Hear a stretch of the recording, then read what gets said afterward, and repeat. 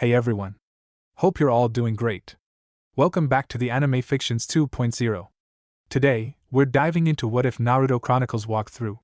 If you're loving these alternate timelines, make sure to hit that subscribe button for more awesome content. Share it with your friends, enjoy the ride together, and don't forget to check out the other videos on the channel. Drop your thoughts in the comments. I always love hearing your ideas. Alright, enough talk, let's jump straight into this epic story. Everything at once quickly proved to be impossible, much to Naruto's annoyance, and so the blonde did his best to focus on things that held his interest. He realized rapidly that there were none. Even with all the motivation in the world, everything he was attempting to read was so boring he had to fight to keep on. He often lost. Mathematics and sciences he didn't understand. History he didn't really care if it wasn't about the fourth Hokage. Literature was mind-bogglingly sleep-inducing, and everything about ninjutsu was so cryptic he couldn't get anything useful out of what he was reading. He was ready to burn the entire building and its useless collection of demon spawn books when the discovery happened. Naruto was in the process of tearing his hair when he found an old scroll covered in cobwebs that had been obviously forgotten there something like an aeon or two ago. Out of despair rather than real interest, the blonde grabbed the parchment and unfurled it on the table he had been occupying for an entire week. The scroll was titled The Method, and it began like this. "You don't like academics," mumbled Naruto, whose face instantly lit up with a smile. That was a hook he could get behind. Because you're too stupid to understand them, and you can't be bothered to put any effort because you're also a lazy sloth. He continued on reading, his voice slowly dying the further he read the sentence. "Oi!" he exclaimed, glaring at the piece of parchment. That had felt like a personal attack there.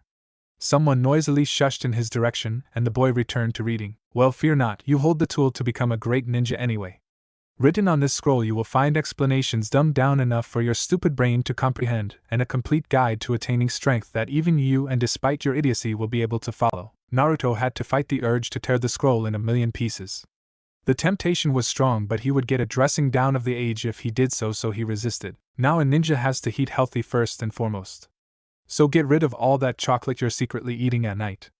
You're smirking because you don't eat chocolate. Then you'll cut down on salt, and yes, ramen is way too salty.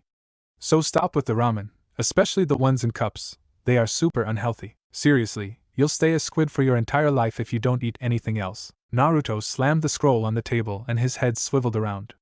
That was definitely way too close to home to be the work of chance. Someone was pulling a prank on him.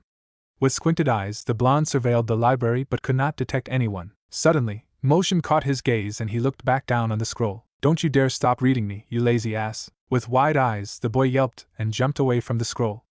It was alive. There was no other explanation for this specific line to appear as it had. "Wait, appear?" Carefully inching closer to the table again, Naruto warily looked at the parchment.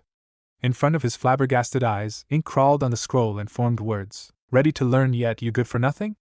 The blonde read silently. "Oi." Their first meeting had been love at first sight, really.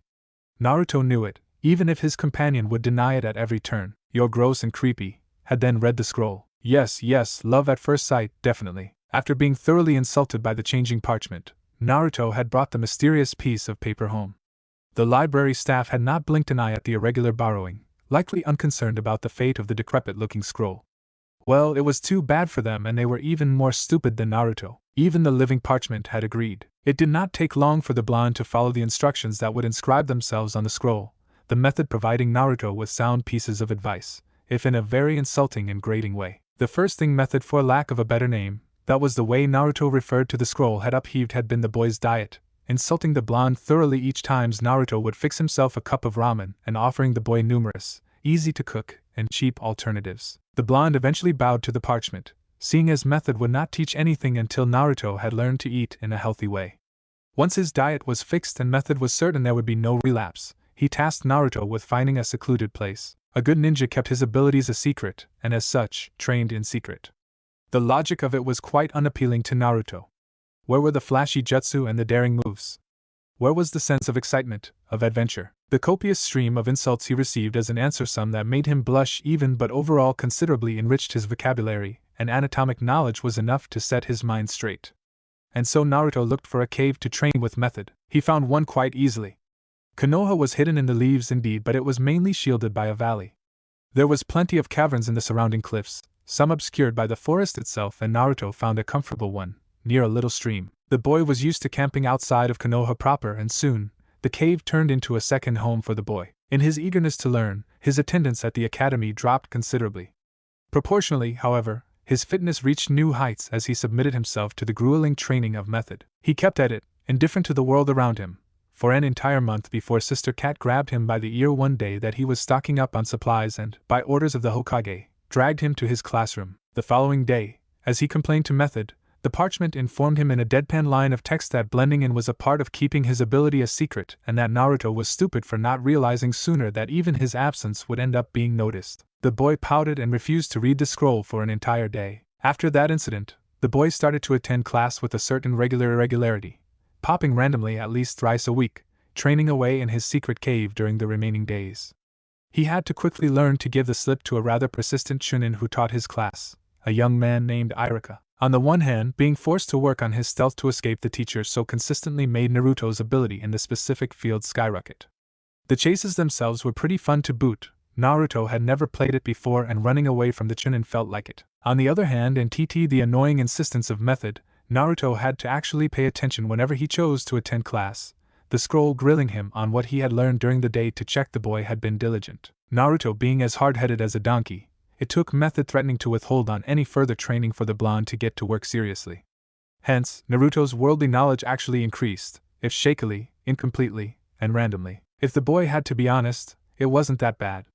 His new teacher, Irika, actually appeared to give a damn about teaching him, if only for the sake of teaching, and had a knack to come up with easy-to-grasp explanations for Naruto. He was constantly on the blonde's case because of his skipping, which in itself caused weird, unknown feelings to stir inside Naruto. The insistence of the chunin educator was endearing in a way, and Naruto started to leave small notes of thanks and encouragement each time he escaped the angry adult. Whatever the case may be, the boy undeniably got a taste for geometry and history out of Irika's constant nagging. A year before, it would have been simply impossible to even conceive such a thing. Naruto himself had to double-check that the world wasn't ending the day he felt pride at finishing his mathematics and science homework. Weeks turned into months and the strange rhythm continued for Naruto, the boy integrating half the knowledge of the academy on one hand and the tricks and tips of method on the other. Slowly but steadily, his training regimen increased further and further, his hastened healing ability allowing to munch down double the amount of physical work. It was all fun and games for the young Uzumaki, and soon, it had been an entire year since he had found method. 85. The voice, slightly strained, echoed in the cave. The cavern should have been plunged in darkness given its natural orientation, but a fire was actually lit and burning just at the entrance. 86. The fire cracked and sparks flew. The voice kept counting, a slight tremor betraying exhaustion. 87. Something fell in the fire and sizzled. A gust of wind made the flames dance happily and a burned log dislocated and fell, raising a flurry of new sparks. 88. Method was crazy and Naruto was probably crazier, as he was willingly following the Mad Scroll's instructions. 89. Somehow stuck to the ceiling of the cave right above the fire, sweating abundantly, proud Naruto Uzumaki, 9 years old, was doing push-ups, or was it pull-ups? The flame licking his back each time he pushed on his arms. The skin was red and hot and stinging, but it was nothing. After all, the boy had already fallen into the fire once, and that had hurt. There was an ugly scar that had yet to heal on his back that was proof of that. 90. Over the course of the year, Method had instructed Naruto on a number of little things other than cooking and ridiculous strength training. One of the ninja tricks the scroll had taught the blonde was the nifty ability to stuck to any surface by molding his chakra the correct way and channeling it through the relevant appendage. The blonde had been overjoyed to learn how to use the mystical energy all ninja knew how to wield, but it had soon turned into a new way for Method to torture him. 91. Apparently, doing push-ups while sticking on the ceiling of a cave by constantly using chakra over a fire was the scroll's idea of a decent, youthful workout. Method had promised even more youthful exercises were coming. The way the scroll had worded it, this unusual insistence on youthfulness, the strange wobbly calligraphy as if unhinged, and the orange tint of the ink, all of it had sent shivers down Naruto's spine. 92. The blonde huffed for a second, one muscle in his left arm threatening rather seriously to lock up on him. 8 more to go, and he would be allowed to rest. Water. The word sounded so fresh right now. Without pause, because somehow, Method knew if Naruto interrupted his series the boy kept counting. 93. He successfully spat, his throat tight with exhaustion. His entire body was slick with sweat, both because of the effort and the fire just below him, but his fingers and his palms felt especially slippery, and for a second, Naruto feared his chakra would not be able to maintain him stuck to the ceiling. A minute later, the blonde dropped from the ceiling, barely avoiding the fire, and hunched over. His arms were shaking and his shoulders felt like a brand had been applied on them. Every muscle of his core was wound tightly, and his legs were like jelly. Even his neck was completely rigid, yet somehow, the physical exhaustion felt amplified, strained more than it should have. All were signs of strong chakra depletion. Resisting the urge to throw up and sprawl on the ground, the boy exited the cave and breathed a deep, lung-filling gulp of fresh air. He coughed as the inhaled fumes were expelled from his system. With uncertain steps, the blonde walked the 10 meters that separated his secret training spot from the stream and fell to his knee in front of the delicious, tantalizing running water. With crazed eyes, Naruto suddenly face-planted in the stream. With coughs, snorts, and groans, the blonde boy emerged from the water looking like a wet cat, his blonde tuft of hair flat against his head, the impression reinforced by the whisker-like scars he had on his cheeks. Naruto looked for a second at his distorted reflection before he got on his feet and shook his head with energy in an attempt to dry his hair. Looking up, he saw the sky was darkening steadily. Considering it was the beginning of November, it might have been something like 5 in the evening. He still had time before it would be completely dark. Exhaling deeply, Naruto turned towards the cave and found Method. "I did it, Thod," he announced to the scroll with a beaming smile, eagerly awaiting for the ink to write the answer. "Well done, lazy ass, maybe we'll do something out of you yet, read the scroll." Naruto ignored the insult. It was the only mode of expression the parchment knew of apparently, and smiled at the praise. "Do I go for the usual?" "Yes, you idiot brat, go punch a rock, chop chop." The ink scribbled on the paper. The blonde grinned and positioned himself against a particularly flat portion of the cave wall. Assuming a simple stance he had been taught at the academy, which had been corrected by Method because frankly, those good-for-nothing teachers of yours should be ashamed, idiots the lot of them, Naruto readied himself for his knuckles to bleed once more. His legs were trembling. His arms were heavy as lead and his entire body was protesting against the very notion of more, but the blonde soldiered on. No one would care if he stopped here, if he took a break, if he gave up. No one but him and Method.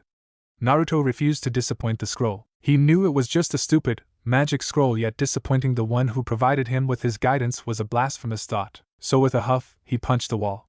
Again and again, alternating between both fists by shifting his stance, the boy punched, slowly but surely smearing his blood on the rock, the flesh of his hands torn away to reveal the bones. Soon, had promised Method, soon it would be the very rock that would yield before Naruto. First, however, Naruto had to suffer. If anyone had bothered to look in the most remote row of tables in Konoha's library on this sunny day of June, they would have been greeted with a sight many still thought impossible.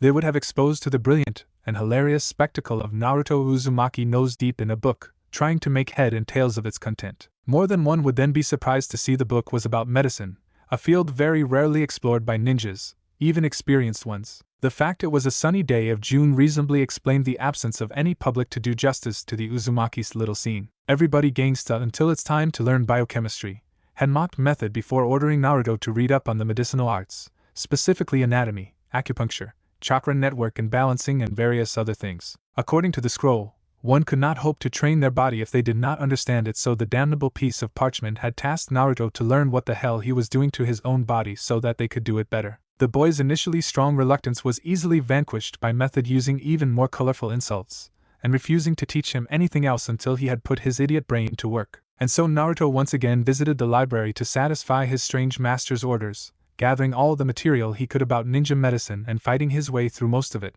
with lots of sighs, groans, wails of despair, and cries of agony. The other readers did not even bother to shush the Uzumaki boy any longer, either resolutely ignoring him, or maybe taking pleasure in his self-inflicted suffering. With tears in his eyes and snot running down his nose, Naruto was currently fighting his way through a book discussing the application of acupuncture to heal and injure the body, to balance and unbalance chakra, and to stimulate the growth of certain organs. The boy blushed when he read exactly what organ could be enhanced.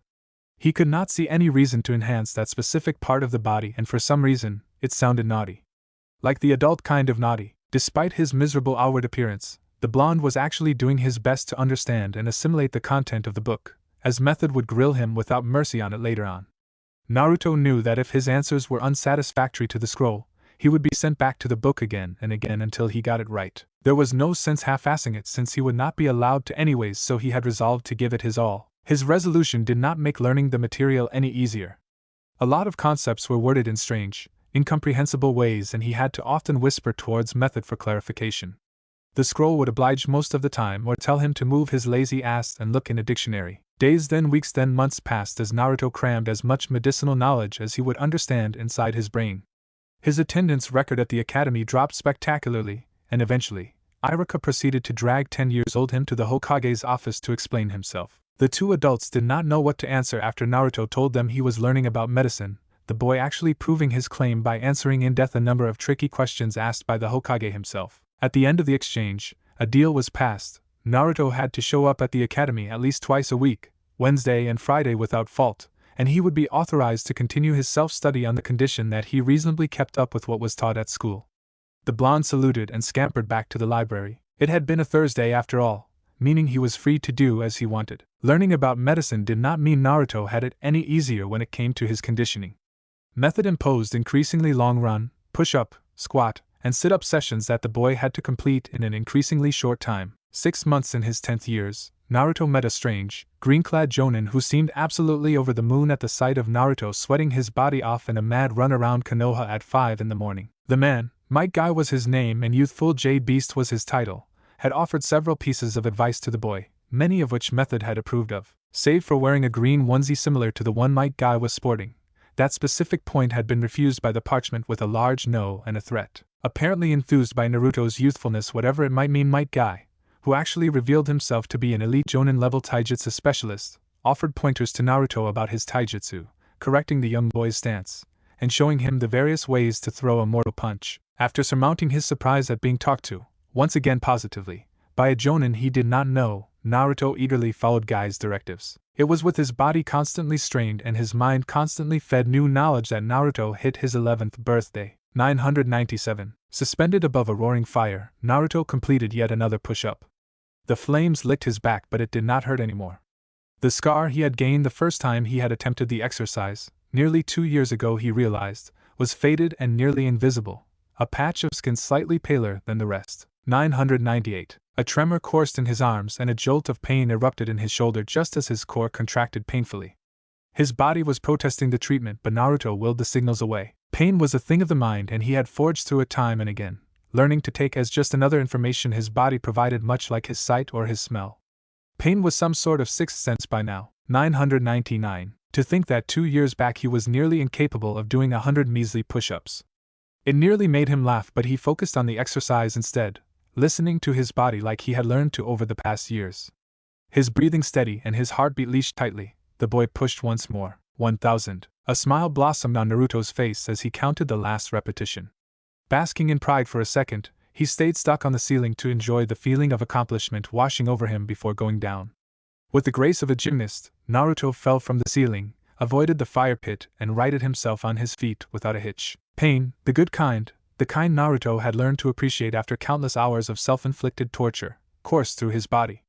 Without a sound, the boy walked towards the stream and kneeled in front of it. The boy then proceeded to face-plant in the running water as had become his habit. Some things did not change after all. A second later, Naruto emerged and shook his head, droplets of water scattering away from his blonde locks like in a shampoo commercial. Sitting in Seiza, the boy took a full minute to relax his body, his controlled but powerful breathing helping the only sound in the little clearing bar the gentle song of the stream.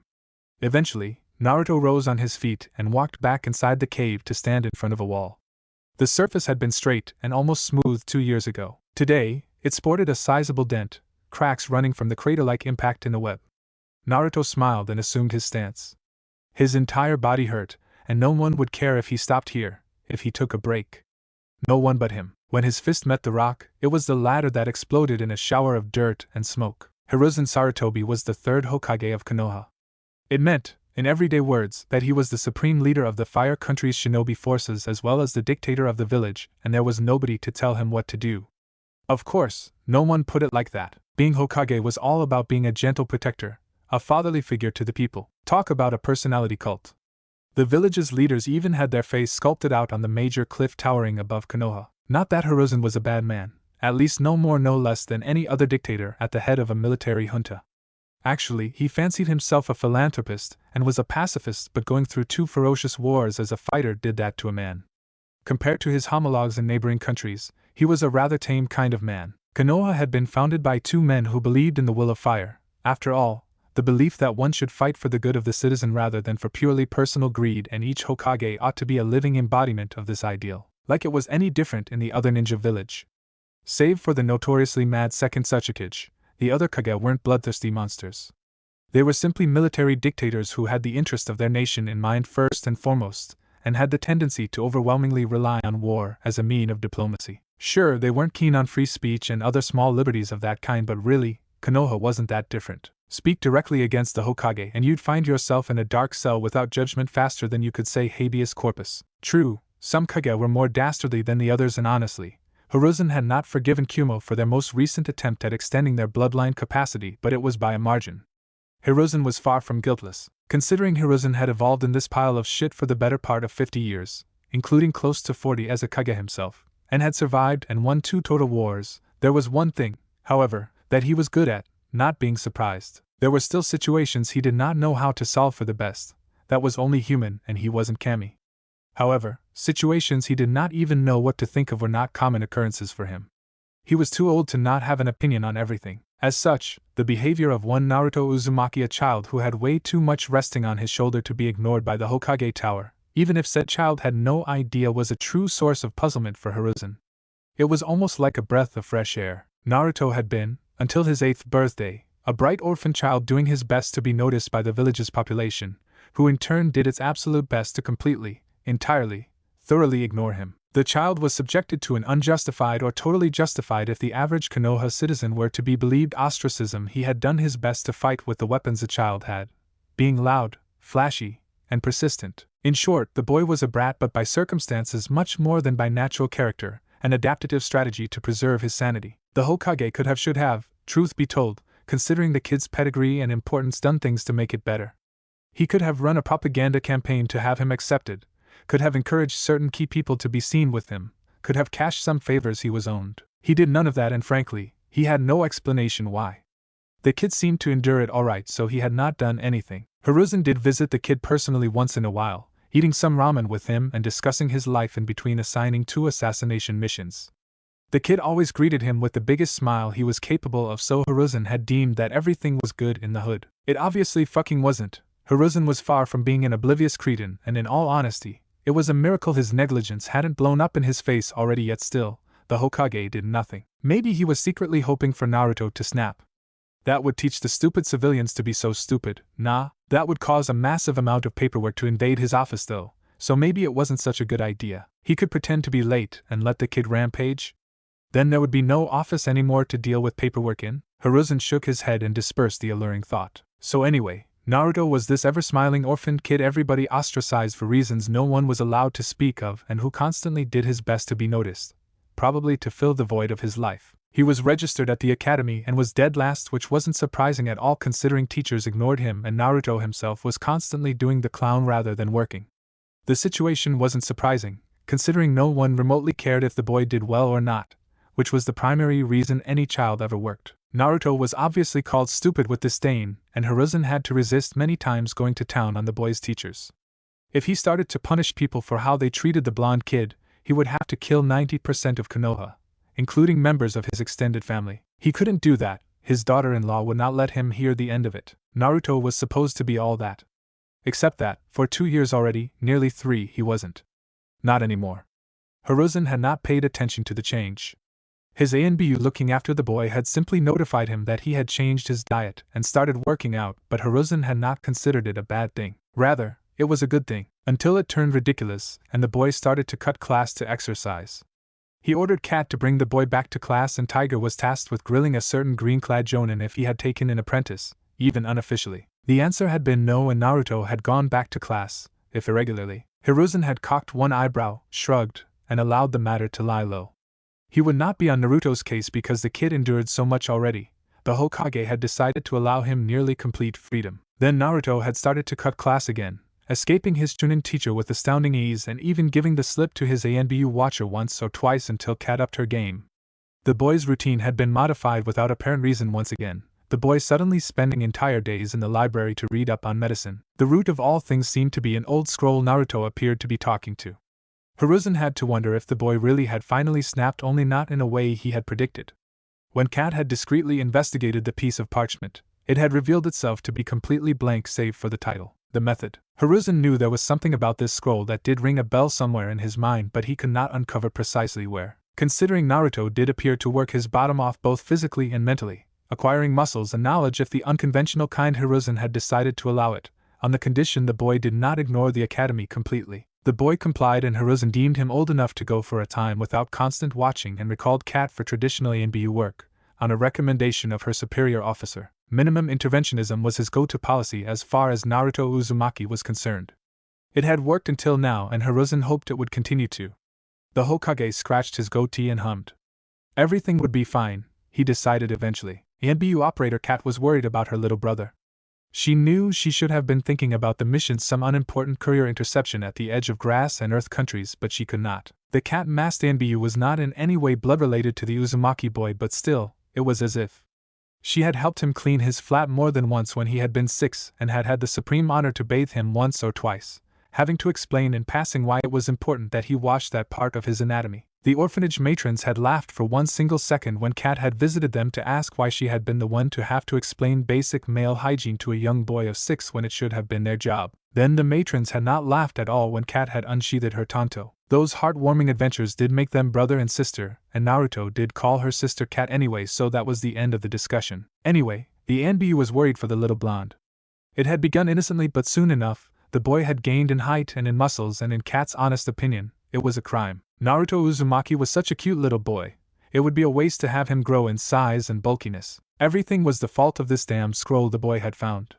She had seen him converse with it as if it was alive. Her investigations had yielded nothing.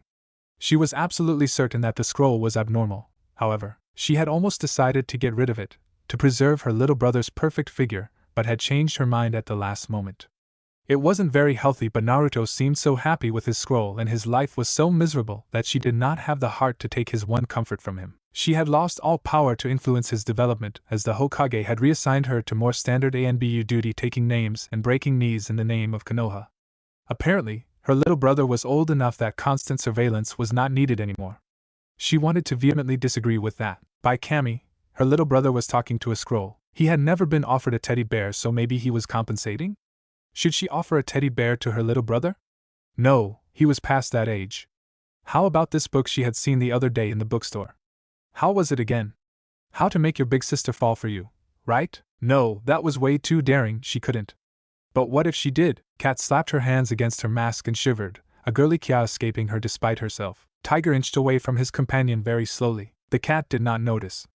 She dearly hoped her sensei in heaven wasn't watching her too closely, because if she did, Kat was sure the fiery woman would descend upon her in a hail of fury and fire. Kat sensei was the mother of Naruto, after all. Kakashi dragged his feet across Konoha with a slight limp in his steps and adjusted his forehead protector over his right eye. Why he had even allowed Guy to even rope him in one of his insane training sessions, the man would never know. Facts were, he agreed to it once in a while, because, come rain and high water, Guy was one of the very few true friends Kakashi had who was still alive.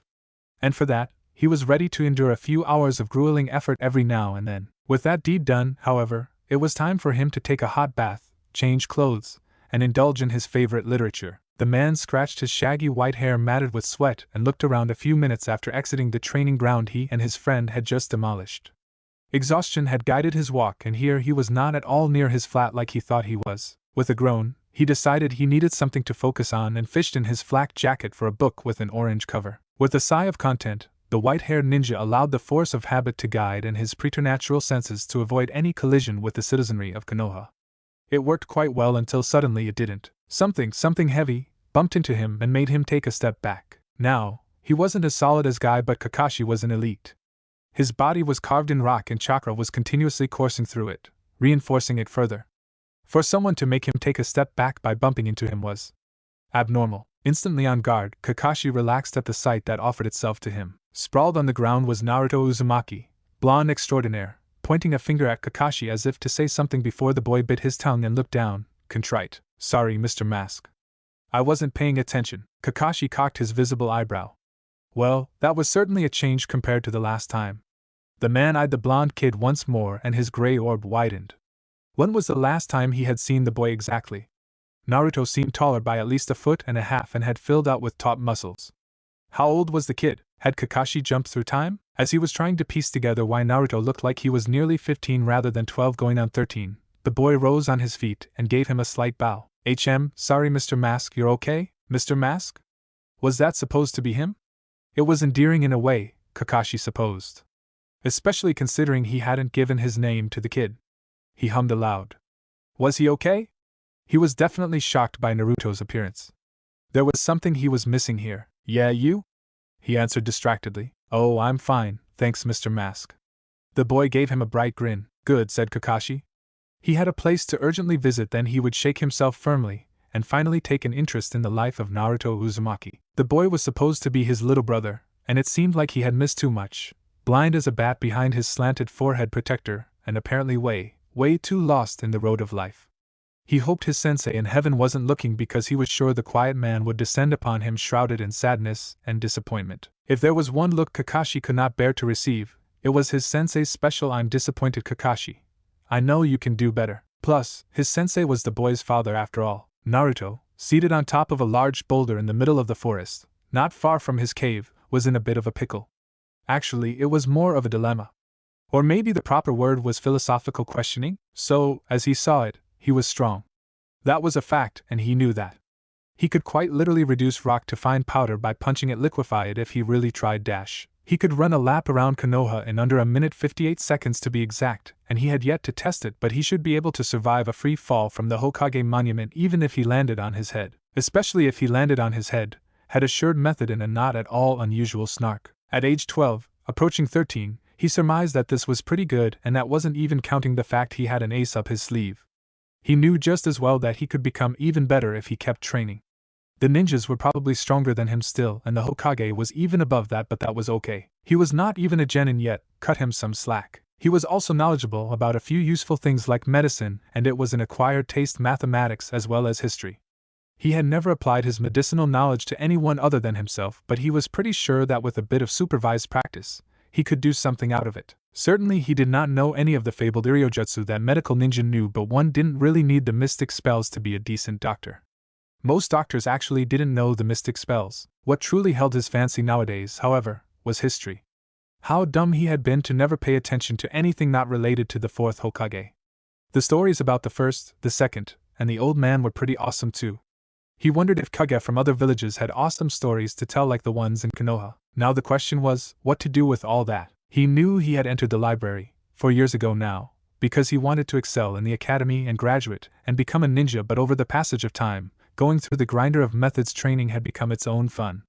So long ago, becoming a ninja was just a means to be seen, to get recognition, to be acknowledged. Since he had discovered the joy of lifting, Naruto had to admit that he did not really care anymore. He worked out for himself, he was strong for himself, he was the one he did not want to disappoint. He had come to realize he did not really want to be a ninja anymore. He would not mind becoming one, sure, but he would not be disappointed if he did not. Konoha and its people? Well, they didn't care, so frankly, he wasn't sure he did. He did not feel quite comfortable with the thought, however. Konoha had paid for the orphanage, for his education, and for his lodgment as well as his food, so repaying the village felt like something he should do, if only because it was a debt. Yet it wasn't a real answer. If he paid back to Konoha every ryo the village had spent on him, what came next? Working for the village with such a hollow goal in mind was a temporary solution at best. Plus, he could definitely become a doctor or a historian to repay the debt. There was no need for him to be a ninja. He did feel, however, lonely.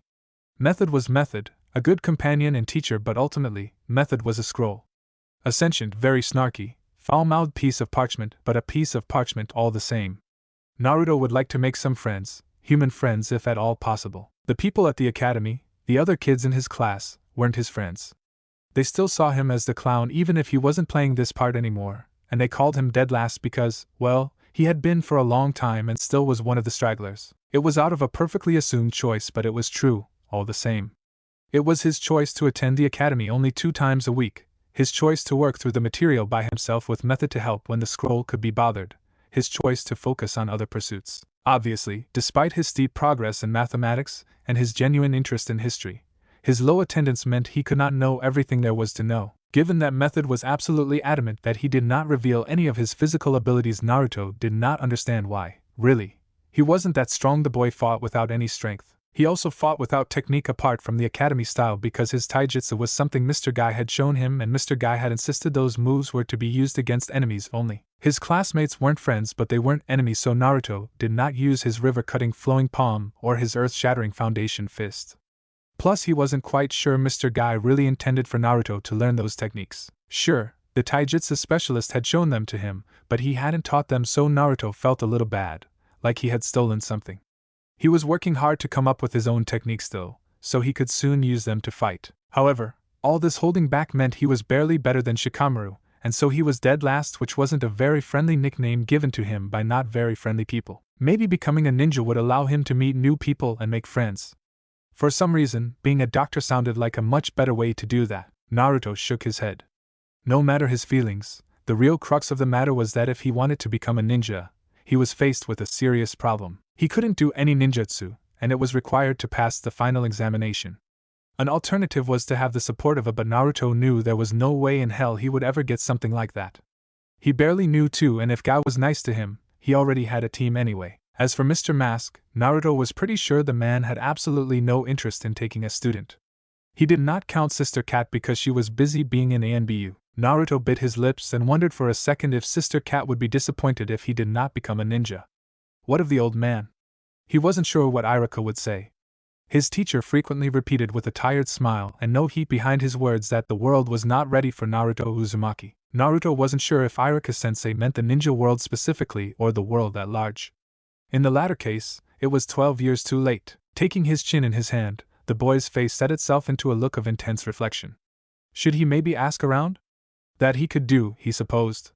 His acquaintances could probably take a minute of their time to counsel him regarding whether or not he should become a shinobi. The old man seemed always happy to see him because that gave him an excuse to take a break from the paperwork he seemed to always be submerged in. His decision made, Naruto hopped off the large, perfectly round rock he was sitting on.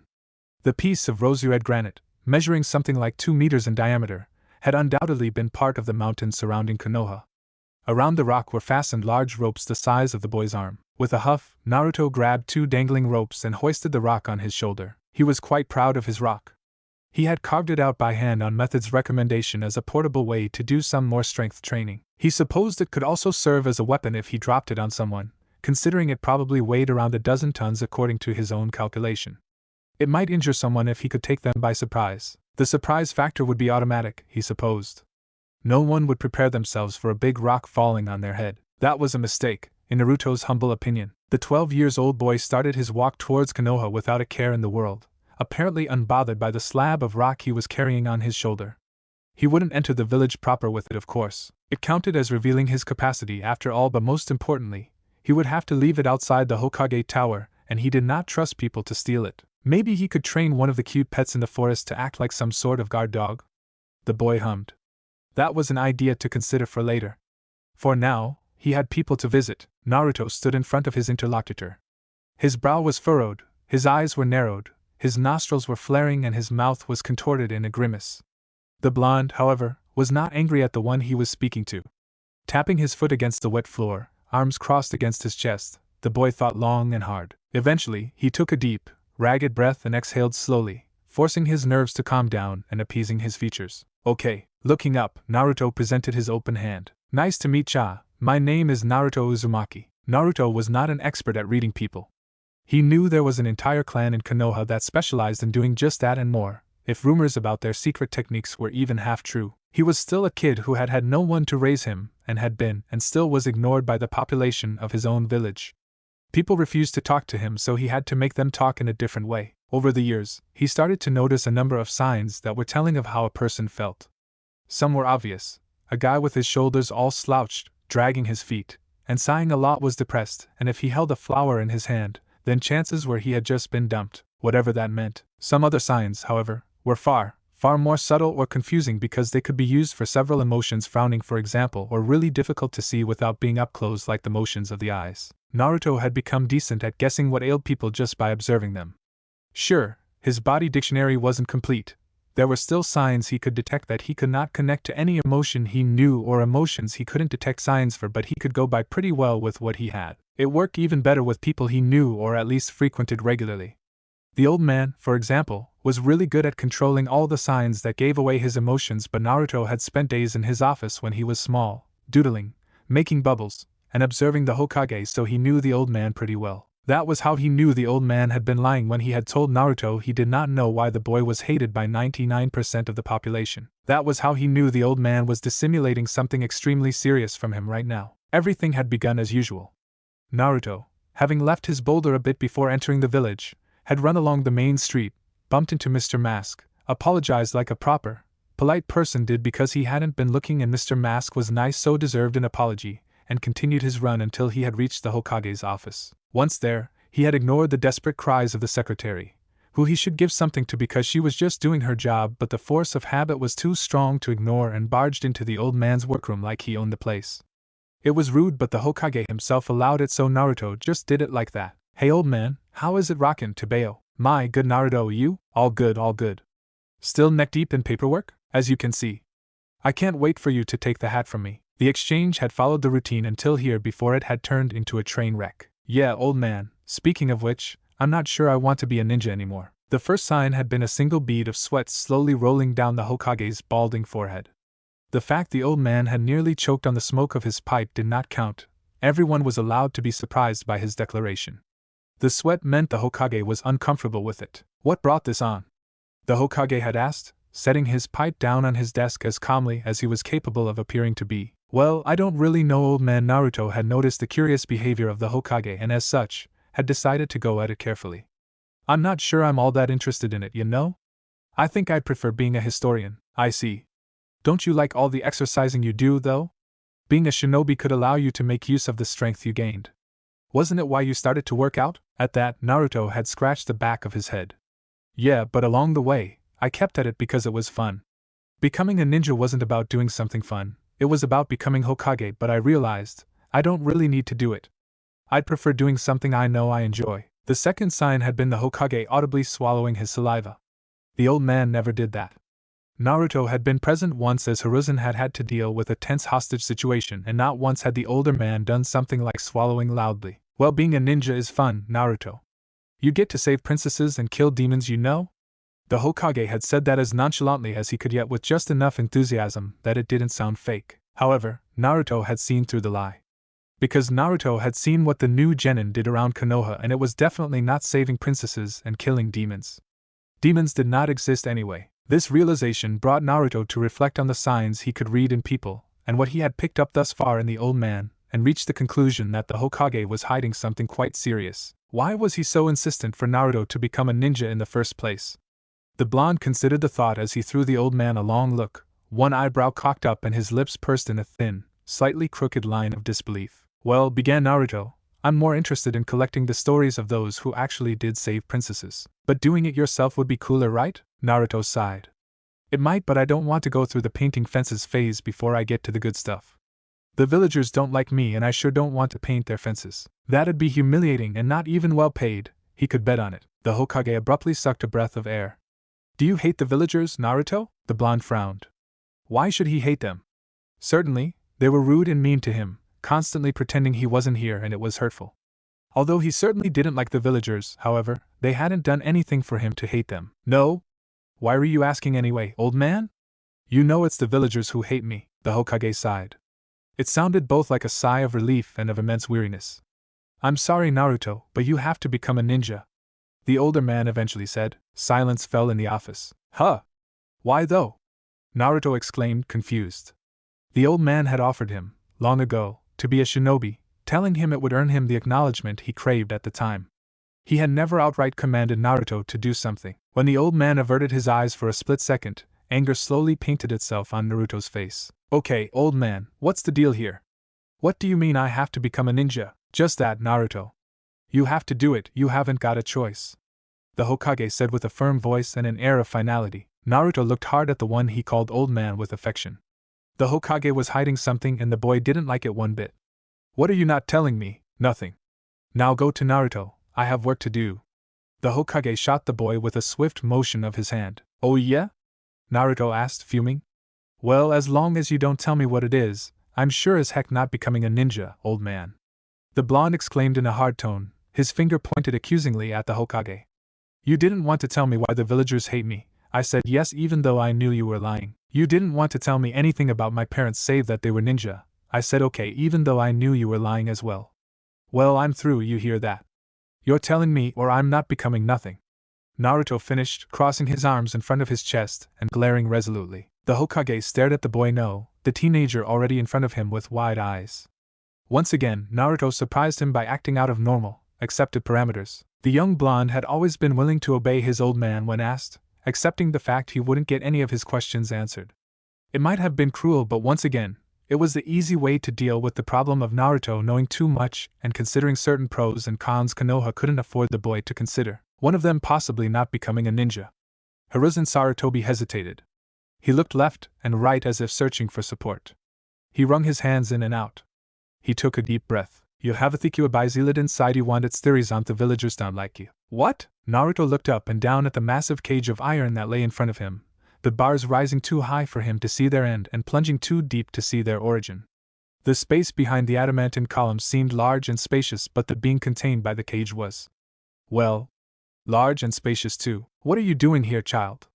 A powerful voice roared, the air it displaced ruffling Naruto's hair backwards. Naruto sighed. I'm visiting my tenant.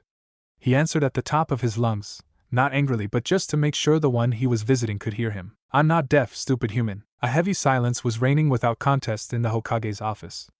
Naruto stared at the old man as if the Sarutobi had grown another head. Could you repeat that, but like slowly? The blonde asked, trying to buy time as his brain deciphered what had just been revealed to him. He added as an afterthought, unsure. The Hokage took a deep breath and sighed before he straightened in his chair only to sag with another, deeper sigh. The villagers. The reason they dislike you? The reason they hate me and ostracize me. Let's call a cat, shall we, old man, said Naruto frostily, not in the mood for wordplay. He was doing his damn best not to panic right now, and the Hokage wasn't going to try and sell him the situation as better than it was. Nope, he wasn't. Right, acknowledged the older man, sagging even further in his seat, sliding out of it like Naruto had done in the academy when he was really bored and wanted to be somewhere else. On the night you were born, as you know, Kyuubi attacked. Yes, the giant fox ran amok in Konoha and killed people. So, well, you see, Yondaime couldn't kill it, so he. Naruto tapped his feet on the floor impatiently and waited, his gaze affixed on the Hokage. He sealed it inside you, breathed out the older man, now nearly sprawled on the ground more than sitting on his chair yet looking relaxed, as if a weight had been lifted from his shoulders. Naruto looked down at his own body with attention. Carefully, he pinched one of his cheeks firmly until it hurt and blinked 2 times. Then he blinked a 3rd time because never 2 without 3. Slowly, his head swiveled around on his neck as he observed the office with a frown. He poked himself again, in the ribs this time, but nothing changed. The blonde looked himself up and down again, from his toes wiggling in his blue shinobi sandals to the tip of his nose. Then he looked back at the Hokage with a frown and a pout. Okay, old man, I'm all for jokes and I deserve this one, probably, but come on, be serious for a second here. What? The Hokage whispered. I'm all tiny, old man, I know it, no need to mock me about it. There is no way the Kyuubi, saying that Naruto spread his arms as much as he could fit anywhere in me. He punctuated the statement by closing the palms of his hands together, leaving them separated by a hair's breadth. The Hokage sighed. Gone was the regal old man from before. No, Naruto, you don't understand. The Kyuubi was sealed inside you. Lift up your shirt and channel a bit of chakra, you'll see it. Naruto stared hard at the Hokage for 30 seconds before he sighed. There was no sign he could detect that the old man was pulling a fast one on him, so he did as he was told. Ah, penis, he said flatly, startling the Hokage slightly with his curse word, as some kind of spiral contained within 8 prongs appeared in black ink on his stomach. Naruto only barely knew anything about, but that seal was not for storing kunai, that was for sure. Look, I know you. Or is it my fault? Oh, whatever. Naruto exclaimed, flailing his arms. I know it's not comfortable here, but you can't be like that every time I come and visit. The blonde boy said in a voice of protest. I do not. I want you to visit. The being behind the bars roared. I want out of here, that's it. Well, I can't, Mr. Fox, 'cause I don't want to die. Naruto screamed in turn, rolling his eyes and throwing his arms in the air. We already discussed that. So unless you have a bright idea, you won't keep me here, miserable human. Look, I know you're angry, but I'm not your prisoner, pathetic. I did not put you here. The voice of Naruto echoed like a primordial roar, shaking the foundation of the space the boy and his interlocutor were in. Chakra pulsed in a single, infinitely thin wave.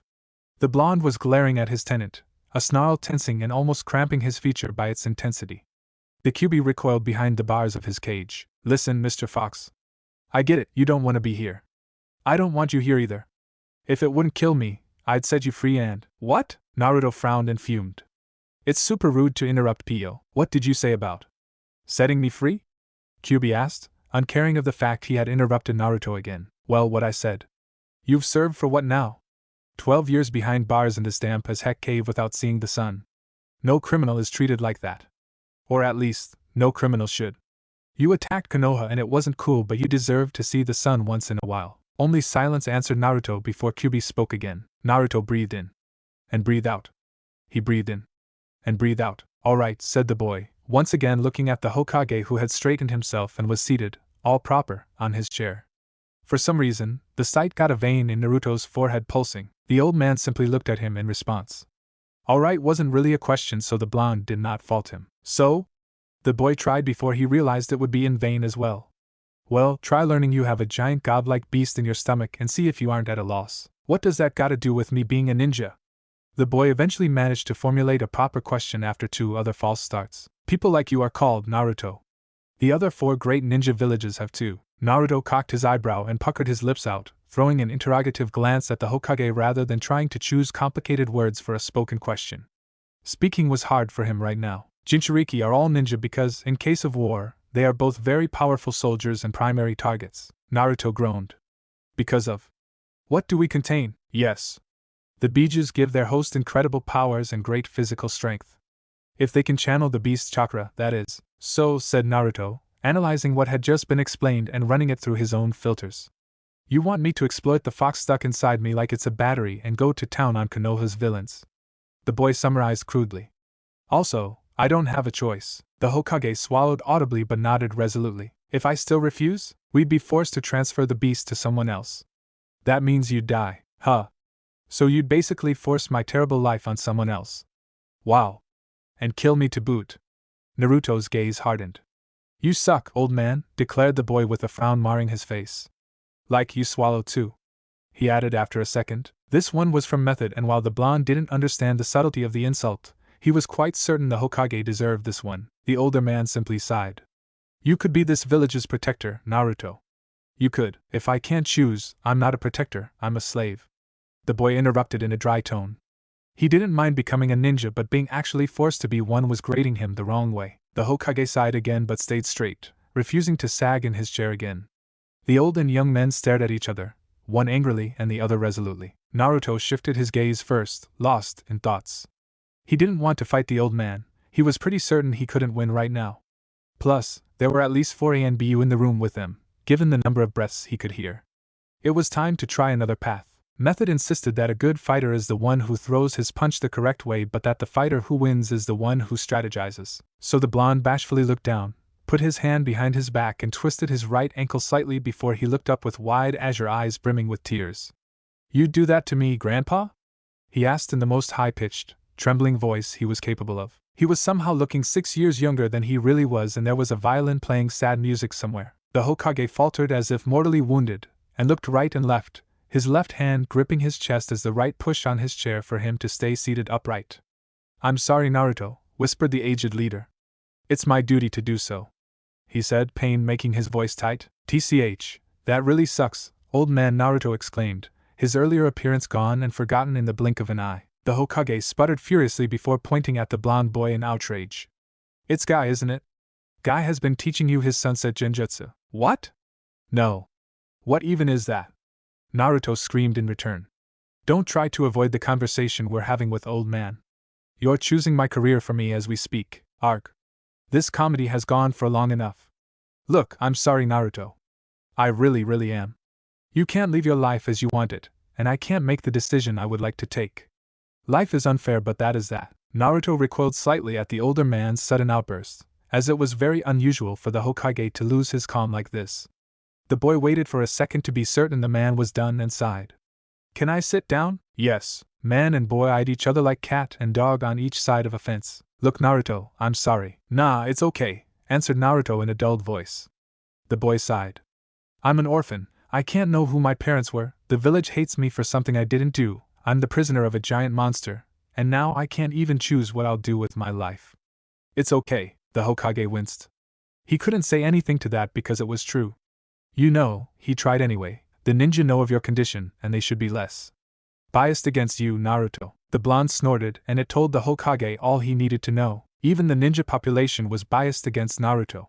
He really was the stupid leader of a stupid people. Can I at least learn whatever ninja art I'd like to learn? The Hokage eyed the boy. Naruto deserved a sweetener. What do you have in mind? Well, I've been studying medicine, the Hokage hummed. What about? You used to like the idea of it. Naruto sighed before a smile slowly blossomed on his face. Ha! Ninjutsu. I can't become a ninja, old man. I can't perform any of the 3 academy. I'll fail the graduation exam and you'll be sponsored into a team, Naruto informed the Hokage, cutting the boy's sudden enthusiasm short. Look, being a ninja isn't so bad. You'll be in a team of people your age who don't know about your burden, and your sensei will not hold any ill will against you. I can promise you that. Those comrades will become like your family, Naruto. The boy perked up at the mention of a family before his morale fell just as swiftly. They'll be people from my class and they don't like me either. You'll change their mind, Naruto. I know you will. I know you're very strong, you know a lot about medicine, you are an actual genius when it comes to mathematics somehow, and you read more history books than any boy your age. You'll surprise them, and in the real world, they will quickly forget the way you were in the academy. Naruto stayed silent and the Hokage didn't add anything. For a full minute, that eventually stretched into another one, not a sound was heard in the office. Okay, said Naruto slowly, as if he was testing and tasting the word. Okay, he repeated more firmly. But I want an all-you-can-eat evening at Ichiraku on your tab. The Hokage gave the boy a smile. That I can manage. You'll also get a special authorization to read on in the ninja library. Also, added the older man as he took a slip of paper and scribbled something on it. I want you to learn that, he said, presenting a folded piece of paper to Naruto. What is it? The blonde asked, doubtful there was any point in him even trying. It's very, very chakra intensive, so you should be able to use it. Huh? What does that have to do with me? You have a lot of chakra, Naruto. Way too much and way too potent for any of the academy. You working out didn't help your case. You know about yin and yang chakra and balancing, correct? The blonde nodded. I believe you have a lot of yang chakra and it unbalances your chakra as a whole. This is nearly purely yang based. Oh. Okay then. What's its name? Shadow Clone Jutsu. It took Naruto 1 hour to produce a shadow clone. The solid chakra construct mimicking his happiness at the success. There was a bribe, but it didn't mean Naruto couldn't enjoy learning it. It took another for the boy to adjust the chakra output to produce exactly the number of replicas he wanted. It took a third to discover shadow clones transmitted their memories and their residual chakra upon being dispelled. While he was overjoyed at the prospect such a capability offered him, now Naruto had to go to Konoha to fetch a bag of groceries one of his clones had been carrying before being dispelled in an accident. The blonde sighed. He was bumping into people way too much as of late. He didn't have much hope of finding the bag, but he had spent a good wad of Rios, so he had to at least try and find it. Lowering his feet on the ground from the handstand fingerstand, to be exact position he had been keeping, Naruto went to the stream to wash the grim of exercise off his face. He didn't even shudder as the cold water splashed against his cheeks, long since used to the bite of the refreshing liquid. He found the sensation revitalizing nowadays. Donning a long-sleeved orange shirt, he hid a lean and toned body, all steel-made sinew and obsidian-cut muscles under a lightly tanned skin. He was barely recognizable from the scrawny child he had been 4 years ago.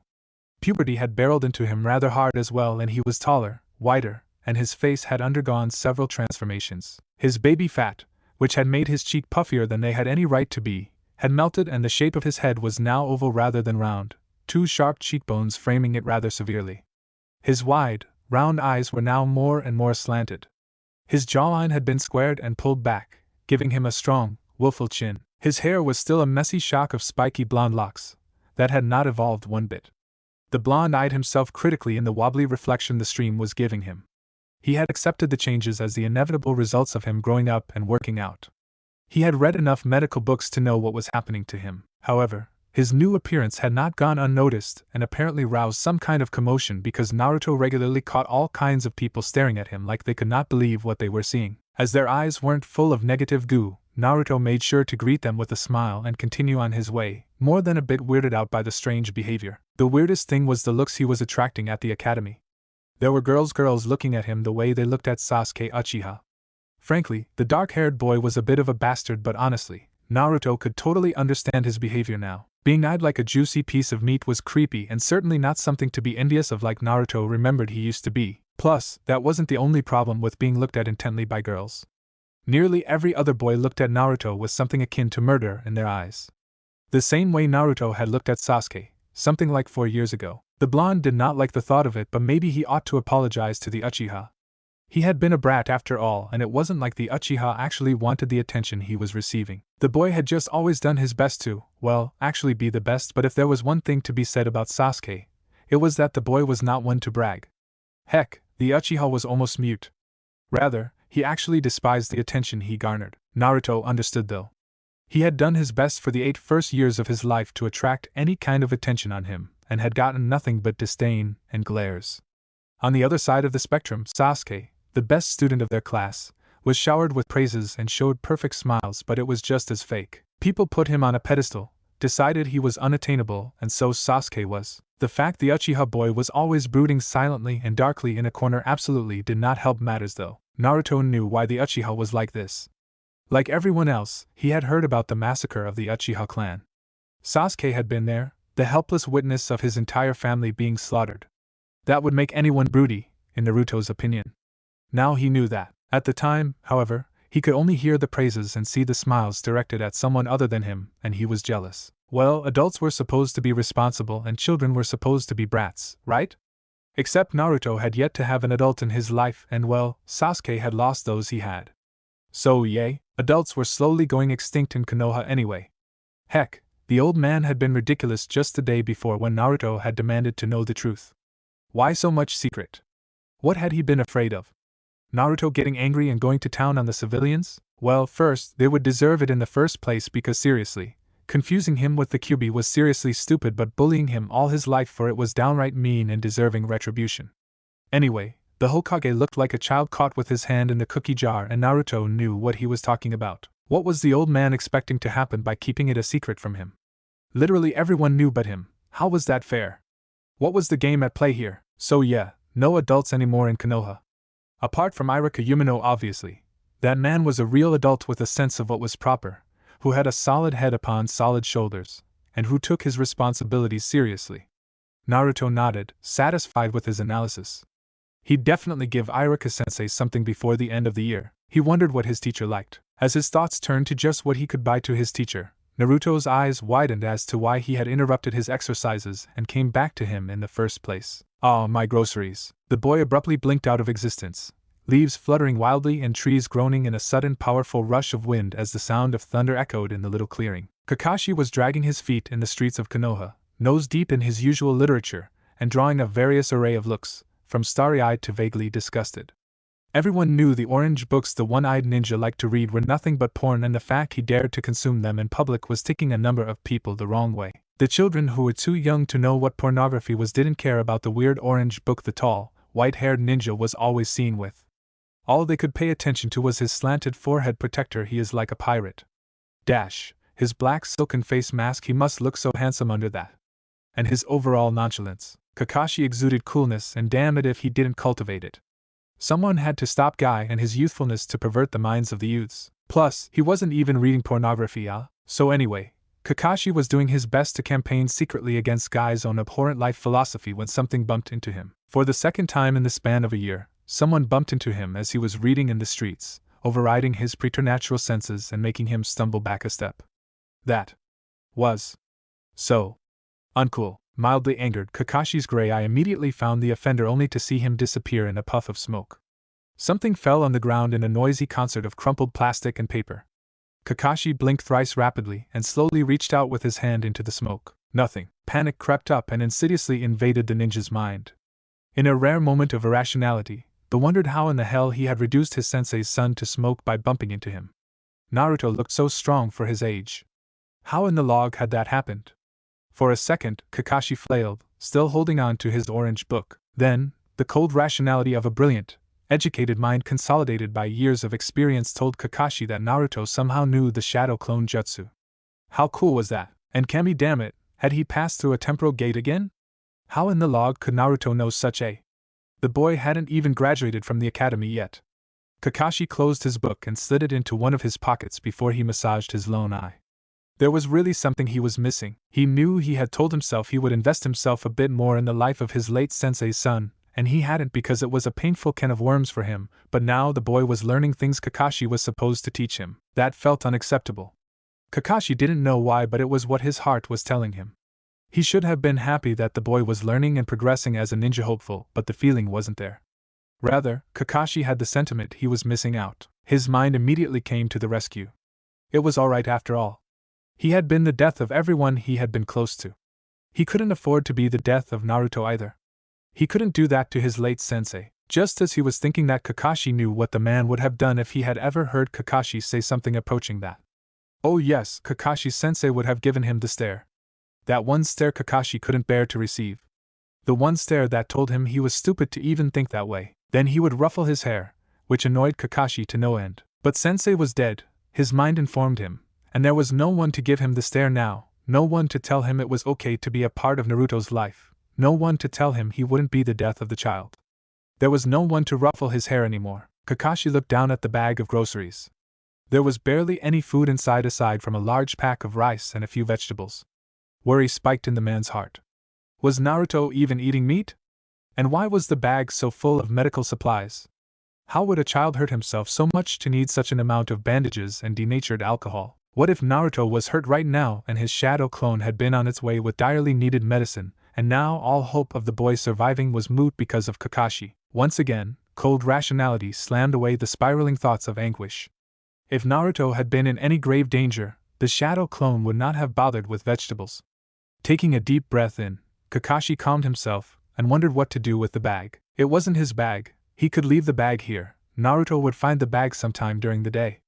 Maybe he should go discuss what to do with his favorite listener. Talking to the rock standing for the fallen always seemed to give him direction when he was lost on the road of life. Kakashi was seriously considering the option of fleeing, operating a tactical retreat, correcting his mind from the bag of groceries when, for the third time in a year and the second time in a day, someone bumped into him. So uncool, he had time to think as he was forced to take a step to recover his balance. Forward this time, Mr. Mask. The cry, half joy, half surprise, tore Kakashi out of his thoughts.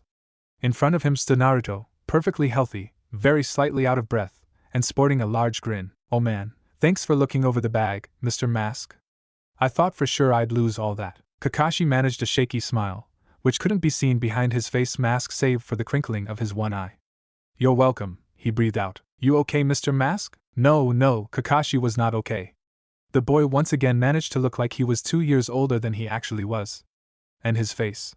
His face was Kakashi's worst nightmare and most soothing dream. His face was like two persons dead for 12 years had been brought back to life in a single child. His face was the perfect balance between the welcoming roundness of the boy's mother and the dangerous sharpness of his father. Kakashi blinked. Maybe there was someone to give him the stare after all. Stir Mask? Yeah, I'm good.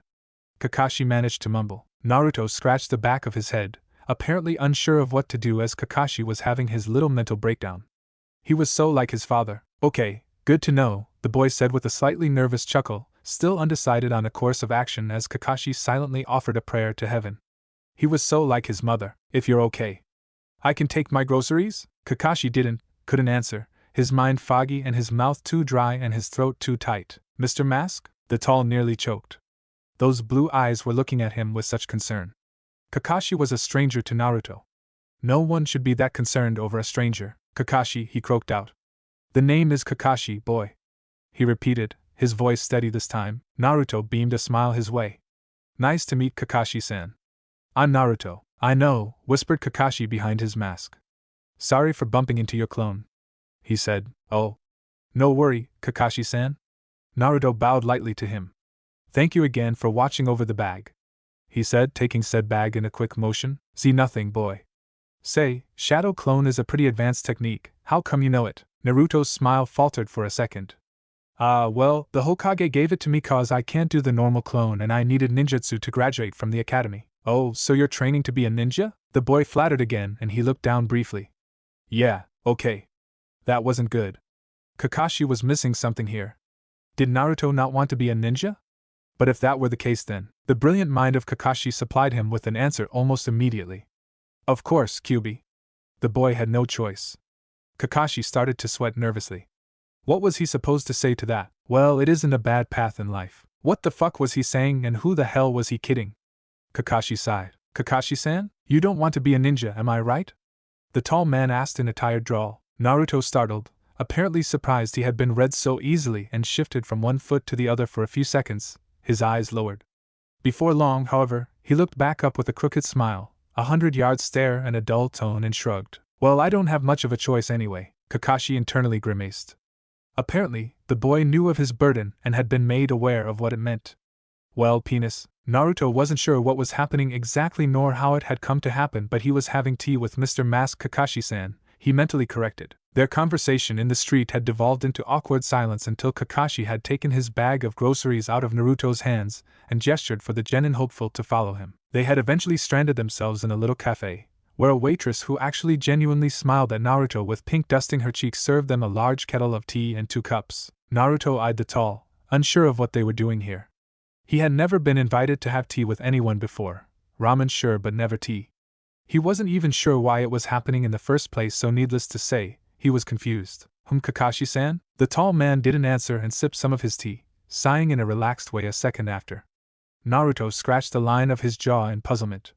He didn't dislike Mr. Mask, heck, the man actually smiled. I smiled at him and was polite to him, which Naruto returned good-naturedly, but he didn't know if anything, Naruto knew Might Guy better than Kakashi. He didn't even have Kakashi's name, plus, the boy wasn't sure he liked the man's vibe. Might Guy was loud, very loud, and the word youth and its declinations formed a large part of his vocabulary, but it was his way of expressing his enthusiasm at living life, and Naruto could get behind that. On the other hand, the little he had seen from Kakashi screamed aloof. It was supposed to be cool according to some people he had overheard, but frankly, for Naruto that just wasn't it. That made the invitation to drink tea even more surprising. Slowly, almost wary of some kind of prank, Naruto brought his cup to his lips and tasted the hot beverage. It was good, black tea, and there seemed to be no strange substance added to it apart from an almost indiscernible touch of honey. The blonde took a larger sip before he returned his gaze to the ninja seated across from him. Kakashi-san? He tried again. If you ever become a ninja, I'll be your sensei, the man said without any sort of preamble. Huh, Kakashi sighed. I made a promise to myself long ago, that I would become your teacher if you made genin. I never realized that maybe you wouldn't even want to be a genin, he said, talking as much to himself as to Naruto. What do you want to be anyway? Naruto sputtered a bit. Why was this man, a stranger, mainly telling him this kind of thing? Had they met before bumping into each other in front of the library 4 years ago? The blonde racked his brain, but came short of a satisfying answer. He was pretty sure it was the 3rd time in all they had ever met. Naruto narrowed his eyes on the tall man. No offense, Kakashi-san, but what's it to you? He prodded, his tone neutral. For a second, Kakashi looked like a deer caught in headlights before his one eye looked down, and he sheepishly scratched the back of his head. Yeah, I suppose you're right, said the with a strangely shaky voice. It's not really my business, is it? He asked rhetorically, his eyes downcast and his shoulders slouched. Silence fell over the two, only disturbed by the hushed conversations the other patrons were having. History, said Naruto suddenly, prompted to answer by the miserable sight that Kakashi was composing. For now, the blonde decided he could answer the man's questions. Soon, however, the man would have to answer some of his own. History is my hobby, and I studied a lot, so I was thinking maybe I could do something about it. I also studied medicine though, and I came to like it, I'd say, so if I'm to be a ninja I suppose I could be an Iryonin. Naruto explained with a shrug of his shoulders. Kakashi chuckled as his lone eye suddenly affixed itself on Naruto, something like fondness shining in the gray iris, startling Naruto vaguely. Before the blonde could ask himself any question about what he was seeing and if he was really seeing it, Kakashi spoke with warmth. I know it's not what you really want, but I'll do my best to help you become the best Ironin ever. How about that? Now Naruto was positively weirded out by this man who showed him such support despite seemingly not really knowing him. That got the boy frowning. He didn't want to think like that, but the fact was that the villagers normally despised him, and the one person he thought was supporting him had just told him his future was out of his hands. Suspicion began to creep up and reared its ugly head in a corner of Naruto's mind. No offense, Kakashi-san, and not that I don't appreciate the thought, but... Naruto's eyes narrowed and hardened into diamonds. Why the heck would you help me? What am I to you? Kakashi watched over his cup of tea as the boy seated across from him went through several emotions and back. There was concern in the boy's blue eyes, but once Kakashi had invited him to have tea with him, it had morphed into puzzlement. The boy had then been clearly weirded out by his behavior, much to Kakashi's secret hurt. He was supposed to be cool, damn it, only to finally grow suspicious of Kakashi's declaration. The boy had never received help from anyone, and the first time he was offered some by a stranger, admittedly, he was immediately wary of it rather than accepting it without question. Naruto was already a ninja, Kakashi sighed. I cannot answer that. That'd be breaking a law, he said with regrets heavy in his voice. What? Naruto exclaimed in stupefaction more than in outrage. However, said Kakashi in a mumble, if you were to accidentally discover things about my past and make the connections, then I couldn't be blamed. Naruto frowned, gasped for air, frowned anew and eventually gazed into nothingness as he scratched the line of his jaw. You definitely would be blamed, he pointed out absent-mindedly. I mean, you just admitted you had some kind of connection with me. Kakashi eye smiles behind his face mask. We are not obligated to tell anyone, he suggested as he observed the gears in Naruto's mind turning as the boy was back to observing him. Are we secret brothers or something? The blonde asked with a raised eyebrow causing Kakashi to choke on his tea. Cause no offense but I don't see it, Kakashi-san. Kakashi's sweat dropped, and shook his head. No, we are not blood-related, Naruto. Naruto eyed him up and down and smiled slightly. Good. The boy decided. You might be tall but I don't want to grow up to be gloomy like you, he declared with a smirk. I'm not gloomy, protested Kakashi immediately. I'm cool. As if. You're totally gloomy, Kakashi-san. All hunched over and dragging your feet, Pa. I am not, R2. You know what? Maybe you should be my brother. This way you'd become awesome like me. Naruto beamed a smile his way. Kakashi floundered with the notion. No. He was supposed to be the big brother. Why couldn't Naruto realize how cool he was?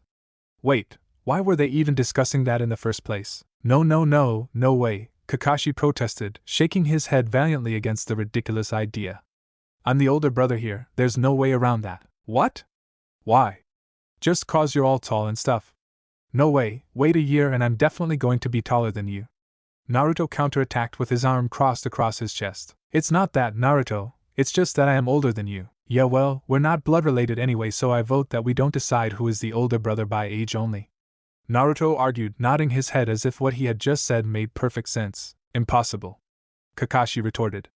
It's not what your father wanted anyway. He protested in the heat of the moment. It was the wide eyes of Naruto that told him he had just made a mistake. He replayed the last part of the exchange in his mind and his visible eye widened as he realized that he indeed had made a mistake. Well. Shit. Naruto was seated in his cave, the round boulder of his own carving sealing the entrance shut.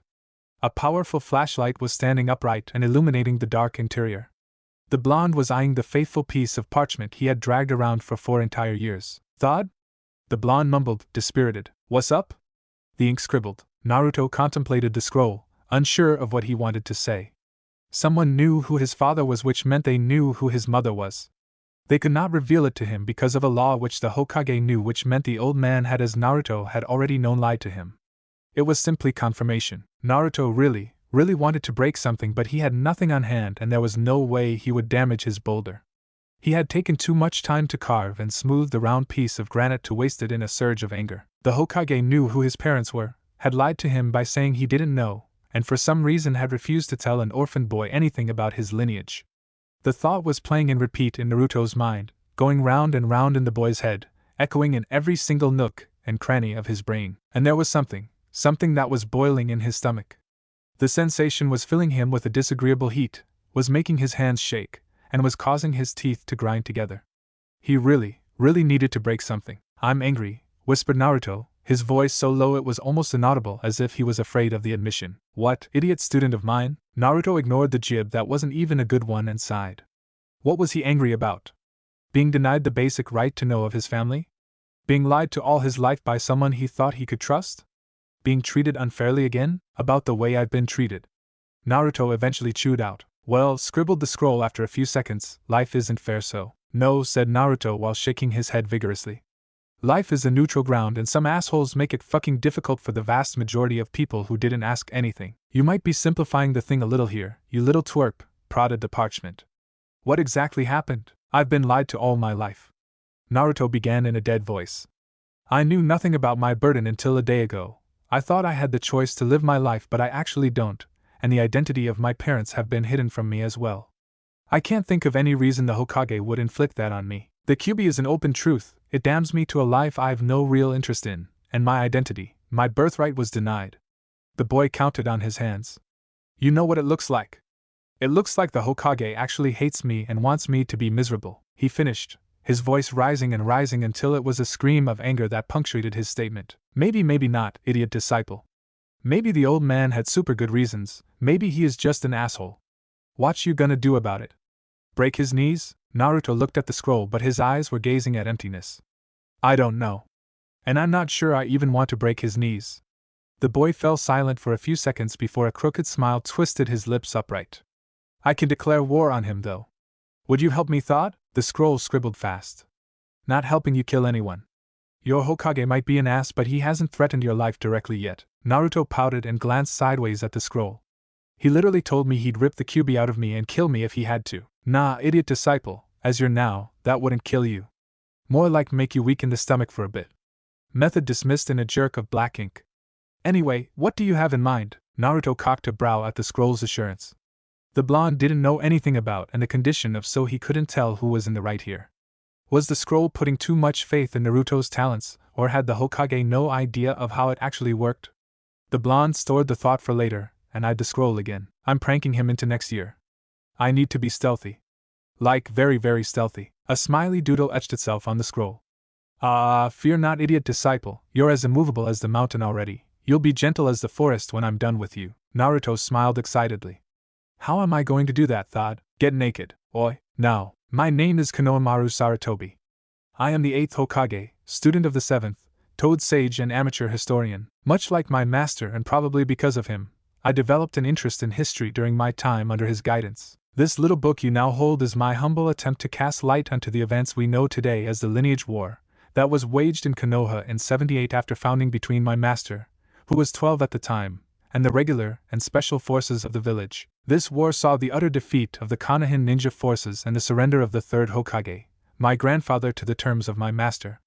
We are getting ahead of ourselves, however, so let us begin with the beginning. My master is an orphan, and while this status is not rare for people in Konoha, the customs and laws of our village make it so that, normally, they are properly taken care of. It was not the case for my master. Due to his status as the Kyuubis and the misplaced fear and hate the civilians still held even so long after the attack, my master was ostracized by most of the Konoha population. By his own admission, my master was never the victim of physical violence. However, people often misunderstand the true extent of what he still had to endure. His ostracization was complete, which brought its own slew of problems, especially for a 12-year-old boy without day-to-day support. The orphanage got rid of him as soon as they could, at age 6, and my master was expected to take care of himself. He had no knowledge of hygiene, cleaning, cooking, or what else. Only through the help of Yugogo Yuzuki, at the time an agent of ANBU, did my master not live in squalor. It did not mean his life was remotely easy. People ignored him thoroughly to the point they would not serve him in their business. He could not buy food, seeing as cashiers would ignore him, was refused any and all play since parents would drive their children away from him, and he was refused education since teachers would not answer his questions. Those are well-known facts about the life of my master, but I think that to understand the war, it was necessary to remind them to the reader briefly. It is important to remember as well that my master had, at the time, no idea of why he was even treated like that. The last bit of crucial information is that my master had no idea of the identity of his parents, the knowledge of them denied by my own grandfather, a shame our family is still trying to recover from. Surprisingly, my master did not hate the population for his treatment. On the other hand, he did not love them either. This sentiment, along with an admittedly negligent suggestion of the situation by the standing Hokage at the time, brought my master to consider not following the path of the ninja. My master fancied himself more of a historian or a doctor, and while today those choices would be seen as perfectly acceptable, the simple fact that my master was considering them caused an upheaval. Not being a ninja was an impossibility, given that my master, as the Kyuubi, was considered as a weapon of high importance by the Hokage, as per the military doctrine of those times. We are speaking of an year before the Treaty of Red Iron Crater was signed. My grandfather, the 3rd Hokage, was at the time one of the very few who did treat my master humanely. I am not proud of him, however. Given his powers, he was in a position to do much better than paying my master a visit once in a while and paying for his ramen. No matter, my master did see my grandfather as a person he could trust, and hence, when doubts about his professional career came to him, he naturally went to the Hokage. My grandfather made his first mistake that day when, after finally revealing his condition to my master, he strong-armed him into becoming a ninja. That was a diplomatic mistake he would come to regret in the coming months. At the time, my master did not dislike the idea of being a ninja. He simply was not certain of what he truly wanted to do. What was important to him, however, was that he had been promised the freedom to become whatever he wanted. This promise, given to him as a very young boy by the Hokage, had been forgotten by my grandfather but vividly remembered by my master. Hence why the notion of being forced into something by the one person he thought he could trust felt especially distasteful to my master, who then decided he would not be a ninja on principle and as a way to protest his treatment. He was 12 and even my master could be what would be colloquially known as a brat. His decision was not immediate, however. My master was at first cowed by the Hokage, who made his second mistake by giving him the Shadow Clone Jutsu to learn, as a way of passing the required ninjutsu section of the Academy graduation examination. By an extraordinary concourse of circumstances, this led to my master meeting his first teacher, one Kakashi Hatake, 6th Hokage and Hound Caller. The exact way their meeting went is unknown, but my master learned that day that Hatake knew his parents but could not, by law, reveal it to him. My master, for the first time in his life according to him, was furious against someone that was not himself. He was furious against the Hokage and by extension the village. It was the first of his now well-known bout of anger. Konoha had no idea, at the time, what would befall them. It began without a single sound. My master proceeded first to disappear in a spot that is even today known by him, and him alone. He replaced himself with shadow clones to not arouse suspicion and apparently trained his stealth and various other skills for a month with the help of countless shadow clones, the neural link allowing him incredibly fast progress. Then, a month after my master disappeared, the third Hokage received a letter, unsigned, demanding in no uncertain terms that the lineage of one Uzumaki Naruto be revealed, under due threat of exponential retaliatory pranking upon the entire village if such conditions weren't met quickly. My grandfather made his third mistake that day by ripping the letter in half and ordering two ANBU to find and bring Naruto to him. Needless to say, the ANBU were unsuccessful as the one Naruto they brought before the third Hokage revealed himself to be a clone after my grandfather told him in no uncertain terms that the identity of his parents was unknown. That was the fourth mistake of the Sandaime, and the last as the clone declared the war started, and immediately dispelled. After that strange episode, nothing happened for 3 days and the threat of my master was dismissed, foolishly. My master, like a true strategist, lulled Konoha into a false sense of security before he struck. On the morning of the 4th day after the war declaration, people awoke to see the main street of Konoha entirely painted in bright hues of orange, yellow, and blue. The street itself was littered with thousands of flyers reading "The fox is your friend, don't believe the Hokage Tower." The incident, while embarrassing, was quickly put under wrap and gave countless genin teams a D-rank mission to wash away the paint. Secretly, ANBU was dispatched to various warehouses in an attempt to locate where exactly my master had procured so much paint. Their mission could not be completed in time. Indeed, the following day, a giant orange fox had been painted over the Hokage mountain. On the forehead of each past Kage was the same message: "The fox is your friend, don't believe the Hokage Tower." Once again, it was taken as an opportunity for a D-rank mission. ANBU was told to continue to try to locate the paint used, and the Hokage talked to the people in the evening, assuring them that everything was under control. My master heard that, apparently, because on the morning of the 3rd day, a new message had appeared next to the old one. "The Hokage is lying, he doesn't have anything under control." This had been painted on every house of Konoha and signed by a stylized fox head. On the Hokage Tower itself, my master had somehow painted very well, "Escalation it is."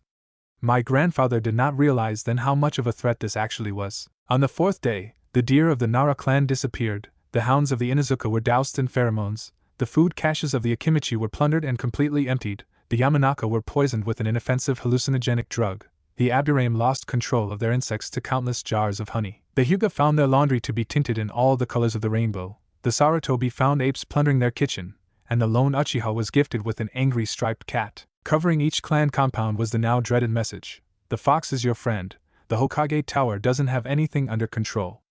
ANBU was dispatched all around the village and the forest around it in search of my master. They came back empty-handed. Patrols were tripled and the Black Ops were put on high alert, a state normally reserved for a possible enemy invasion. The following day, Konoha as a whole was holding its breath, waiting to see what had been inflicted on them. Countless civilians found themselves locked in their own home. The lock mysteriously changed during the night. The stocks of various merchants were swapped with one another. The butcher of Main Street opened his fridge room to find rows upon rows of fishes, while the tailor in Shodai Avenue opened his business to reveal the hosts of the 9th Street's animal shop. And those were merely examples of the chaos that reigned this day in Konoha. Once again, everywhere, the message could be seen: "Don't trust Hokage Tower, they lie." Needless to say that the citizens of Konoha were, by now, rather upset at everything that was happening. It is interesting to say that the anger, far from being focused on my master, was actually halved between him and the Hokage, who was seen as responsible for the pranking spree that the demon brat had decided to enter. It was expected of the Hokage to stop my master, and the fact that he couldn't angered many civilians. The ninjas were torn between admiration and anger. NBU once again came back without anything to show. Patrols were quintupled, the military was set in high alert, and in an allocution, the Hokage once again affirmed he had everything under control and that Konoha didn't negotiate with terrorists. On the 6th day, there was a single message on the Hokage Tower. Very well, Phase 3. It had been painted in black and there was a pirate skull next to it. The end of the week and the 7th came without incident, and tension reached unprecedented heights as every ninja Konoha had to spare were searching the forest for my master. In vain, needless to say. On the 8th day after the declaration of war, chaos, true chaos like Konoha had never known, struck Konoha. Electricity was cut and people realized that their drink water had been poisoned the day before with a very powerful laxative, bringing countless people to the hospital which had been bombed with stink explosives. Mission scrolls had disappeared from the mission office, effectively paralyzing Konoha's business, while flyers had been dropped along the various roads to the village, asking potential clients to go sit on a dildo, and seemingly signed by the third Hokage himself. Countless patrols fell to harmless but painful and humiliating traps that littered the forest around the village. The people who weren't sick were in the streets that night, brandishing panels and protesting, screaming for the Hokage to explain himself and for some, to give his resignation letter. A few fights erupted between ninjas tasked with maintaining order and protesters. 12 people were wounded. Seeing as there is no higher level of alert than high alert, the Hokage had no choice but to declare Konoha in a state of war. Very well, was the answer scribbled for all to see on the Hokage monument. The next day, NBU headquarters was flushed with a paralysis gas that forensic could not identify. Taking down 50 agents or so, the Tianai low security cells were opened, allowing 100 low-profile and low-danger targets to escape, and the cryptology department had their hardware hacked or destroyed, rendering them incapable of doing their work. The Hokage Tower once again was in no capacity to ensure business, and the Hokage's pipe had been stolen. The city itself was bathed in the pungent smell of gutter and rotten fish. When ninjas were sent to investigate, they found a large portion of the evacuation network flooded or blocked, causing the odor to rise. Several colonies of rats were released upon unsuspecting citizens, pillaging and plundering their home. Shinobi and kunoichi found their gear blunted and could not repair them, given the forges were forcefully closed due to an invasion of tarantulas from the Forest of Death. The citizens who were physically able to protest for the entire day, ninja marching alongside them, demanding the Hokage to leave his office or give the fox what he wanted. On the evening of the 9th day, a white flag was unfurled from the Hokage Tower. You don't think it was a bit much? Look, Kakashi-san. There comes a time when a man has to put his foot down and say enough. Still, the laxative and the rats were vicious, Naruto. I didn't want to go that far, but the Hokage forced my hand. What would you have done if he hadn't surrendered? Meichim. I had one more phase in mind I could have escalated to. Let's just say phase 4 would have left nothing here. You wouldn't have killed people, right? Kill? Nah. I'm just saying Konoha would have become a place impossible to inhabit with what I had in mind. I see. I'm glad you didn't have to go that far. I also want to thank you for sparing me as you did. Well, you were the one who informed me about my parents. My debt is now paid. That wasn't a debt. A younger brother doesn't have to repay the older one. You're so not my older brother, Kakashi-san. I obviously am the older brother here. I was the one who brought Konoha to its knees. I was the one who got the Hokage to unconditionally surrender and accept my terms. I was the one who just fought and won a war by myself. I feel like I deserve to be the older brother. And who exactly coached you for an entire month on asymmetrical warfare? It's my victory as much as yours. What? You didn't lay out the plan, you didn't prepare the resources needed, and you certainly didn't participate, so it's my victory, ungrateful little brother. Who gave you the money to buy all that paint? It's at least 30% my win. Ugh, fine. Fine. That still doesn't mean you're my older brother. That's what your father wanted. Well, that's not what I want and that's not what you need, Mr. Broody. And Mr. What? You're brooding, always. You think you look cool, but you're so aloof. You need a firm hand in your life, and that's me. From now on, you'll go out with Gaisen and company more often, and you're forbidden to stay more than an hour per week at the stone. What? That's right. As an older brother, it's my mission to make sure you're happy, you brat. Today was the day of the academy graduation exam. Naruto eyed the entrance of the place he had visited so little for the past 4 years and had nearly deserted in the past 6 months. After he had won the war, the Hokage had told him the identity of his parents. The boy and the old man had had a very long discussion. Naruto had broken the Hokage's desk and thrown the pieces of wood through the windows at the end of it, but had agreed to several things after understanding the old man's point of view and worries and receiving his apologies, as well as a coupon for unlimited ramen on the Hokage Towers tab along with a couple of odd things here and there. He was peeved about it, but becoming a ninja seemed to be necessary after all. Being host to the Kyuubi put him in danger whether he wanted it or not, and by learning the craft of a shinobi, Naruto would ensure his survival by becoming powerful. Given that he would be allowed to pursue his passions, the blonde had relented. There was also the matter that his father, the fourth Hokage himself, had been one of the most powerful shinobi of Konoha ever, and Naruto had formed a clear objective after learning the bastard had been the one to seal the Kyuubi inside his own son only to kick the bucket and leave him in a village that hated him. Naruto was going to become so monstrous he would relegate Minato Namikaze and his stupid Hiraishin no Jutsu to a footnote in history books. Naruto was more than a bit angry at his progenitor for doing what he had done, and since the man was dead for a while already, Naruto would make him pay the way he knew how. The famous Yellow Flash would soon be eclipsed by. Well, he still had to find himself a cool surname. He didn't trust the shinobi population to come up with something good. Yellow Flash, really? What was his father supposed to be, a lamp? He had considered reducing Konoha to ruins for a second, but after a short moment of introspection, he had decided that mass murder was not his thing and he preferred to leave that to the Uchiha trader. He had also envisioned going to Iowa and becoming a ninja there just for the heck of it, and make his father spin in his tomb, but he didn't want to leave his little brother Kakashi to be all broody by himself in Konoha. So he was staying. He'd make sure to stay as bratty as possible, he'd maintain the citizens in fear of the prank god and they would regret not treating him fairly. He'd rub in their face what they had done to the son of their hero, and he supposed he would defend the village if push came to shove. Naruto had no doubt it would be awesome. Now, however, he had an examination to pass. He had asked the old man to not reveal his heritage before he made genin so that he could crush the exam and flabbergast his good-for-nothing teachers without positive bias. He was especially impatient to see the rage in Mizuki's eyes. That guy was a real asshole, and Naruto's pranker instincts had repeatedly told him he was up to no good. Genin exam, here I come. Naruto was far from the first to enter the classroom. Students his age were discussing in hushed whispers about how they would become awesome ninjas and kick asses.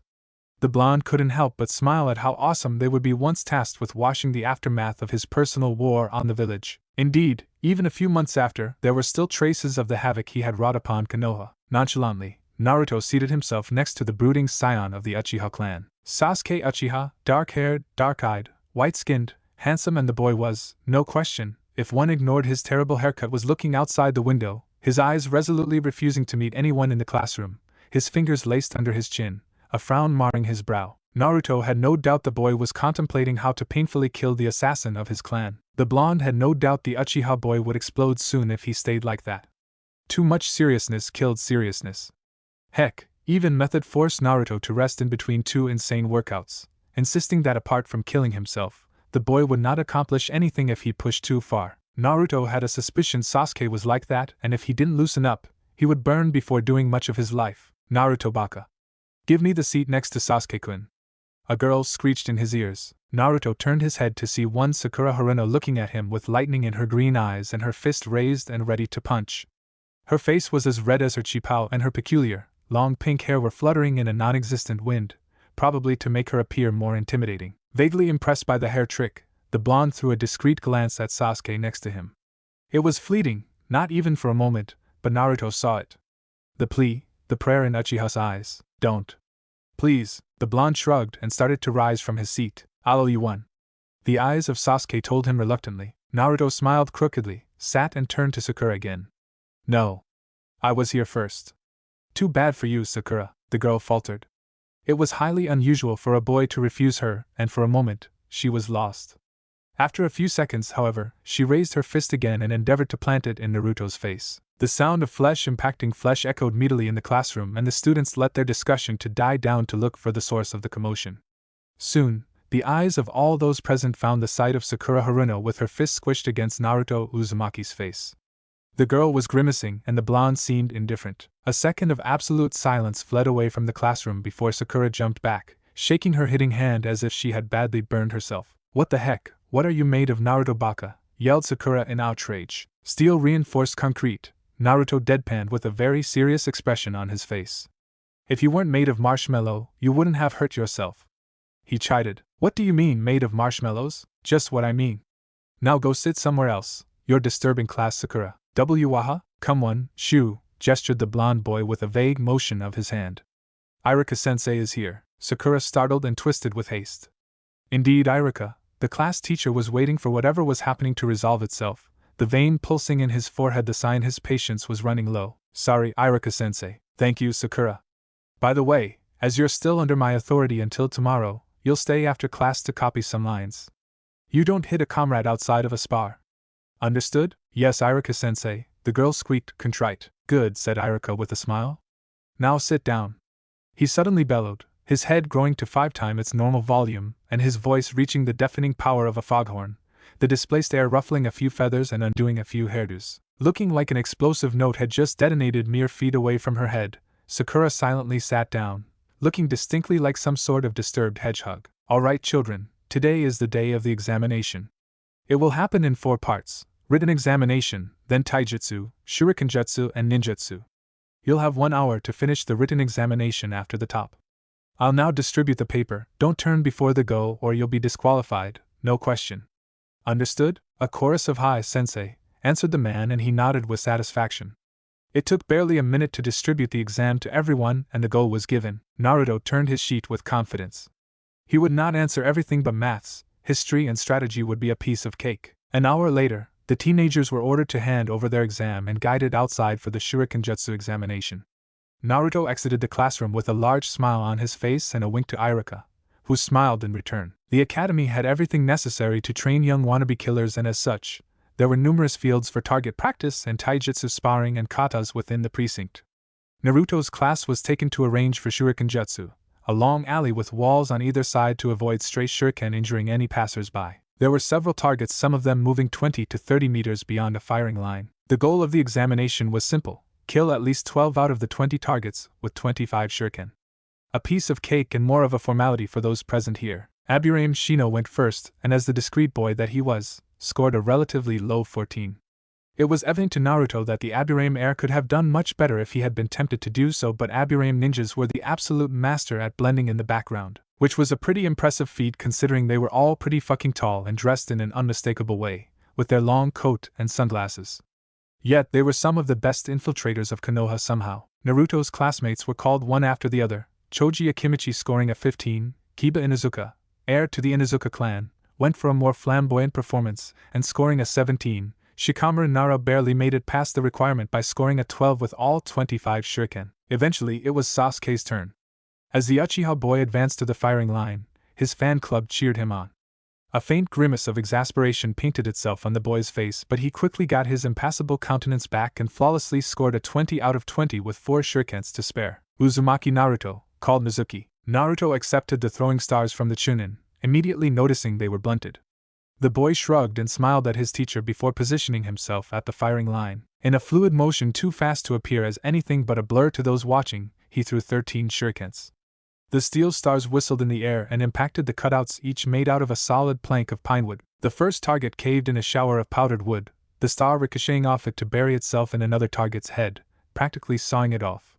A quarter of a second later, another shuriken bore a hole the size of a frying pan in the torso of another target, continuing straight on to tear the head of another, and bending a third. All 8 moving targets fell from their railing, mangled to dust, in an eerie synchronization.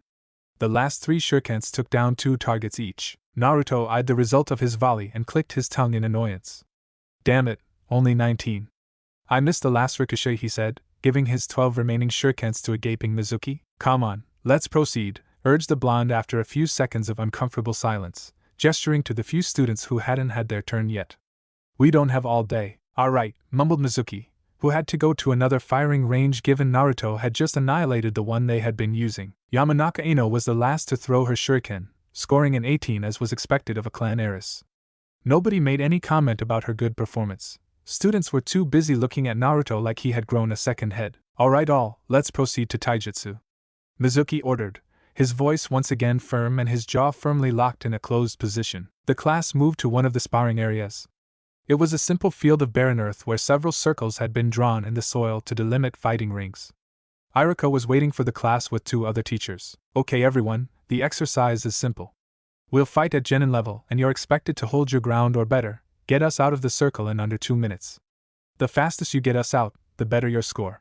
Now let's begin. Once again, students were called to one of two circles where Mizuki and one of the unknown teachers, a large man with a big nose, would test them before giving the score to Irika or his colleague, a petite woman with large round glasses. The clan heirs each made a good showing save for Shino, whose performance was average, and Shikamaru, who barely held his own during the required 2 minutes. When it was the turn of Sasuke, his fan club once again cheered, getting an exhausted eye roll from the normally Marmorian boy. Naruto was called exactly at the same time and found himself against Mizuki, who was eyeing him calculatingly. Hajime called Irika for both matches. Mizuki immediately sprung into action, darting against Naruto at speed far superior to that of a genin. Naruto unfolded a newspaper and started reading. The teacher had closed the distance between him and the blonde boy, his feet sliding to find a solid balance for his upcoming punch. Naruto held a cup for a clone to pour him some tea. The blonde hummed with satisfaction as he took a whiff of the fuming beverage. Mizuki armed a punch against his hips, readying himself for a strike of the age. One hit that would send the blonde genin standing before him seemingly frozen and vibrating in fear. Mizuki had no doubt out the circle, barring him from becoming a genin. Naruto carefully folded his newspaper and threw a glance at the Chunin. With a yawn, he crossed his arms against his chest and frowned. Couldn't the guy go a tiny bit faster here? He had places to be. Well, not really, but his brother had invited him for tea and a reading session, and Naruto was kind of impatient to discover whatever priceless literature Kakashi had promised him if he passed. Mizuki fired his punch at high Chunin speed, much too fast for any genin to see coming. Irika cried something, but the teacher was too far away to stop it now. Naruto would be knocked out by the punch, and then Mizuki could rope the demon brat in his plan. With the sound of glass breaking, the thoughts of the teacher stopped abruptly, along with the world. He felt something go up in his body, starting from his groin and ending somewhere in his throat. He coughed a drop of blood and felt himself be lifted up by some incomprehensible force. There was a collective wince as all the males and assistants dropped to their knees. A bird squeaked in indignation and sympathy. Then, a wave of unspeakable pain washed over Mizuki, that robbed him of his breath and his consciousness. Match stop, sputtered a pale Irika, his eyes wide at the sight of his colleague hanging unconscious from Naruto's right foot after a phenomenal shot in the privates. Medic, squeaked the teacher, flashbacks from his last mission gone wrong flashing before his eyes. Dude! Kiba suddenly exclaimed from the sideline, his hand protectively placed in front of his own jewels. Not cool. Naruto turned to the Inuzuka, who flinched slightly but held his ground and his disapproving look. The blonde turned back to the unconscious form of Mizuki and then to the Inuzuka again. Too much? Way too much, dude.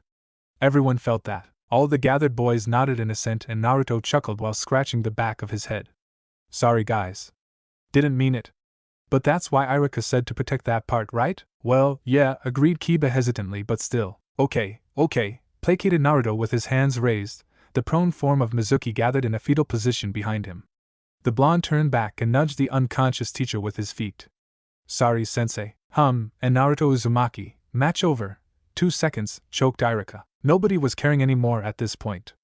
Sasuke simply recovered faster than his opponent and tripped him over the circle, enjoying a victory in 15 seconds and slinking back into the crowd as unseen as he could manage, his fangirls too preoccupied to really pay him any attention. Ninja, right? In the end, Mizuki was carried away to the hospital by a team of ANBU, and the exam was promptly finished without further incident. Everyone, time for the last part of the exam, the ninjutsu portion. Let's get to it. Once again, the class changed location and neared a fake clearing littered with logs of all size and shape. Okay, we're going to test you at random, meaning you'll be asked to do one of the Academy 3 as decided by a dice roll. The better the mastery, the higher the grade. Now let's begin. One by one the students were called inside the clearing, leaving it by another side so that no one from the remaining candidates could know who had passed and left with a headband and who hadn't. Eventually it was Naruto's turn. The blonde stepped inside the clearing after Irika, who went to sit next to the petite woman with glasses. Okay Naruto, you're going to show us the substitution jutsu please. Naruto nodded eagerly, and a second after Naruto was still nodding eagerly, except there was another Naruto right behind Irika and the woman who was nodding eagerly. Done, both boys clamored, startling the two teachers. The Naruto in front dispelled in a puff of smoke, occasioning a shocked gasp from the two instructors. Irika recovered quickly and fished in a bag next to him for a forehead protector bearing the leaf insignia. He looked at the headband long and hard, mumbled the world isn't ready, looked some more only to eventually shrug in indifference, whispering not my problem and handing it over to Naruto. Congratulations Naruto, you're a ninja now. Naruto beamed him a smile and bowed deeply. Thanks, Irika-sensei. You know, it was pretty fun to have you as a teacher, even if I wasn't here a lot. You are a pretty cool sensei, said the blonde, his shining smile still in place before it faltered, and suddenly, Naruto looked bashful. I know I wasn't the best student, but I want to thank you, but I didn't really know what you like, so I got you this, mumbled Naruto with a dusting of pink over his cheeks, holding a small present to his sensei out of nowhere. Iruka swallowed thickly, his throat suddenly tight, and blinked several times to clear his eyes from the annoying bit of dust that had settled inside. Thanks, Naruto, the blonde smiled again. I hope I hit the mark. And with that, the boy darted away, forehead protector in hand. With slightly trembling hands, Iruka unwrapped his present, revealing a small, costly-looking book. The ins and outs of barrier ninjutsu, whispered the Chunin instructor, his eyes widening before he looked up. How did he even know? He wondered aloud. Iruka-san? The woman inquired, curious as to what the boy had gifted his sensei. Iruka looked at the woman, giving her a puzzled look. It's a book on barrier ninjutsu. It's a domain I've been wanting to try out for a while now, but I never found the time. I just have no idea how Naruto knew I was interested, the woman shrugged. Luck? Iruka nodded hesitantly. He wasn't sure there was such a thing as luck when Naruto was concerned. None of the teachers noticed the Naruto hidden behind them, who silently dispelled with a smile on his face. Naruto walked through the streets of Konoha until he reached the address Kakashi had given him. He looked at the door of the high-standing building he was standing in front of. Damn those filthy rich Johns and their fancy condominiums. Naruto rang at the Hataki name, and a second later, a buzzing noise informed him the door was open. The boy climbed the flight of stairs until he reached the fifth and last story. One of the doors was ajar, and Naruto knocked before inviting himself inside. Hey Kakashi and I, it's Naruto. After a very serious, deadly competition of Janken and 100 matches, Naruto had lost the right to be the older brother. The blonde was a bit peeved about it, especially considering he had lost to Kakashi using the Sharingan to read his movements and guess his next move. He should have gone faster, but heh, ninja, right? Kakashi exited his kitchen, wearing an atrocious pink apron which Naruto stared at for a full 5 seconds before he shuddered. And they said orange is ugly, he mumbled, taking here and then the decision that this apron would not be tolerated.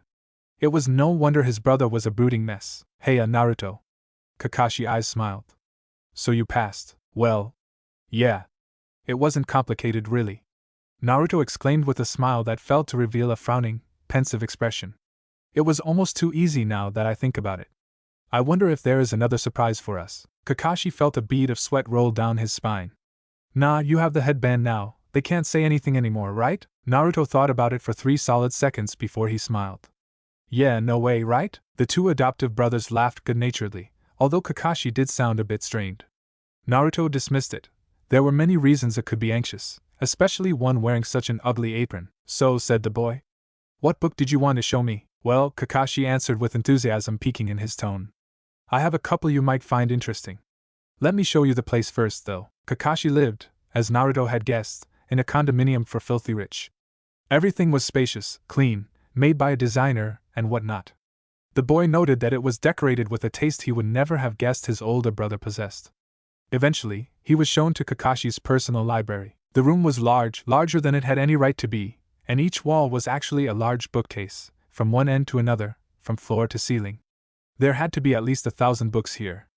The coolest thing, however, was the 3 gorgeous chairs that looked sinfully comfortable. Holy Kami, whispered Naruto. Not bad, huh? The blonde turned to his brother with stars in his eyes. That is so cool, Kakashi smiled. Tea should be ready. Naruto nodded distractedly and turned his attention to the countless books.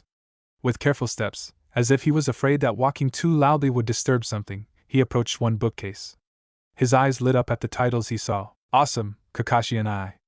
Naruto breathed out. Naruto was leisurely sprawled in one of the most comfortable seats in existence in this miserable world of angles and hardness. In his hands he was holding a limited, signed edition of the History of the Elemental Nations by none other than Tobirama Senju, the second Hokage. The man had been a brilliant scholar during his life, a better researcher and inventor than Kage, in Naruto's humble opinion, and each one of his writings were treasure troves of information. Obviously, that meant they were nearly impossible to find. Next to Naruto, also Naruto but a different one, was reading a little journal with a leather cover. The small book, covered in neat handwriting, was a gift from Yondaime to his last student, consigning inside an insane wealth of knowledge about. It was a handwritten book, it was literally unique, and Naruto was holding it open on his lap, trying to puzzle its wondrous content. His father might be a bit of a bastard and not much of a father, but damn Kami, he was a brilliant seal master. Kakashi was lounging in the third and last chair, his lone eye perusing the content of a little orange book. The tea had since long gone cold, and it was getting dark outside, but the two brothers were too absorbed in their readings to care, until Naruto's stomach growled loudly in protest. It sounded like a mining shaft was caving in, like a volcano was awakening, like the earth was opening in two. Huh. I might need something to eat, commented the boy coolly. Yes, it would seem so, said the second Naruto with indifference, his nose still in his book. Kakashi smiled. You're famished, aren't you? Naruto scratched the back of his head and chuckled. Yup, didn't see time pass. You hungry, bro? Ichiraku ramen, the best ramen in town, my treat. He offered. Kakashi hummed before he nodded. Ramen it is. I am Ichiraku, the sole daughter of Tuchi Ichiraku, renowned ramen chef of Konoha, was busying herself behind the counter of her family's small restaurant when a most peculiar vision came to her in the early evening. She was pretty certain the sun was setting westwards like usual, and the sky was already tinted in all kinds of orange and mauve for it, yet she had to blink when a second star suddenly appeared in front of her. Heya, I am Chan. The sun greeted with enthusiasm and in a voice that was definitely familiar. Meet my brother. The young woman blinked again and scratched her brown eyes, too full of light and brightness to see clearly. Shielding her vision, she saw that there was some sort of moon behind the ball of shininess that was sparkling in front of her. She blinked a third time and her sight finally adjusted, revealing a young, blonde teenager that was full in transitioning between boyishly cute to handsome standing in front of her counter. Following him was a tall, lanky man with spiky white hair and an eye smile, the lower part of his face hidden behind black silk. The maiden felt her heart suddenly race. Who was this pair of stunningly good-looking, or at least, Ayam assumed the masked man was as handsome as his little brother, Shinobi's. The waitress wondered with stars in her eyes. Huh. Ayam-chan, hello? The voice called again, unsuccessful in cutting through the fog that was paralyzing the young woman's mind. Oh. Naruto. Long time no see, boy. Ayam heard her father call from deeper in the kitchen. That tore the veil that had fallen in front of her eyes, and the waitress finally recognized Naruto. She felt her cheeks flush in embarrassment and surprise both. How come she hadn't recognized her first customer and favorite boy, and when had Naruto become so handsome? And who was this tall, mysterious man behind him he called a brother? Ayam was certain that the blonde boy, poor boy, had no family. Hello, Naruto-kun. She sputtered eventually with a flustered smile on her lips. Her for dinner? She asked, deciding to operate within known boundaries. Yep, bringing my Nai-chan too to taste your awesome ramens. Ayam eyed the boy's brother and smiled. Sure, please take a seat. So, Naruto. Her father bellowed with a chuckling voice. Where have you been? The blonde smiled. First, Tuchi, Kakashi, he said while pointing at the tall man next to him.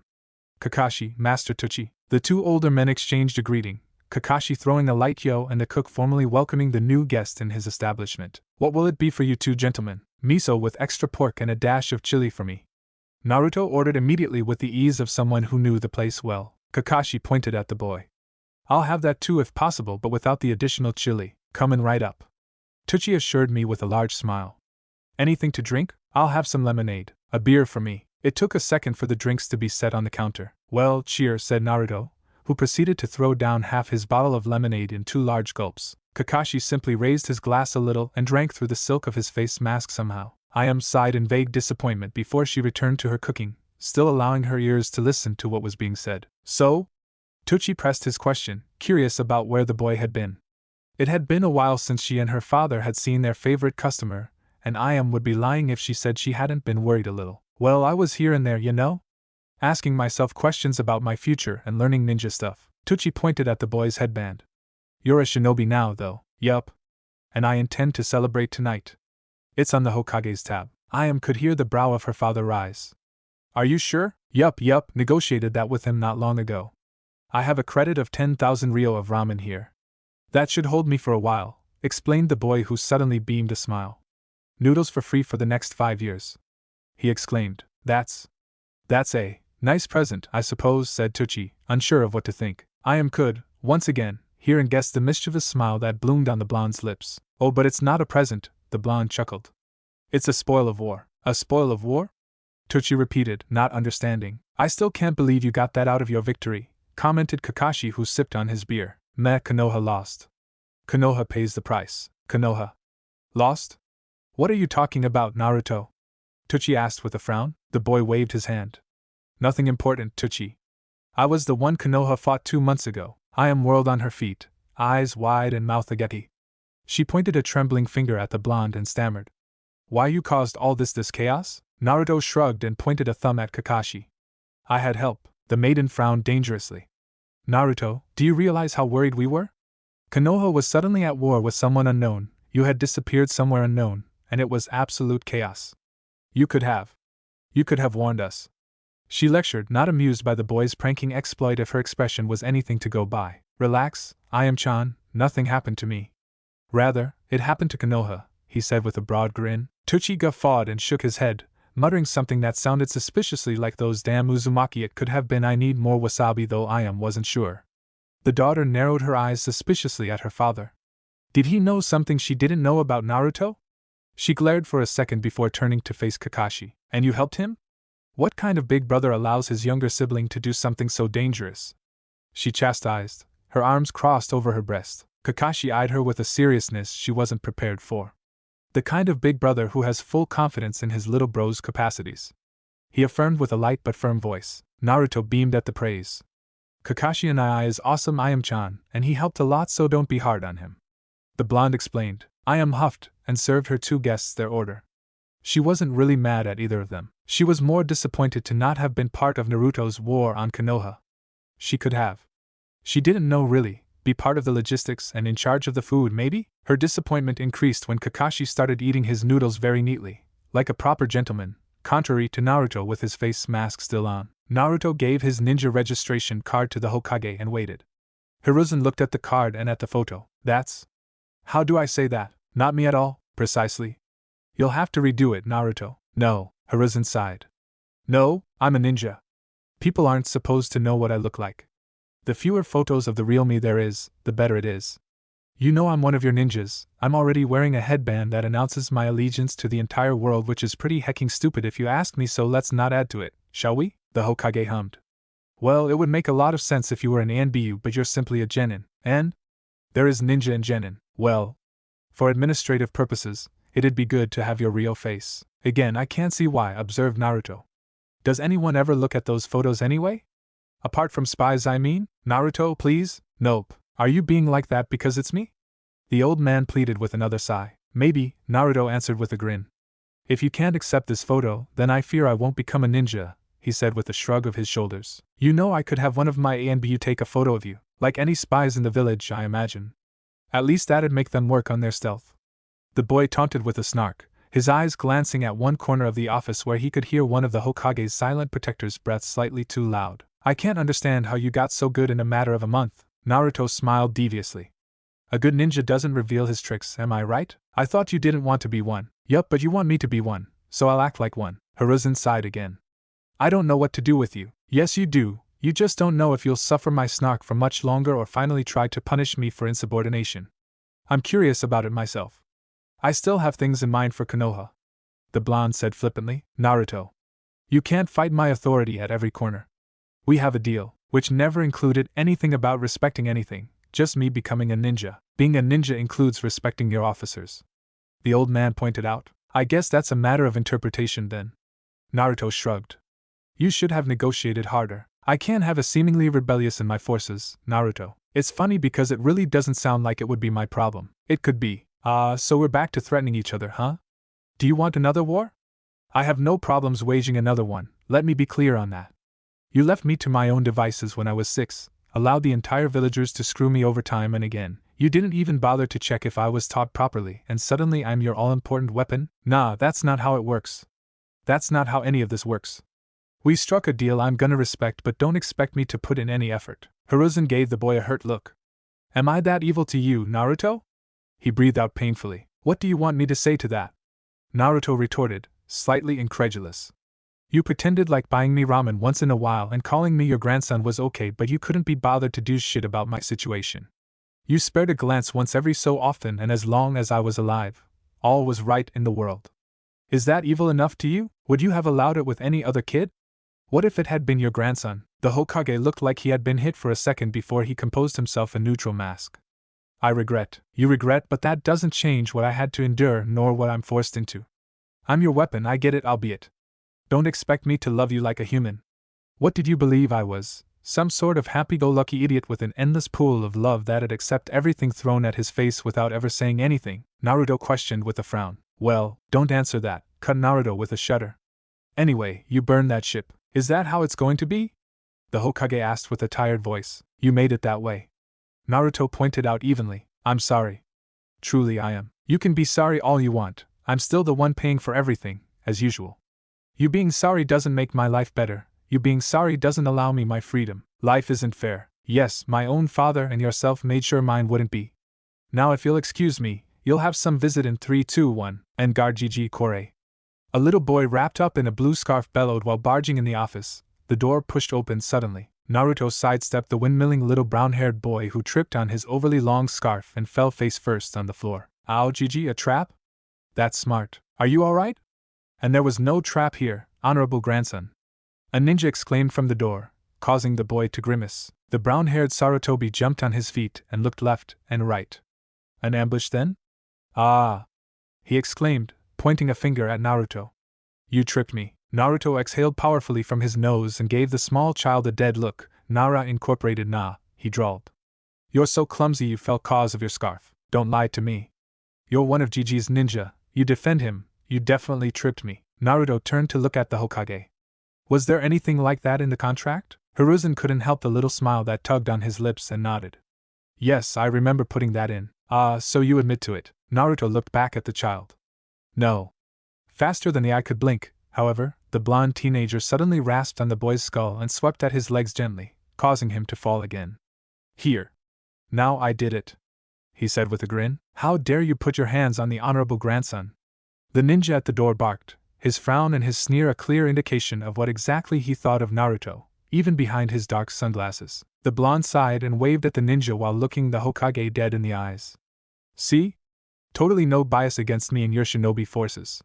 Absolutely none. The old man sighed and massaged his brow. What would you have me do? Hypnotize them? The blonde scoffed. Oh, I don't know. Teach them, explain, lead them? I thought your surname was the professor, so be the professor or something. Naruto deadpanned before he glanced back at the brown-haired child that was giving him a strange look. As for you, Naruto rasped his knuckles against the child's head once again, eliciting a squeal of displeasure from him. That's for accusing people wrongly. Don't be like this village thinking you don't get what you deserve for doing that. Turning on his heels, the blonde teenager showed his tongue to the ninja who was still at the door, frozen in shock or disgust, and exited the Hokage's office. A few minutes later, Naruto was walking the streets of Konoha, a canned drink bought in a little store in hand, and whistling an atrociously out-of-key song just to be annoying. He could whistle perfectly fine. Passers-by would throw him an annoyed look at his overly enthusiastic, loud, and grating whistling, and Naruto would answer each of them with a wave. Suddenly, the blonde teenager sighed and stopped. You know, your stealth is absolutely terrible. Come out if you want something. Aha! As expected of you. You're as good as people say you are. Kid, no one says that I'm good. Naruto corrected me. My grandpa does. Naruto felt his eyebrows rise in spite of him. Does he now? Because it isn't thanks to him. What do you want? I want you to teach me. A lull of silence stretched between the two boys before Naruto shrugged and turned heels. Not in the contract, sorry kid. Wah. Wait. Please. The little boy pleaded, latching on Naruto's leg. My tutor doesn't teach me anything. I need to become strong to defeat my grandfather, but Four Eyes doesn't teach me any. And what? Well, what do you expect from me? Well, you're awesome, so you can definitely teach me the stuff. Your tutor, was he the one in the office? Yeah, lame huh? So you have a tutor. He is an active ninja given he had a headband. His lack of proper uniform indicates that he is at least Tokubetsu Jonin considering his age. And you want me, a genin, to teach you? Naruto asked carefully. Yeah. The boy nodded with enthusiasm. It made perfect sense, right? Naruto refrained from face-palming, sighed and crouched in front of the boy. What's your name, boy? The little Sarutobi's eyes widened. Konohamaru, he muttered. All right, Konohamaru. How much time has your tutor been teaching you? 3 months. I'm beginning the academy this year. Naruto eye smiles. I see. You know, when I was your age, I wanted to become super strong super fast too. I thought there were shortcuts to strength. Then I met someone who set my views straight. I met someone who made me work and work and work until I was exhausted, and beyond that even, every single day. The blonde tapped Konohamaru's cheek. I have nothing to teach you that the academy and your tutor won't. I can tell you one thing if you want to hear it. The brown-haired Sarutobi nodded eagerly. There is no shortcut to strength. You have to work your ass off. And you certainly won't beat your grandfather by tomorrow. Team 7 will be Naruto, Sasuke and Sakura. Your sensei will be Kakashi Hatake, announced Iruka before listing 10, 8, and 10 and dismissing the class for lunch. Sakura's scream of true love triumphs hid the sounds made by a powerful eye roll and a disgruntled sigh. Naruto looked at Sasuke, whom he was sitting next to. The blonde hummed in thoughts before he nudged Uchiha's shoulder. Sasuke sent him a glare which Naruto ignored. Would you like to eat together as teammates? Sasuke's glare hardened before he simply turned away, refusing to dignify Naruto with even a huff. The blonde felt a vain pulse on his forehead and plastered on his face a grin that was all sharp and gleaming teeth before his hand gripped the back of Sasuke's head. The Uchiha startled at the contact and struggled silently as, with a grip of iron, Naruto forced him to look at him. I asked you, said Naruto frostily, would you like to eat together as teammates? The blonde had his blue eyes narrowed and somehow, they seemed to hold the cold of a merciless blizzard. Sasuke fought for a few seconds against the blonde's grip and, seeing that it was futile, huffed. No, thank you, he spat out behind grinding teeth. Oh? Why is that? Naruto asked, his eyes reduced to two slits, uncomfortably predatory, his canines shining ominously. I didn't bring lunch. The Uchiha answered tonelessly. Now, Sasuke-kun, it's not good to lie. I can smell the tomatoes from here. Why wouldn't we share our lunch like the wonderful team we're going to be? I don't need a team. Sasuke hissed in a hushed but no less harsh voice, thrashing in vain against Naruto's hold on him. You don't get to decide that, spat Naruto in return, his voice just as dangerously low. Now be a good boy and come eat with your teammates. Unhand me, tried the Uchiha, his eyes projecting fire and lightning. Not unless you share your meal with me. Naruto answered in a tone that begged no contradiction. The Uchiha tried and wrestled with Naruto's immovable arm and hand for another few seconds before he stilled, his face red with effort. Why the hell are you so strong? He snarled. That's my business, but I might be tempted to explain it to my teammates, Naruto answered with a cold smile that did not reach his eyes. So, interested in a meal with me? Naruto could hear Sasuke swallow, and after a few seconds, the Uchiha nodded lightly. The blonde smiled a genuine smile. Good.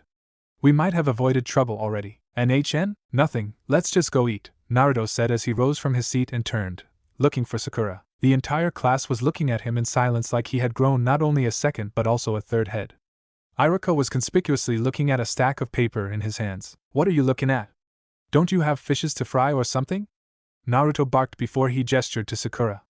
Let's go, Sakura, lunchtime, am I right? The pink-haired girl nodded in silence, apparently torn between screaming at Naruto for strong-arming Sasuke into doing something and just going with the flow because she had dreamed of a lunch with Sasuke for years now. She hadn't envisioned Naruto to be here, but still, that was better than nothing. Under the attentive stares of their classmates, the trio exited the classroom, Naruto with a firm hand on Sasuke's shoulder to avoid any flight attempt from the Uchiha. 2 minutes later, Team 7 reached the open roof of the academy. Silently, Naruto gestured for Sasuke to sit down on one of the benches that lined up the edge of the roof. Sakura motioned to sit close to the dark-haired boy, but Naruto stopped her cold when his hand fell on her shoulder. Naruto bak. Whatever Sakura was going to say was lost when she saw the arctic look Naruto was giving her.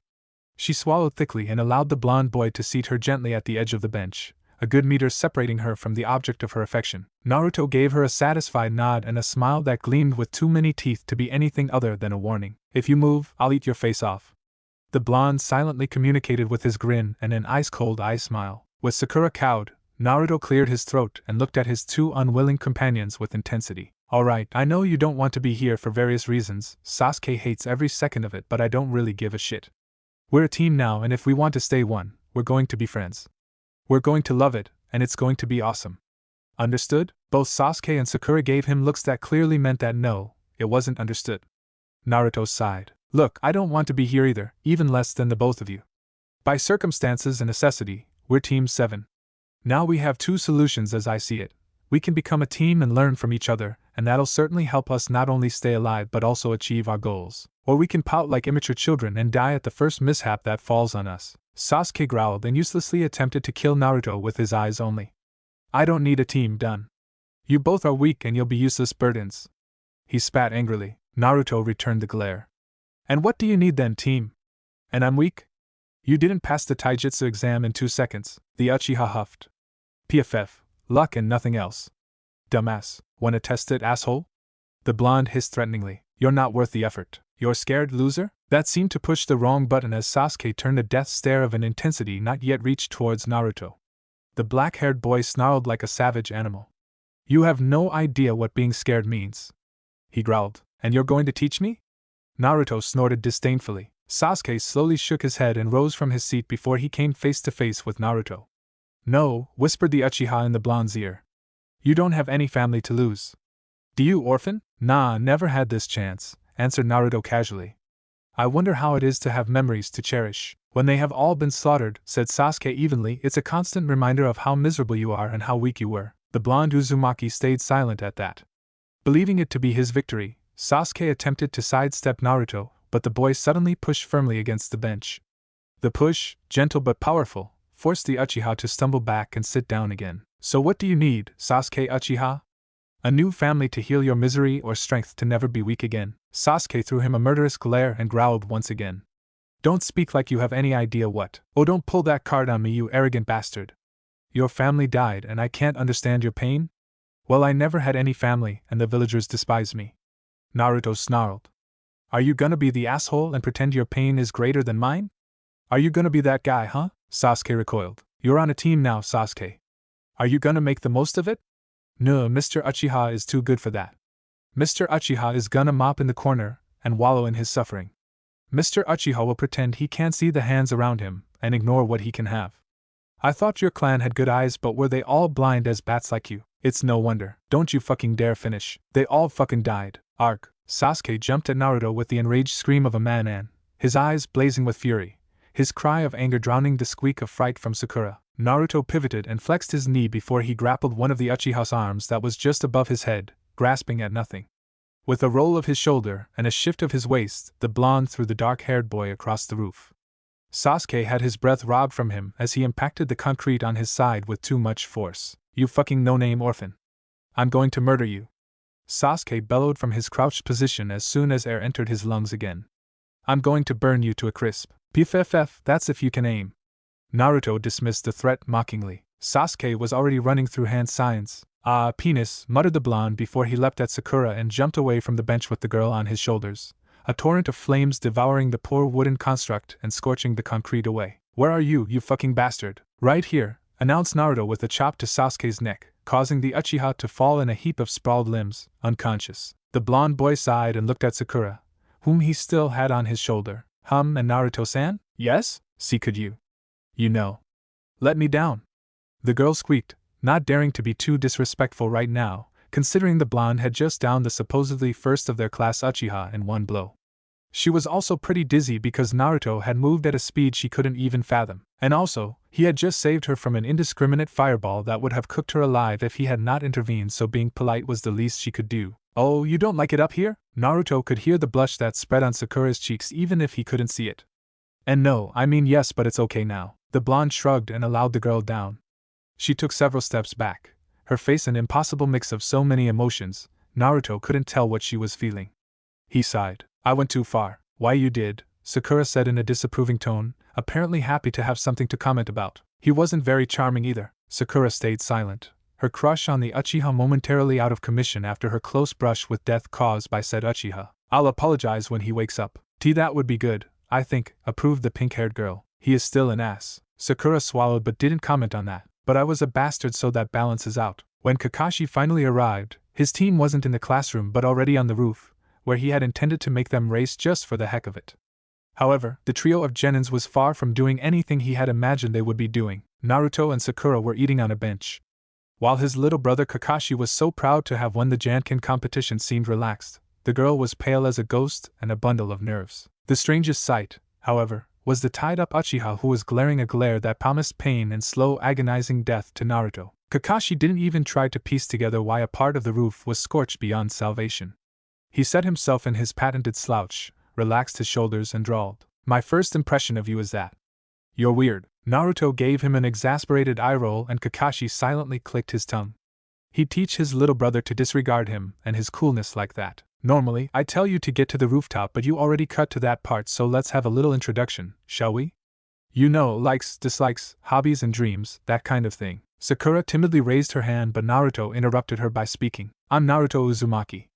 I like my adoptive brother, history and ramen. I dislike being forced to do things against my will. My hobbies include learning new stuff and training, I guess.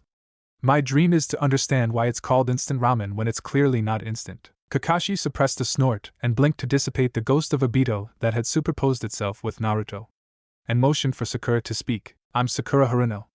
I like. There is a person I like. As for my hobbies, She glanced at the tied form of Sasuke and a strange blush heated her face, half self-disgust, half. Kakashi didn't want to go there. My dream is. A trickle of blood rolled down Sakura's nose as the girl's eyes lost themselves in unspeakable contemplations. With a start and a nudge from Naruto Dash, the girl came back to the present. I dislike Enopig, Kakashi hummed. Fascinating, fascinating. Had Rin been that shallow? No way, right? His sight shifted to the Uchiha, who was still issuing death threats by glare alone. What about you, Blackie? Sasuke snarled but said nothing. Kakashi felt the onset of a skull-splitting headache knock at the limit of his consciousness. Okay, I'll stay polite and pretend you didn't try to ignore a demand from your superior officer. What happened here? Naruto sighed. I was a bastard, he was an asshole, we fought. The blonde snickered mirthlessly. He lost. Unbind me, I'll show you I'm losing, Uchiha hissed. Nah, thanks. Why don't you answer Hataki-sensei? I don't like anything, I despise this team and I have better things to do than explaining my hobbies. I have a man to kill, he snarled. Kakashi massaged his temples to alleviate the pain that was pulsing through his head. The Uchiha was charming, much like himself had been, he supposed. All right, team, said the white-haired. Tomorrow will be our first exercise together, he announced with as much enthusiasm as he was capable. Exercise, sensei? What kind? Sakura asked. Survival training. We did that already, remarked the girl. In the academy? I know, answered Kakashi with an eye smile. You see, you aren't genin yet, so this is your last exam to see if you're worth teaching or not. What? Sakura exclaimed in panic, while Sasuke growled in anger. Kakashi ignored them. Naruto had a gleam in his eyes that he didn't like. That's when he remembered. His little brother did not want to be a ninja. He had all the reasons to sabotage his own true exam. The Hokage would not accept it if Kakashi were to fail Team 7, not after he had gotten the Uzumaki to become a shinobi. Naruto had agreed to it, but if he were to somehow be officially failed, no one could hold it against him. Plus, the squad itself was too precious. Its composition was way too much firepower to be squandered. You know what, said the Jonin hurriedly, I see potential in you, so I think there's no need for you to pass the exam. Kakashi conscientiously ignored Naruto as the blonde's eyes slowly started to glare murder at him as the blonde realized what his adoptive brother was doing. So here we are. He said with as much enthusiasm he could muster. Team 7 is activated. He finished with an eye smile. Wah, TCH, I'm going to burn down your porn stash. Neither Sakura or Sasuke had any time to wonder what Naruto had said as both their sensei and teammate disappeared in powerful bursts of speed. A note fluttered in the rushing wind and Sakura snatched it. It says to meet at 8 tomorrow at Training Ground 3. The pink-haired girl read. NHN, answered Sasuke. Sakura swallowed thickly. Should I untie you, Sasuke-kun? NHN. Oh, okay. Team 7 met the following day in Training Ground 3. All younger members of the cell were there at 8 o'clock sharp. Sasuke immediately proceeded to glare dreadfully at Naruto before he started a warming-up routine. Naruto himself sighed and shook his head and decided to warm up too, sending a meaningful glance at Sakura, who hurriedly did her own stretches. 30 minutes later, the genins were perfectly warmed up, their body ready to perform to their maximum. Save for Sakura, who was panting already, her feeble constitution catching up to her. Naruto eyed her, seemed to consider something, and walked to her. Can I be blunt? What? Too late. Sakura, you really need to start eating properly and build up your endurance and muscles. I already said you were made of marshmallow, but this is ridiculous. You're a ninja now and you'll be met with situations where you'll have only yourself to rely on. Sakura gasped like a fish out of the water, her eyes bulging out of her sockets. Sasuke-kun will save me. Her disconnected brain eventually made her say in outrage. Naruto gave her the universal look that precisely said, did you just say that and are you actually retarded or did I hear you wrong? Before he sighed a second later. Part of you is actually serious. Kami above. Do you believe the same guy who nearly roasted you yesterday will jump to your rescue? Well, Sakura, I'm happy to have known you. What are your favorite flowers? Momentarily too down, struck by what the blonde teenager had just told her, the pink-haired girl mumbled an answer without even thinking. Lilac. Cool, I'll deposit that on your grave once you're dead. Sakura paled and looked up at Naruto. The blonde's blue eyes were cold as ice and his posture betrayed nothing while his features seemed carved into granite. The girl felt a queasy feeling creep up her stomach and beads of sweat purled along her spine. Dead? She croaked. Yup, said Naruto with an enthusiasm that sounded like a saw and a grin that didn't reach his eyes. Dead. Kaput. Buried. If you don't move your bony little ass into gear, you'll fall at the first complication. That's a fact. Sakura turned green and took a step back. Unperturbed, Naruto bulldozed on through the girl's conception of life and self-esteem. Now you can decide it's okay with you, and in that case, I'll leave you to it, and when you end up 6 feet under, I'll buy a plaque that says I fucking told her so, and I swear to Kami I'll have it screwed to your tomb. The pink-haired girl fell on her behind, but Naruto could not say if it was from fear or shock. Naruto suddenly extended his hand and looked the girl dead in the eye. With a curiously deep and grating voice, the blonde spoke. Come with me if you want to live. Sakura, apparently too frightened to answer anything, considered the hand for 3 long seconds, glanced towards Sasuke, who was regally ignoring the 2 other members of his team, looked back at the extended hand and finally took it, hesitantly. As the girl's finger brushed the boy's, the blonde looked down at her with a warning in his eyes. There is no quitting if you take this hand. Sakura swallowed deeply, looked again at Sasuke, frowned with a shake of her head, and looked at Naruto again. With a resolute nod, she took the hand. Naruto yanked her up abruptly. Kakashi will be a few hours late, so we'll put that time to good use. Why? He is mourning, don't ask questions. Now. Naruto threw the pink-haired girl a glare that wouldn't have been out of place on a drill sergeant's face, and, a kunai suddenly appearing in his hand, started barking like a mad dog. Time to scare the civvy out of you, you pathetic sack of bubblegum. Now get your ass into gear and run. Come on, run if you don't want me to give you a new haircut. The blonde boy hot on her heels, Sakura fled with all the might she was capable of. The pink-haired torture was only beginning. After 50 minutes of being chased around at her full speed by Naruto, the boy nicked her with his kunai each time she showed signs of slowing. The boy set her up to doing various muscle-building exercises, push-ups, sit-ups, and whatever ups there were that could be thought of. Half an hour later, Sakura was laying in a pool of her own sweat, each muscle on her too slender frame trembling with exhaustion. Shinobi have naturally enhanced muscles compared to non-chakra users. The reason for that is that when you exercise, chakra circulates everywhere and passively assists in rebuilding your body. Naruto explained to the panting and moaning girl in the tone of a teacher giving a class. Of course, you can actively flood your muscles with chakra for a great boost of power, but ultimately, it's multiplicative. If there is nothing to boost, you won't get a boost. Plus, it can be dangerous and downright inefficient when done incorrectly, and that's not even talking about the chakra bleed if used constantly. Hence why you need muscles in the first place. Sakura continued panting. The only indication she was even listening was the look in her eyes. Far from being glazed over by fatigue, they promised revenge against her torturer. Naruto chuckled. Good, feel the anger in you and channel it. If you want to break my skull, that'll be as good a motivator as any for you to train. The blonde shrugged, apparently not being overly concerned that Sakura would ever make good on her silent promise.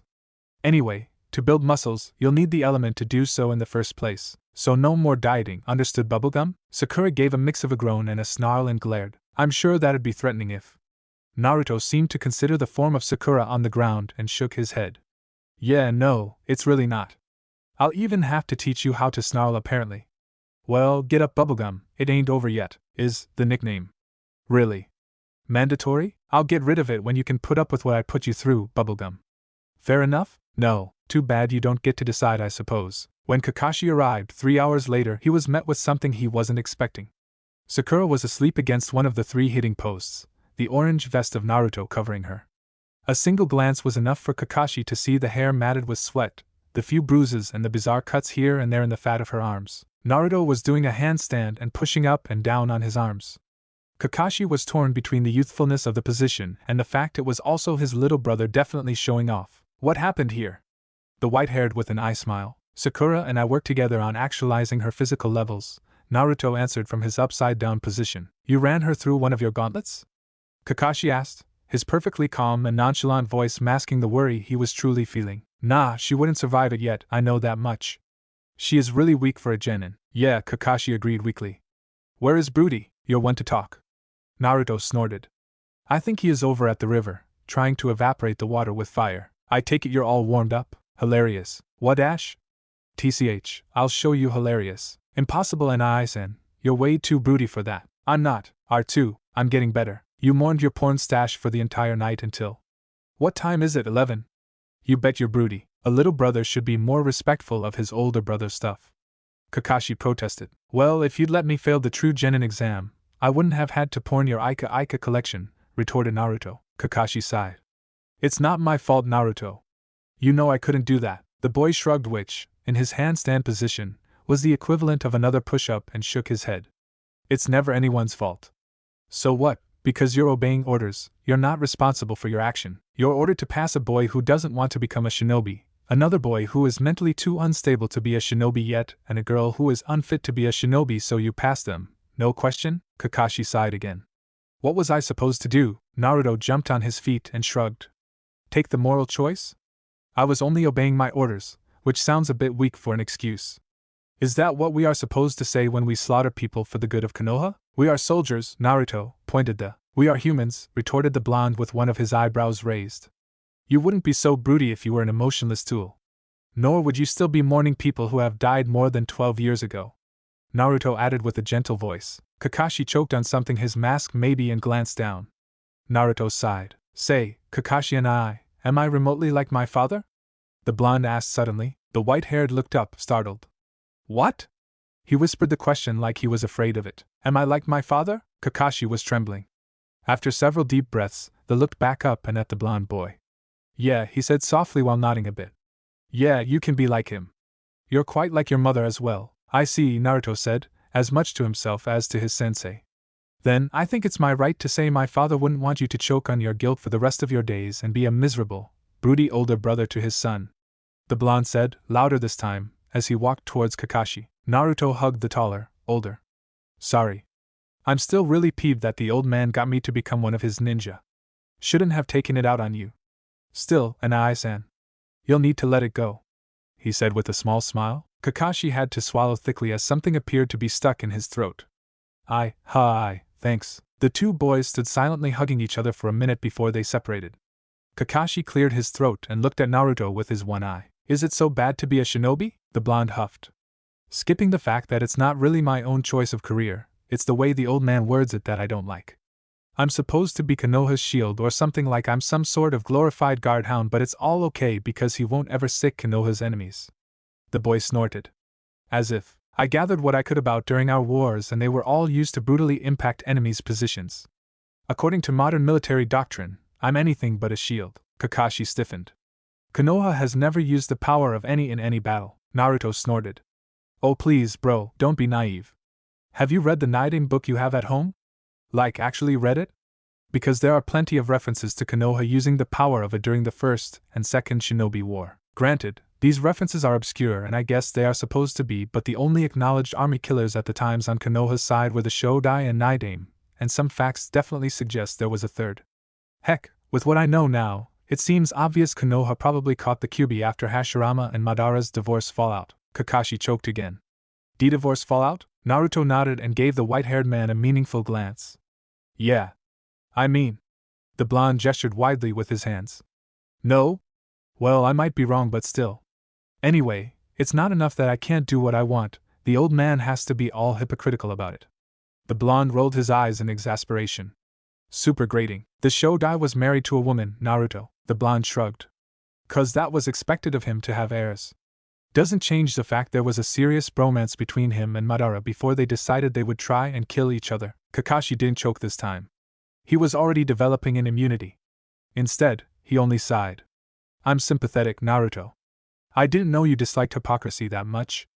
I'll try to be as frank with you as I can. The blonde boy nodded. Appreciate it, Anai-san. It was at this moment Sakura stirred from under Naruto's jacket. Mumbling something in her half-asleep state, the pink-haired girl scrunched her face, yawned so wide Naruto and Kakashi were both concerned she would unhinge her jaw, and finally blinked several times to clear the sleep from her eyes. What time is it? Nearly noon, I'd say. Are you hungry? Naruto asked conversationally. Why was I asleep? 'Cause I ran you through the ground to bail. A few months like that and I'll make something out of you, bubblegum. Naruto exclaimed, nodding with satisfaction. Sakura groaned but said nothing. Instead, the girl tried to rise on her feet. Shakily, she stood up just as her stomach protested loudly the lack of food. Naruto answered in concert. Sakura blushed and Naruto laughed, scratching the back of his head. Well, sensei, time for chow. But I just arrived, pointed Kakashi. That's because you were late. We trained hard, now we deserve food. Well, I'm not against it, but I wanted to test you all, see where you all stand. Eat now and you'll puke. The white-haired warned. Naruto shrugged. And if we don't, we'll end up so out of it won't be much of a test. So we eat something light but nourishing. Easy. Okay, relented Kakashi, who I smiled proudly at his younger brother. You go fetch Sasuke then, I know just the place. Cool, be back in a few, Naruto said with a wave before walking off toward the stream where the Uchiha could be seen resting. Sensei? Yes, Sakura? I don't want to. What I mean is, Sasuke and Naruto had a fight yesterday, so maybe. Well, if they had a fight, they need to solve it now. You can't let an accident like that fester in a team. From experience, trust me. So I think it's a good opportunity for the two to hash things out. What if Sasuke, what if he tries to spit fire at Naruto again? I wouldn't worry about Naruto. It's not really Naruto I'm worried about, mumbled Sakura, torn between her anger at the pace the blonde boy had imposed for her first serious training session and the realization that Naruto was strong. Hey Sasuke. Naruto called in a neutral voice. What do you want, bastard? The Uchiha bit in response. The blonde sighed. Bastard was his insult for the Uchiha, not the opposite. Plus, while he had never used the word for its root meaning, something was telling him that Sasuke was fully insulting him there. Leave my parents out of it, will you? Like you left mine out yesterday? Sasuke retorted with a dreadful glare. Look, I apologize, said Naruto with a 90-degree bow. I was wrong to say what I said about your family. You're right in saying that our pain isn't the same. You had and lost while I never ever had that chance. You call it a blessing, I'd call that a curse, and we'll probably never agree. We know what it means to be alone, though. Sasuke's glare morphed into a sulky expression, and his frown twisted from furious to morose. Sasuke, what? I know it sucks so much, so why? The Uchiha stiffened and his glare returned in full force. I don't have to answer you, you don't. You don't have to accept help, you don't have to accept people, you don't have to do anything. You can stay surly and angry, and alone all you want. Will that make you strong? Shut up. Will that make you feel better? Leave me alone. You have no idea of what I must accomplish. I have to do it alone. Naruto sighed in mounting annoyance. Says who? Is it about that man you want to kill? Sure, you can do it alone, whatever. Does that mean you have to do everything by yourself? Are you stupid or what? You can't get strong if you train without help. I won't train hard with you. Sasuke bit out disdainfully. You won't know until you try. Look, Sasuke, try. Try, and if you're absolutely convinced that Team 7 won't get you anywhere, then I'll leave you alone. But at least try. Naruto exclaimed. Why are you even trying? The Uchiha snarled. What's it to you? Naruto rolled his eyes. I told you already. We are a team now. The blonde-eyed Sasuke, who was grimacing. Don't you dare groan and think it's cheesy. I definitely wasn't, harumphed the Uchiha. After a silent second stretched into awkwardness, Sasuke sighed. Why are you still here? Time to eat. Kakashi-sensei wants to do group exercise and even you need food to live. Naruto explained before he threw a sideways glance at the black-haired boy. You do need food to live, right? Sasuke rolled his eyes back into his skull so hard, Naruto had to wonder if he had seen his brain, and exhaled impatiently by his nose. Yes, you cretin, I do eat. The Uchiha said curtly before he walked away, leaving Naruto alone before the stream. Rude, whispered the blonde. And the joke was funny too. Naruto hummed, his chin cupped by his right hand while his left supported his right elbow. It's a wonder if the metaphorical stick isn't actually stuck up his ass. The blonde hummed again. That'd be an interesting surgery, but I'm not sure I'd have his consent. With one last shrug, the blonde walked where his team was now waiting for him. All right, my cute little students, we'll now have a team exercise, declared Kakashi. After a light but replenishing meal, Team 7 was back in training ground 3 and the white-haired was dangling 2 bells in front of his seated students. Your goal is to get a bell before the time is over. Those who don't get a bell will be tied up to a post and left here for the night, or until they can free themselves. Any questions? There are only 2 bells, remarked Naruto. But stammered Sakura, who was already seeing her chance at getting a bell plummeting. That means one of us will fail, completed Sasuke darkly. Naruto cocked one eyebrow. Kakashi-sensei, you said the goal was to obtain a bell before the alarm rings, correct? Correct indeed. Naruto eyed his big brother with the meanest glare he was capable of and extended his hand. Are you ready to shake on that? Slowly, Kakashi extended his own hand to shake Naruto's. Sure. No trick. Those exact words. Yup, Naruto smiled suddenly. Cool. We're good then. And having said that, the blonde shook his teacher's hand and sat down again. When do we begin, Naruto? An unsure Sakura asked, not understanding why her teammate looked so happy. We begin when I say go, said Kakashi. Oh, one piece of advice. Come at me with the intent to kill or you'll never do anything to me. Naruto looked up just as Sasuke's expression hardened and Sakura shuddered in surprise. K-kill? Sensei, isn't that dangerous? The pink-haired girl hazarded timidly. Kakashi snorted lightly. Don't worry about me, Sakura. I'm A and you three are Genin. Give it your max. That's the goal here, to put you in a situation. Naruto nodded and mumbled something for himself before he looked at his brother dead in the eye. Sensei, I'll ask once. You're sure about it? Kakashi's eyes smiled. Yup, the blonde shrugged, okay, and rose to his feet. Are we ready as a team? He suddenly barked in his drill sergeant voice. Sakura jumped on her own feet with a startled hi. Sasuke snorted and got up. Very well, smiled Kakashi. Begin. It was when Naruto started to shimmer like a mirage in a hot summer afternoon only to disappear without a whisper that Kakashi knew he'd fucked up. He didn't pay attention when the other two jumped away back into the tree line. Carefully, Kakashi lifted his headband to reveal a red eye where 3 black tones were swirling in an orbit around the pupil. As the light hit the blood-red iris, the spin of the tomatoes slowly accelerated. Kakashi shifted and the training pole behind him exploded in a shower of wood dust. Well, penis, whispered the. His head turned in spite of him, guided by the preternatural reflexes imposed on his body by his left eye. The tomatoes were whirling faster than ever by now. Once again, Kakashi shifted from one foot to another, escaping an axe kick that should never have been that fast. Why the hell did I ever train him in stealth, thought the white-haired, berating himself for his obvious oversight of Naruto's true capacities. He knew the boy had trained his body, which he found was good practice and discipline. He also knew the boy had a modicum of talent, given he knew the shadow clone and Kakashi had coached him for an entire month on stealth and asymmetrical warfare. However, from what he was currently experiencing firsthand, Naruto had trained with an enthusiasm worthy of his friend Guy, and that was bad news. The blonde boy, in addition to being an Uzumaki, had the chakra of the mightiest filtering in his system continuously. It meant that, if Naruto had trained that seriously for 4 entire years already, like the report from the Hokage office actually suggested without saying how intense the boy's workouts were, then Naruto was a little monster. The ground caved under Naruto's heel and Kakashi had to hop over the gouged soil to not be thrown out of balance. A punch, the form perfect, clean and deadly, rocketed toward his midsection. That'll break a few ribs if it touches me, analyzed Kakashi silently just as he sped through hand signs. The second hitting post took the blow for him and cracked into 2. With a bead of sweat rolling down his forehead, Kakashi took a kunai in a reverse grip and motioned to cut the blonde's neck. Naruto bent his knee and rotated, losing a spike of his blonde hair to the Jonin's blade before his right foot suddenly shot sideways for a kick. Kakashi struck the calf of his student with an abrupt, downward circling motion of his left forearm, his right hand reflexively withdrawn in a guard. Just as the heel of Naruto glanced against his ribs, Kakashi's blade bit into the blonde's leg. The felt himself being lifted from his feet just as pain exploded in the left side of his chest. Thrown 3 good meters backwards, Kakashi restored his footing while breathing raspily. He could taste something hot and metallic in his mouth. The blood psychopath had pierced one of his lungs with his kick. Kakashi blinked. Naruto was so fast that even all the Jonin's experience was only enough to reach equilibrium. What the fuck, muttered Kakashi incredulously. What the fuck, what the fuck? He focused on Naruto.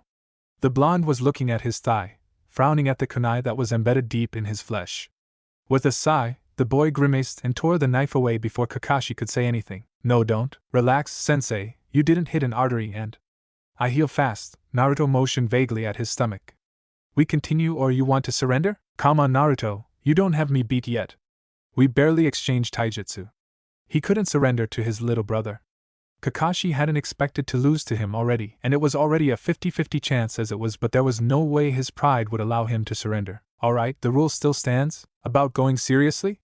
Yup, answered Kakashi with an eye smile, all the while sweating and swallowing thickly. Naruto gave the you asked for it glance and shrugged. Time to kick it up a notch then. Kakashi paled. Kick it up a notch. Naruto slid forwards with a sweeping step and lunged. For Kakashi, it was a surreal scene, reminiscent of when he had first received his left eye. The world happening around him felt dislocated as if he was tearing causality apart and looking at it under a microscope. With the minimum amount of movement, a simple shift, Kakashi was able to dodge the fastest of attack, provided his body was capable of doing the small gesture necessary. After all, a body that wasn't up to par with the Sharingan was useless and rendered the Sharingan useless. Just as he started moving, the knew he wouldn't escape, just as he knew he wouldn't even finish molding the chakra for his substitution jutsu. Naruto's strike shot from his hip, a bull-eyed Kakashi could see coming but did nothing about. The earth cracked under the blonde's feet just as his tightened fist impacted the man's stomach. Naruto roared, mountain-shattering thunder missile, mildly serious. He is like his father, that had time to think before pain robbed him of his lights. Wait. Mildly serious? The fell on the ground, unconscious. What the shit, Naruto? Sakura screamed from the tree she was hiding in. Kakashi stood in front of the Hokage, surrounded by a few other who had been assigned a team. His entire body was protesting at every movement, and his stomach was especially tender. His cute little genin had carried him to the hospital after the punch Naruto had dealt him had sent him into unconsciousness.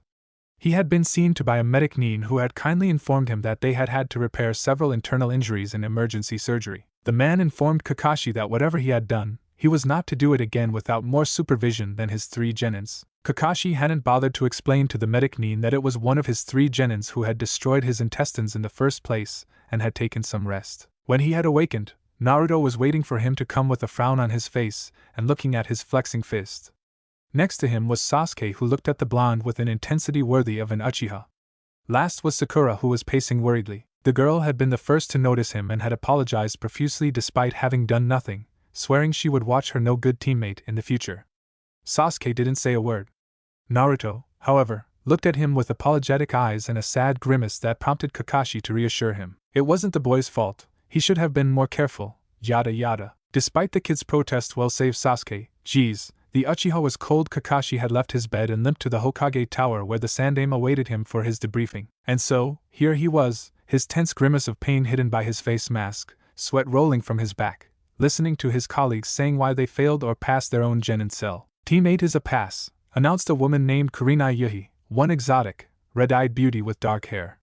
They showed good cohesion, good shinobi skills and remarkable teamwork. Team 10 is a go, said a tall and stocky bearded man, his short but messy black hair slicked backwards, an unlit cigarette hanging from his lips. Asuma Sarutobi grinned lightly. Shikamaru is a genius and got a plan in under 20 seconds. The other 2 followed with great precision. Good, good, approved the Sandaime, satisfied with the team that had passed. And you, Kakashi? What does Team 7 say? The white-haired grimaced. We have a problem, Sandaime-sama. The old man cocked his eyebrow worriedly before he eyed Kakashi suspiciously. Kakashi, if you haven't, the rose placating hands in front of him, and shook his hands. No, Sandaime-sama. I had to pass them because he recognized an opportunity for an exit door. I still wanted to test them today, so I gave them the bell test. Whispers arose from the assembled in the room. Team 7 was the team with that boy and this other boy, right? Why would Kakashi pass them like that? Had the Sandaime given him special orders? Surely it was for the Uchiha, right? And? I see no problem with that. On the contrary, I find it is an excellent initiative. Naruto is stronger than me. The bomb silenced the entire office. Kakashi, Sandaime-sama. I know my reputation. However, if there is a time you need to take me seriously despite how ludicrous it sounds, it's now. Naruto is stronger than me. He appears to possess physical abilities on par with Guy, and that was without actively boosting himself with chakra, just his latent circulating energy. The Hokage stared at Kakashi intently, and the white-haired returned the look. You're serious, commented the old man, his tone of voice neutral. Yes. I am. I'm also inclined to believe that Naruto didn't show me his peak strength today. The Hokage swallowed. What? How would you deduce that? Kakashi chuckled nervously. The name of his finisher? Finisher? The old man mumbled. Kakashi scratched his neck in embarrassment. Mountain-shattering thundering missile, mildly serious. Someone in the room laughed. It caught me in the stomach and burst several important things in there. Whoever was laughing stopped. The Hokage nodded. I see. Jonin Hataki, I commend you for doing your duty. Go to the hospital and rest. Your team will be seen tomorrow. Thank you, Hokage-sama, said Kakashi, allowing the strain of pain to enter his voice. A new day rose upon Konoha, and Team 7 gathered, minus their sensei, in Training Ground 3.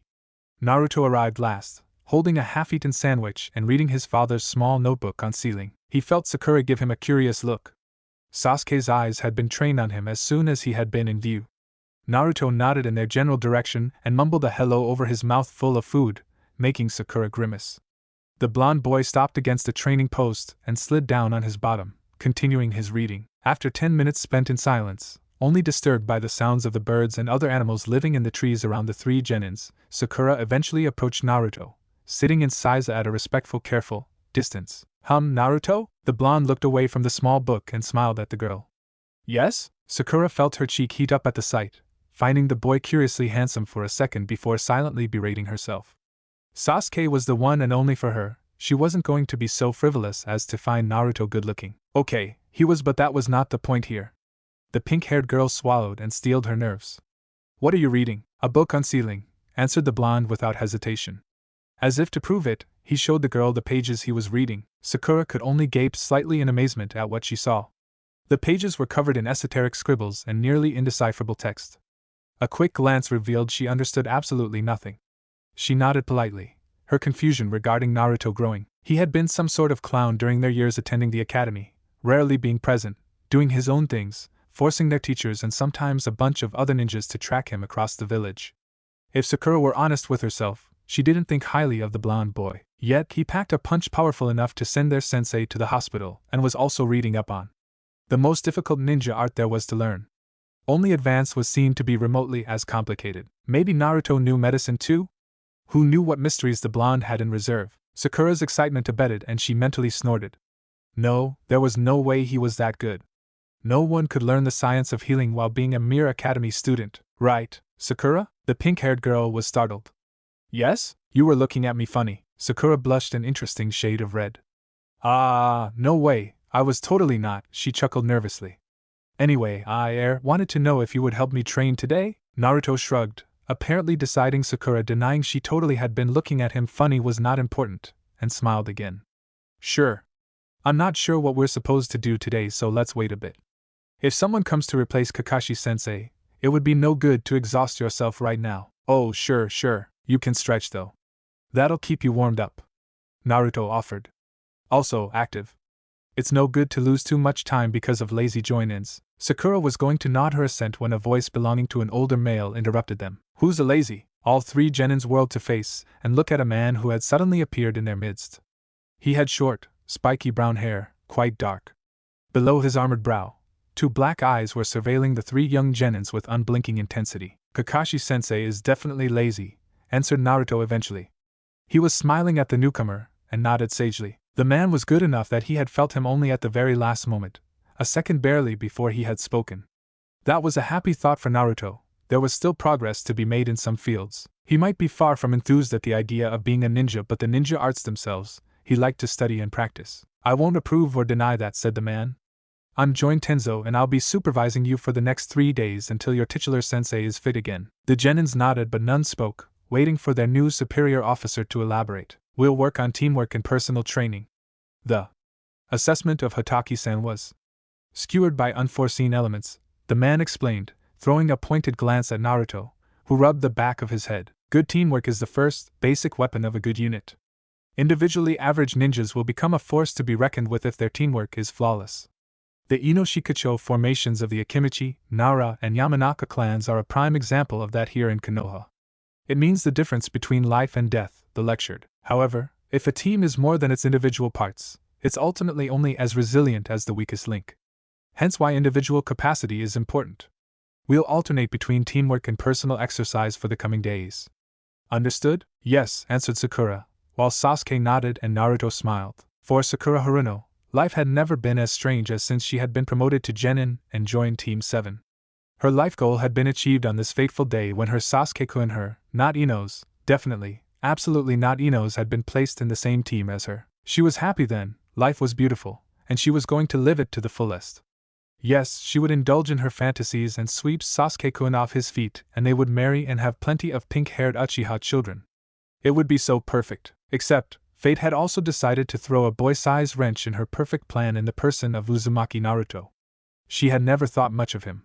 He was a boy who always skipped class, a good-for-nothing who would never amount to much. The first problem was, he was on her team. She had immediately decided that it would be of no consequence until the blonde unknown started to act up, forcing Sasuke into having a team lunch, apparently from sheer physical force. Then, the roof incident happened. It showed two things. The first, that hurt plenty, was that Sasuke was clearly unhinged to what extent, Sakura had no idea, and that the Uchiha boy, the target of her affection, didn't give a rio about her. She had been in the line of fire, and he hadn't cared for a second about burning her alive. The second was that Naruto was very far from being good for nothing. Her brain quickly decided to bury the incident somewhere deep, and Sakura successfully convinced herself that she would be fine and that her grand goal of becoming Madame Uchiha after living a life of mildly dangerous adventures with her knight in shining armor Mr. Uchiha himself was still a perfectly reasonable and doable thing. Then, Naruto tore through all that by calling her weak and submitting her through a hellish physical regimen he had cooked himself. She still wasn't sure why she had accepted the hand he had offered her on this day. His words had seemed so convincing, especially the "you're going to die a trash death and I'll mock you when you're 6 feet under" part, that she suddenly had not been willing to take the chance. She could not become Madame Uchiha if she died stupidly during a C rank gone slightly wrong. After a month spent with her team, she had to admit to several things. She was so behind her teammates in basically everything that it hurt. She thought herself knowledgeable and intelligent, and she had been the Kunoichi of the year, but it did not mean squat. Sasuke had been Shinobi of the year with even better results than her. Not that she had hoped to be a competition, of course, but the problem was Naruto. Naruto was far from being stupid. He had been dead last for one single reason: he couldn't be bothered. The blonde studied, was a taijutsu monster, knew plenty of things about stealth and survival, and was even proficient with medicine. Damn him. He more than dabbled in the two most difficult arts of the ninja world without even realizing how incredible it was. She had thought herself better than Naruto. Truth was, she definitely wasn't. She had probably realized that when she had taken his offer for help. After a month of working out like mad, she had closed the distance a bit, and had come to realize the second truth of the situation. She had been dieting, exercising to the minimum, trying to achieve a perfect figure for Sasuke, who couldn't be arsed to care in the first place. That had been the most retarded decision of her life. By eating a healthy amount of healthy food and exercising under Naruto's authority, she had soon gotten herself the very body she had dreamed of. Toned, lean, perfectly tanned, and just exuding good health. She still ritualistically banged her forehead every morning against her dresser for her stupidity. Lastly, and probably the most confusing thing about the entire situation, was her considering her life goal under a brand new light after being with Naruto, Sasuke, and Kakashi-sensei for 4 weeks. Sasuke Uchiha was a boy of few words. There had been a time when he used to speak, but it had ended on a night he still had nightmares about. Since then, speaking meant being with other people, and other people were a distraction from his goal. His goals suffered no twist or turn. The ghosts following him were constantly screaming for vengeance, and anything that disrupted his focus made the screams of the sinister procession go weaker and weaker. Sasuke did not want that. He did not want for the screams to stop because he had callously ceased to hear them. He wanted them to stop out of content, satisfaction, of vengeance taken and consumed, eaten cold like any good vengeance. It could not be any other way. He would not have it. He would not betray his family like that man had. He would live when the dead were at peace. He didn't even want to be a ninja, truth be told. Becoming one was simply the most immediate solution to gain the necessary skills to kill that man. In another life, it would have been the immediate solution to gain the approval of his father, but that time was no more. He couldn't care less about Konoha, their fake smile, their pity, the useless fangirls. The only reason he needed the village was to develop his power in an environment that would give him the opportunity to do so. Honestly, had IWA been a safe bet, he would have left for Earth Country. The thing was, IWA would harvest his eyes and his semen, and would then kill him, at least most probably. So Konoha it was. Even if the old, senile Hokage had passed an infuriating law that prevented Sasuke from graduating early, like his abilities should have given him the right to. Even when the fangirls had harassed him to the point he had contemplated killing 1 or 2 just to make a point. Even when he had been put on a team with the worst of the female vultures that pretended to care for him, and the useless dead last, who wasn't dead last at all. That, most of all, infuriated Sasuke to no end. How the clanless orphan had become so ridiculously powerful, enough to run in a circle around him and knock their Jonin-sensei out, was an endless source of torment for him. For what did it mean if not that Sasuke himself was nothing but talentless in the end? He should have been stronger, faster, more knowledgeable, as his Uchiha blood destined him to be. His line was made from geniuses after geniuses. And if he was talentless, how could he ever hope to defeat that man, who had been a miracle shinobi? Yet here he was, trying to piece together the mystery that was Naruto Uzumaki, following the enthusiastic blonde boy's orders as he led Sakura and him through the gauntlet of his crazed routine. Truly it was ridiculous. Sasuke had always been fit, but he could feel himself becoming better day after day, now that he was following Naruto's recommendations. It wasn't only physical. The blonde boy's taijutsu was refined enough to put the Uchiha style to the test, and Sasuke was becoming a better taijutsu fighter day after day. Never would the Uchiha boy have thought that he would find such a measuring stick among his own generation. Konoha had been the safe if boring bet to gain power, but now it has finally become interesting. It wasn't fun. Fun was not allowed in the life of Sasuke Uchiha. It was somewhat refreshing, however, to see that the empty praise of the academy instructors had been nothing but that. It was stimulating to have someone to compete against, even if the competition was one-sided and Naruto didn't seem to actually care about being the best. Sasuke knew more ninjutsu than the blonde Uzumaki. The Uchiha was better at it, but Naruto didn't give a shit. Understandable, Given he was better in taijutsu, just as good in shuriken jutsu, and studied two arts Sasuke had not the faintest idea about. The strangest thing in this new situation was the insistence of Naruto about the team members being friendly to each other. Sasuke was loath to admit it, but he would not have progressed as fast and as much as he had if Naruto had not willingly shared his knowledge and included Sakura and Sasuke in his routine. The blonde Uzumaki included his teammates, sometimes forcefully, in any team activity he could think of. That included taking some downtime and spending idle time together, something that had been wholly unknown to Sasuke before. His days had been fully spent training until exhaustion, sleep, and repeat. Naruto had demonstrated with medical books how that was utterly retarded in his own words to do so. Reluctantly, Sasuke had to admit allowing his body to rest yielded better results. The problem for Sasuke was that all this downtime he was spending with his teammates made the screams of the ghosts go weaker by the day, and it was bothering him less and less. That was not something he was okay with. He could not be okay with it. He would be a coward if he were. It was a fine morning for Konoha. The sky was blue, the trees were green, swaying in a gentle breeze, the air held a hint of flowery smell. Everything indicated it would be a good day. Sasuke Uchiha did not care about any of that. The dark-haired boy was warming up for the daily lesson with determination etched in his features. Broody McBrood. Sasuke twitched and glared at the blonde Uzumaki who had just rudely greeted him. He wasn't being broody, he was being determined. Couldn't the idiot tell the difference? "HN," he answered, as disdainfully as he could. "You know, normal people use words to speak. If you keep not using them, we'll all think you have a serious problem." "What? Is it? Do you want to?"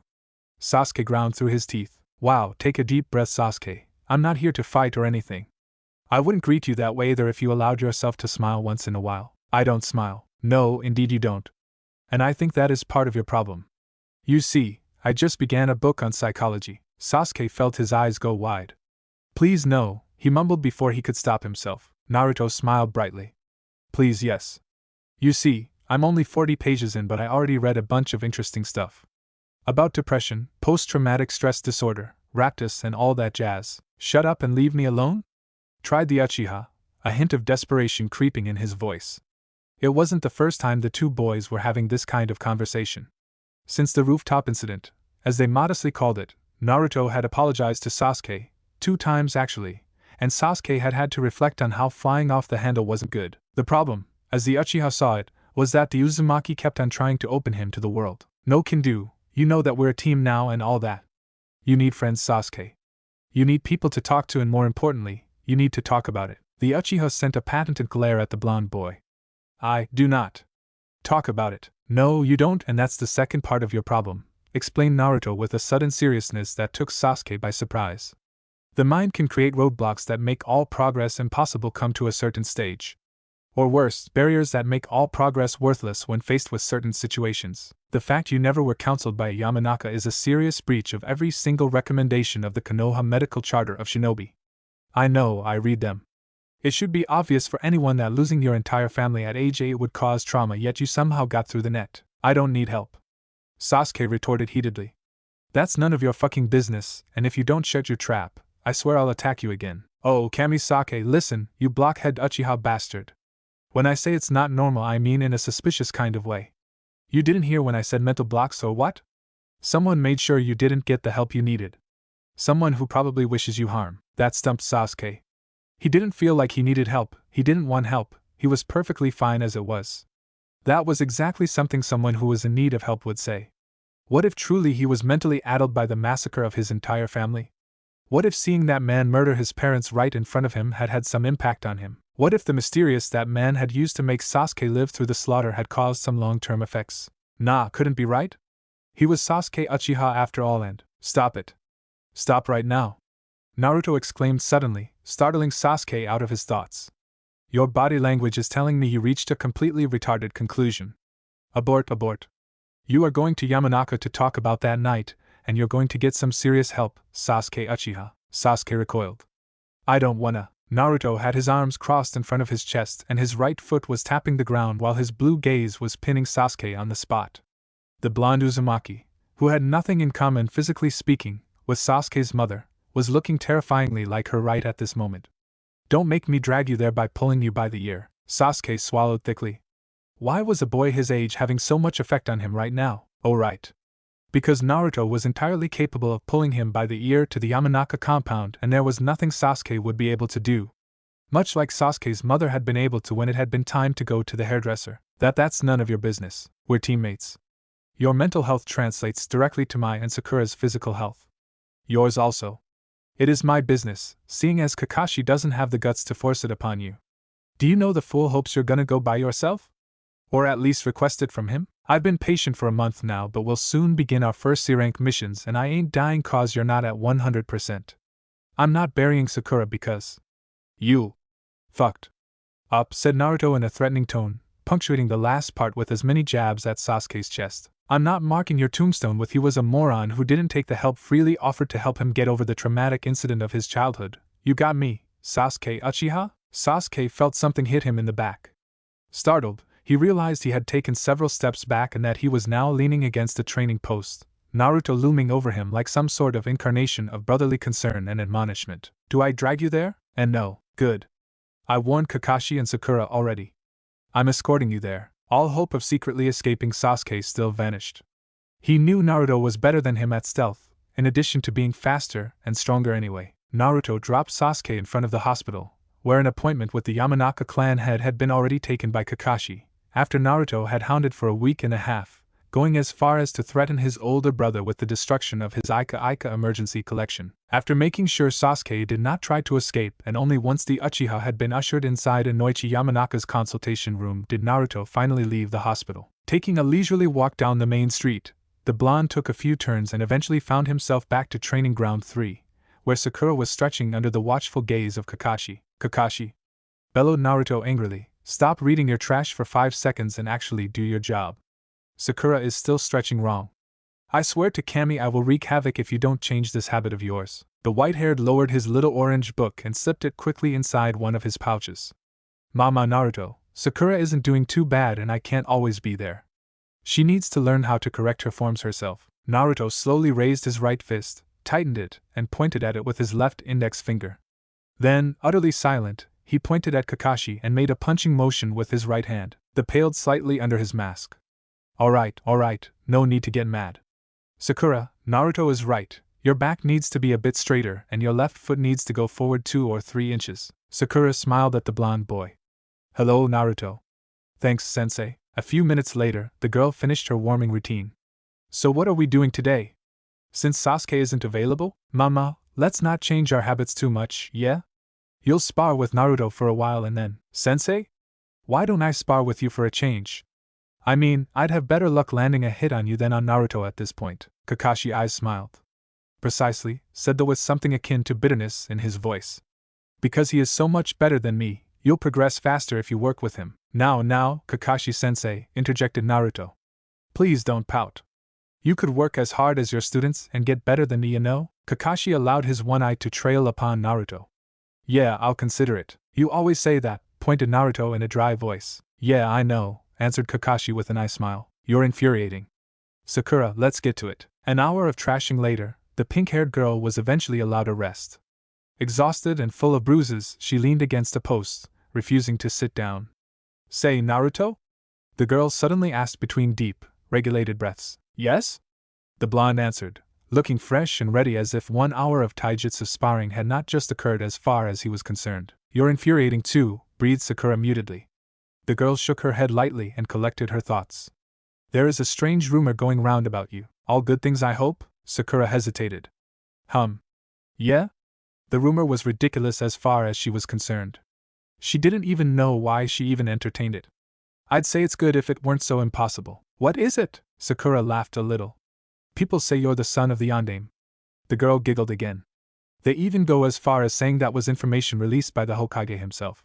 "But it's ridiculous, right?" she asked, eyeing Naruto, who was impassively looking straight at her. The gaze quickly unnerved Sakura, who started to fidget. "Right." Still silent, Naruto fished in his vest for something. A second later, the boy gave Sakura what looked to be a piece of paper.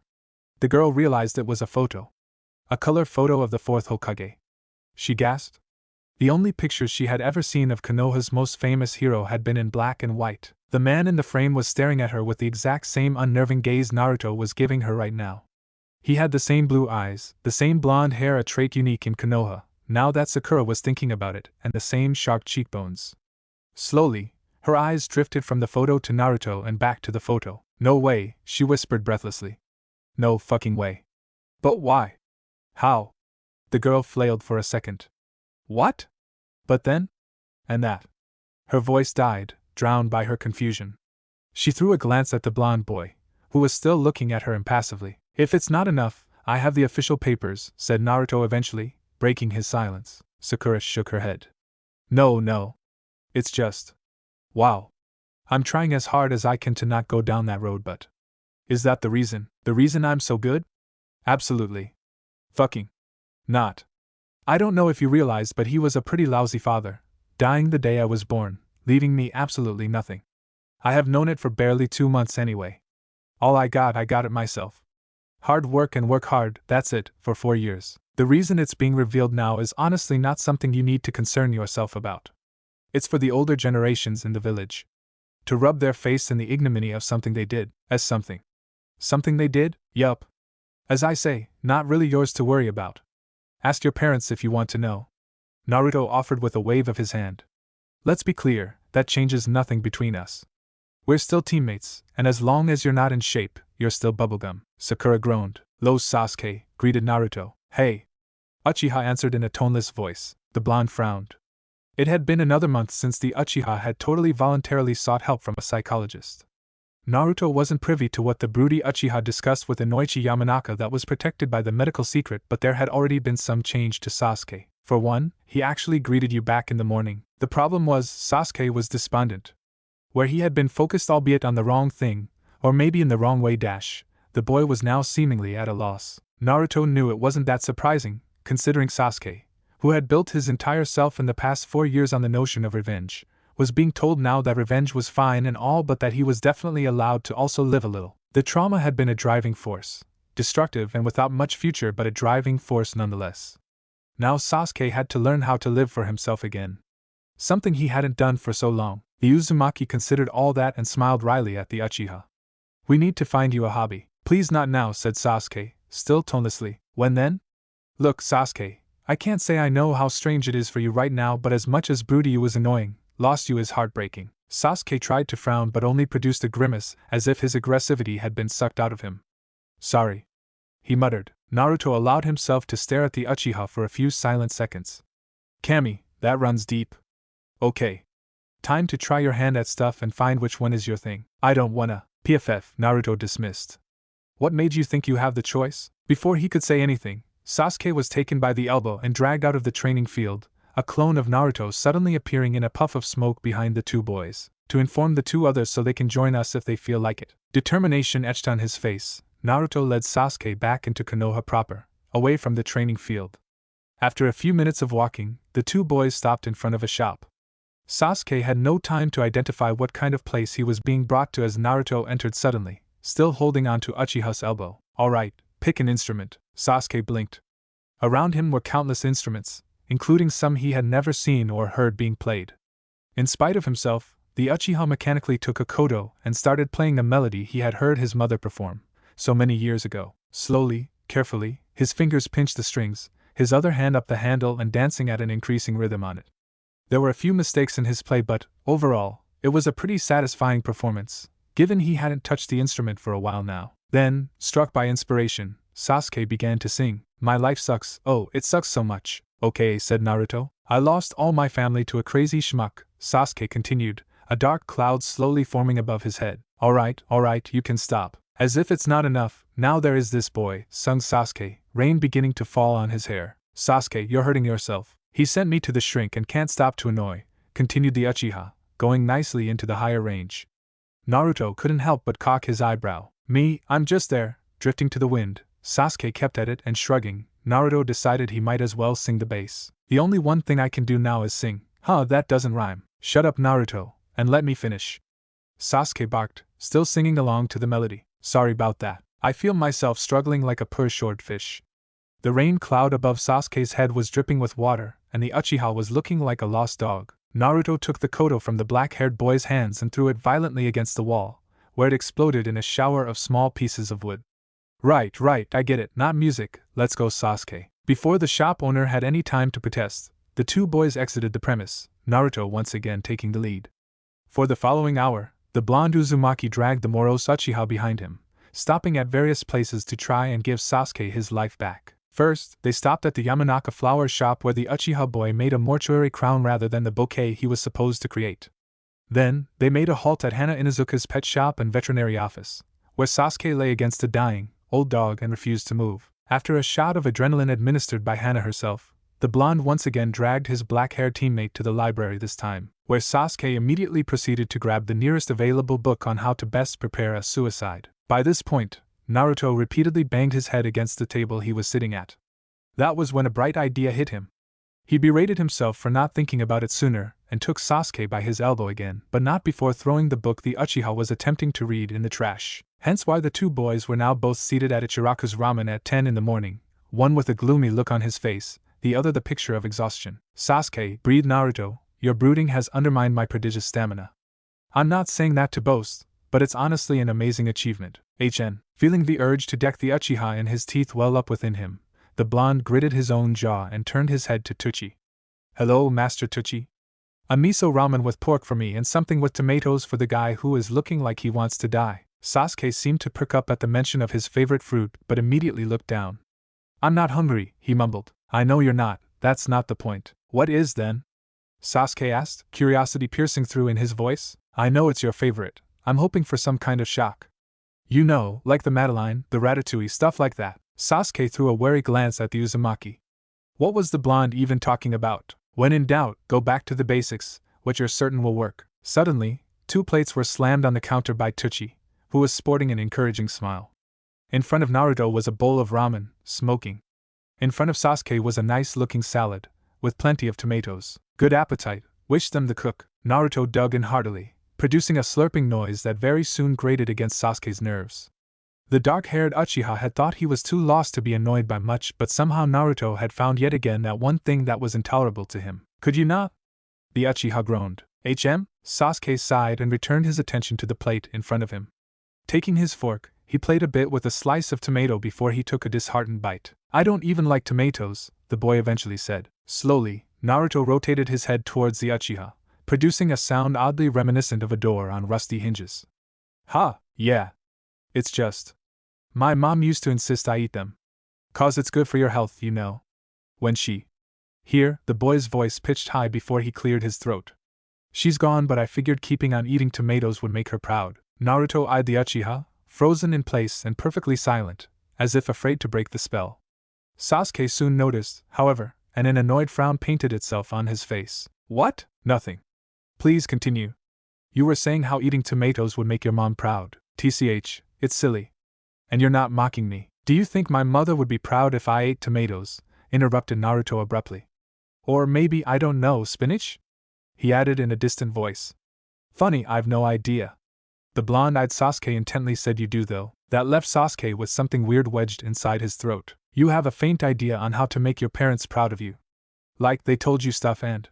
Naruto gestured with his arms and flailed a little. See? Sasuke swallowed thickly but nodded once nonetheless. He could see. So what did they tell you? What? To make them proud? You could begin there, right? While you search for something of your own to shoot for, you can always do the things they wanted for you. Sasuke eyed his tomatoes.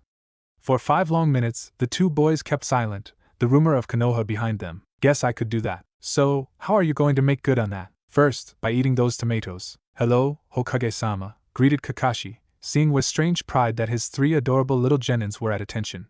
It was definitely not him who had drilled that stance into them. Naruto was such a serious, dedicated little brother and teammate, to alleviate his workload like that. He knew it also stemmed from Naruto absolutely not wanting to be casual with the Hokage.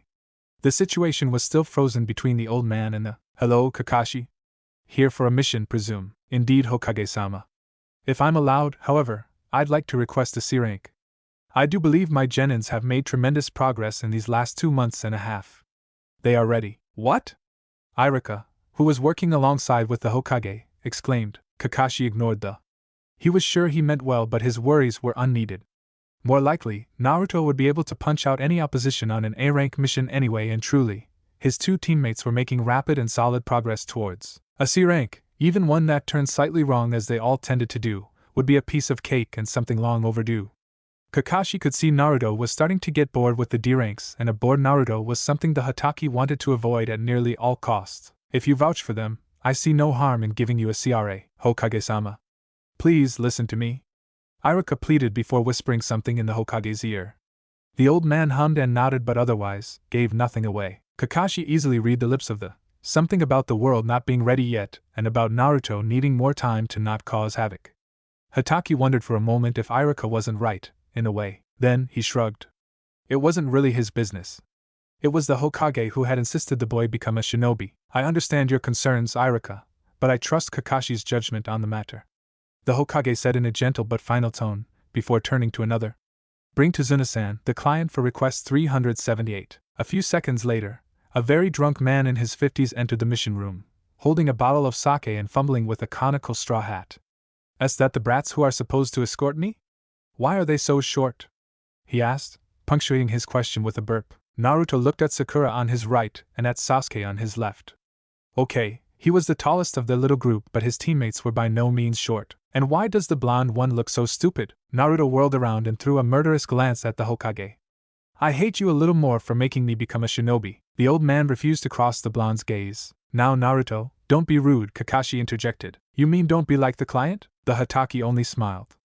Let's get to it, shall we? An hour after, the group of 5 were walking down the road towards the country of Wave.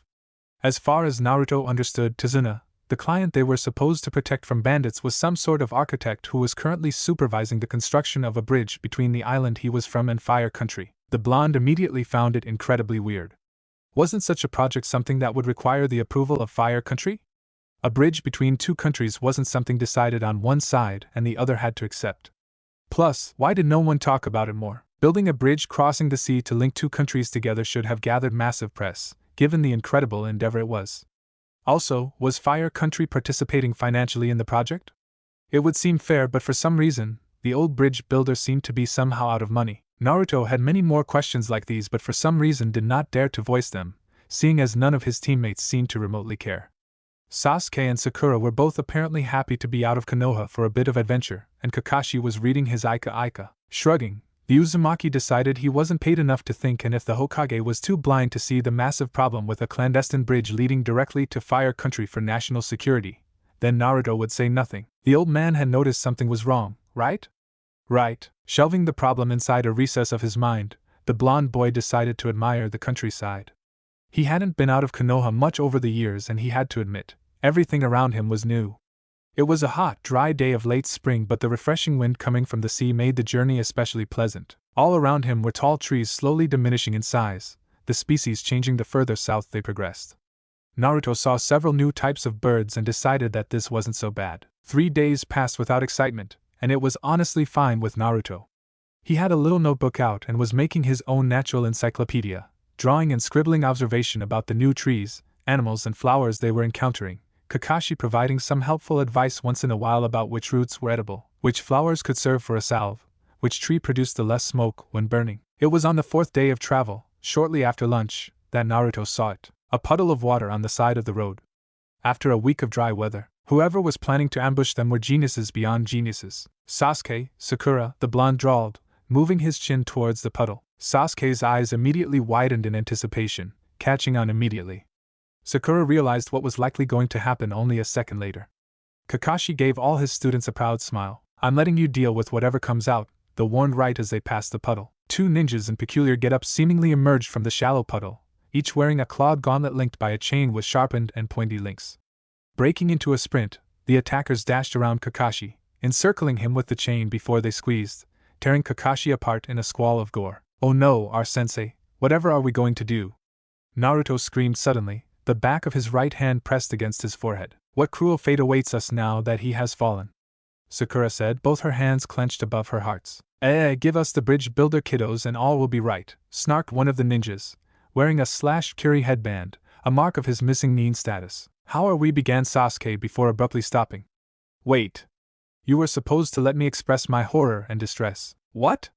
The ex-Kirinin asked in confusion. I repeated this line for hours and you just arg. I can't believe that. Okay, calm down Sasuke, I'm sure it would have been brilliant, but we'll never know now. Naruto, I'm getting rid of them. Alright, call us if you need help, offered the blonde, who took his backpack off his shoulders and sat on it. Sasuke cracked his knuckles in an ominous way. I think it's gonna be okay. And suddenly, the Uchiha dashed towards the two missing nuns. One swung at the black-haired boy who nearly snorted. The guy was terribly slow. Compared to Naruto, that is. And Sasuke had been trashed by Naruto for nearly 3 months by now. Like a serpent, the Uchiha swerved and answered the clumsy attack with a hit to the joint. The two buffoons were not taking him seriously. Too bad for them. Bone groaned and cracked under his blow, and the ninja winced behind his mask. The second, strangely similar his brother, attempted to gut Sasuke with his claw, but the Uchiha already had a kunai in hand and easily blocked the gauntlet. Sasuke's foot shot at incredible speed towards the ninja's head, and the Uchiha impacted the man's temple. The ninja fell like a puppet without its strings. Brother! The one still standing screamed and shot a punch, distinctly more serious than this one, towards Sasuke's neck. Unfortunately, the Uchiha's attack on his joint meant the ninja was using his weaker arm, and Sasuke fell back into his stance, guarding easily against the assault and striking back in retaliation, hitting the man in his still good elbow. Jumping back to avoid a wild swing from the claw, Sasuke simply grabbed a shuriken and flicked the throwing star of steel right between the man's eyes. One prong penetrated the skin and possibly the skull, given the sound, but the weapon's momentum was stopped when it hit the headband. A moment of silence fell on the battlefield, the man crossing his eyes to try to look at the shuriken embedded in his forehead. Naruto winced. That must hurt like a bitch. As if on cue, the man screamed in pain before Sasuke kicked him hard enough in the chin to put him out of commission. Kakashi appeared then, still reading his book, his bloody remains suddenly puffing back in a cloud of smoke to what they truly were, a shattered log of wood. Good job, Sasuke. Naruto, Sakura, you should have helped him. He wanted them for himself, remarked Sakura. Yeah, Kakashi-sensei, it's rude to interfere in such cases. Hatake rolled his eyes. We will need to interrogate them, to know why they are after Tazuna, said the who glared hard at the bridge builder, who paled. Naruto rolled his own eyes. Obviously because he is building a bridge? Seriously, guys, I kept silent until now hoping someone would say something, but don't any of you find it extremely strange that a bridge is being built between fire and wave and nobody seems to know about it? Kakashi took his chin in his right hand and thought seemingly hard for a second. Then he turned to Tazuna. Why are you building that bridge exactly? We don't even know that. What the heck is Mission Intel fucking doing? Are those cretins sleeping on the job? I want to join them. It seems they have it the easiest. Naruto ranted in answer. Sakura hummed. If we don't know about it, it means it isn't a joint project with Fire Country, meaning Fire Country probably doesn't approve or even know about it. Given that Tazuna came to get us, I'd say he isn't trying to build a bridge to stage an invasion of Fire Country. Rather, linking Wave to Fire Country is somehow vital for him. For Wave? Yeah, creating this bridge is vital for Wave. What do we know about Wave, Sensei? Tazuna allowed a low whistle to escape his lips, apparently sufficiently impressed by Sakura's deduction to stay afraid. Practically nothing. It's a very small country without any interest in Konoha or Fire Country. They keep to themselves and we don't bother them. So we allow a small island really close to our coast, a perfect place to stage an invasion in secret or to have a base of advanced operations at the very least, without surveillance? Sasuke asked, slightly incredulous. Kakashi hesitated, seemed to look for something within his memories and eventually shrugged. Somehow, yes. It's a relief that the other ninja villages are either retarded or don't know geography because the intel division of Konoha is staffed by retards, Naruto noted. Kakashi sighed. Somehow, yes. That turned his attention back to Tazuna. So, full story please. Basically, a man named Gato had taken control of Wave Country by more or less buying it in its entirety, by legal and illegal means, had installed in Wave's capital city his headquarters along with an army of thugs and was controlling all kind of shady business from an island centrally placed within the elemental nations yet somehow too small to be on the radar of the great powers that be. Interrogating the Demon Brothers, as the ambushes were called, revealed that another missing nin, called Zabuza, was working for the crime lord/businessman. So let me get this straight. You live on a rather poor island that is really small, so small that it is on nobody's radar. You don't even have a ninja village. Yet your employment makes you a choice place to stop when carrying goods by sea, which should have made you rich, yet somehow that's not the case. Alternatively, this island is the perfect place to establish a crime empire or establish a base to attack Fire Country and Konoha. In spite of all that, it is the first time in the history of Wave that such a thing happens. Otherwise, you would have been either already under the domination of a crime lord or you would have been ready for Gato, and would not have allowed him to strong-arm you. You would have had a militia or something, maybe even a contract with Konoha or Kiri. Is that all correct?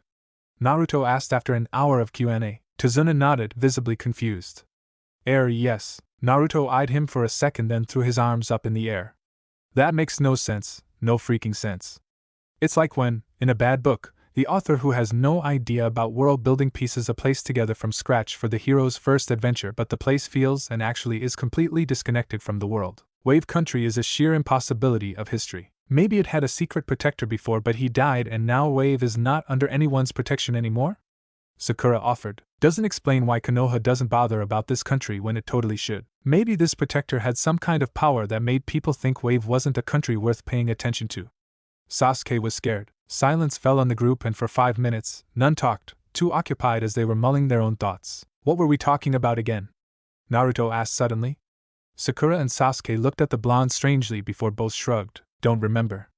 Sensei? But Kakashi was reading his Aika, so the 3 genins all whirled towards Tazuna, who was looking as if he had just woken up. Tazuna-san? Why? Naruto sighed. I have the feeling I've just forgotten something important. It'll come back to you if it was, reassured Kakashi. Now we must decide what we do. We know these 2 aren't the only ninjas we'll encounter, and Zabuza is honestly a dangerous criminal. You're seriously asking that, Sensei? Sakura asked with one eyebrow raised, pointing a thumb at Naruto. Kakashi shrugged. Fair enough. Onward to Wave Country. It took the group the rest of the day to reach the sea.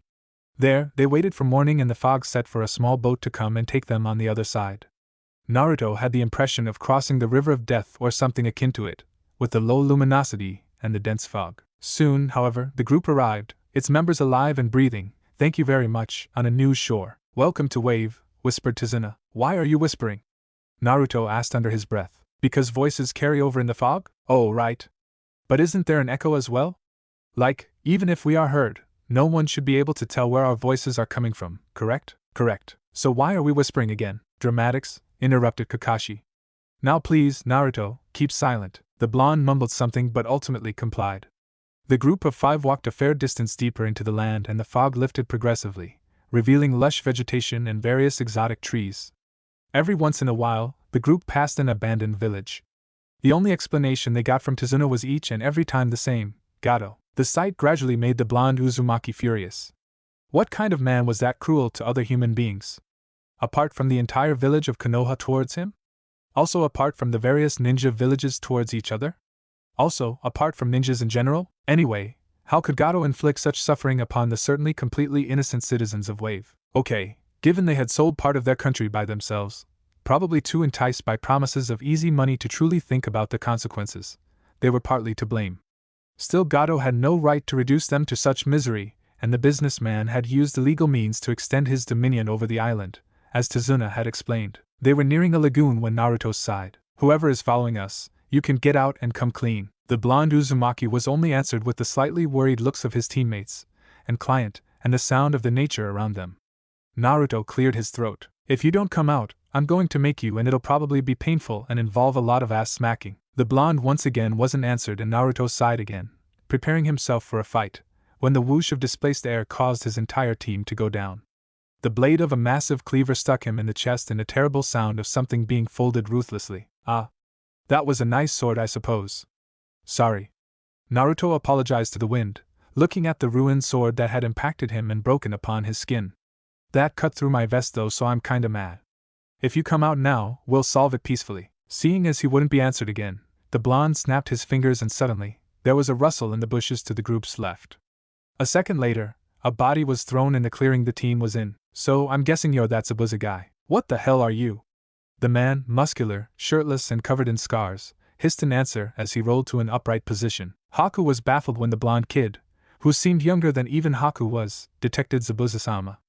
That child, barely a shinobi, should never have been able to detect the master. Zabuza-sama was too good to be so easily discovered. Reason told Haku the boy was simply a censor. He would be the first target to eliminate for Zabuza to work his craft efficiently. A censor was the only type of ninja who could render the silent assassination step useless. Haku wasn't surprised when Zabuza-sama threw his cleaver at the boy. Haku wasn't surprised either by the fact the boy was unable to escape the blow. The sword was whirling fast. What did surprise Haku, however, was the fact that the legendary Kubikura Bocho crashed against the boy and broke. Somehow, that was impossible, so Haku blinked and flexed some chakra to dispel what was obviously but it did not work. Zabuza-sama's sword was still laying at the blonde's feet, broken, ripped and folded like a sheet of paper. Haku heard the boy offer an ultimatum, and when the master did not comply, the blonde snapped his finger. Somehow, that threw Zabuza-sama in the clearing. Feeling panic rise, Haku palmed a few, ready to incapacitate the master and flee with his body. Haku was captured in a hunter ninja get-up from Kiri.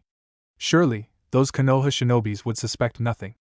Haku had just forgotten a detail apparently. Right, the blonde was a censor and capable of withstanding Zabuza-sama's sword. A hand fell upon Haku's shoulder, and the reason why the master had been thrown in the clearing was made clear. A clone. Haku swallowed, thickly. Haha, I wouldn't do anything, miss. Haku started and reflexively threw an attack at the blonde's head, who didn't even flinch when the punch impacted his cheek. Haku had the feeling of striking at armored concrete. Seeing the futility of close combat, Haku tried to jump away, but the hand the boy had on Haku's shoulder prevented any motion. With a single hand, Haku weaved through hand seals, intent on freezing the boy to death. The boy simply put his free hand on the one Haku was using to cast interrupting the chain of hand seals. I know I said I wouldn't do it, but it wasn't really a suggestion.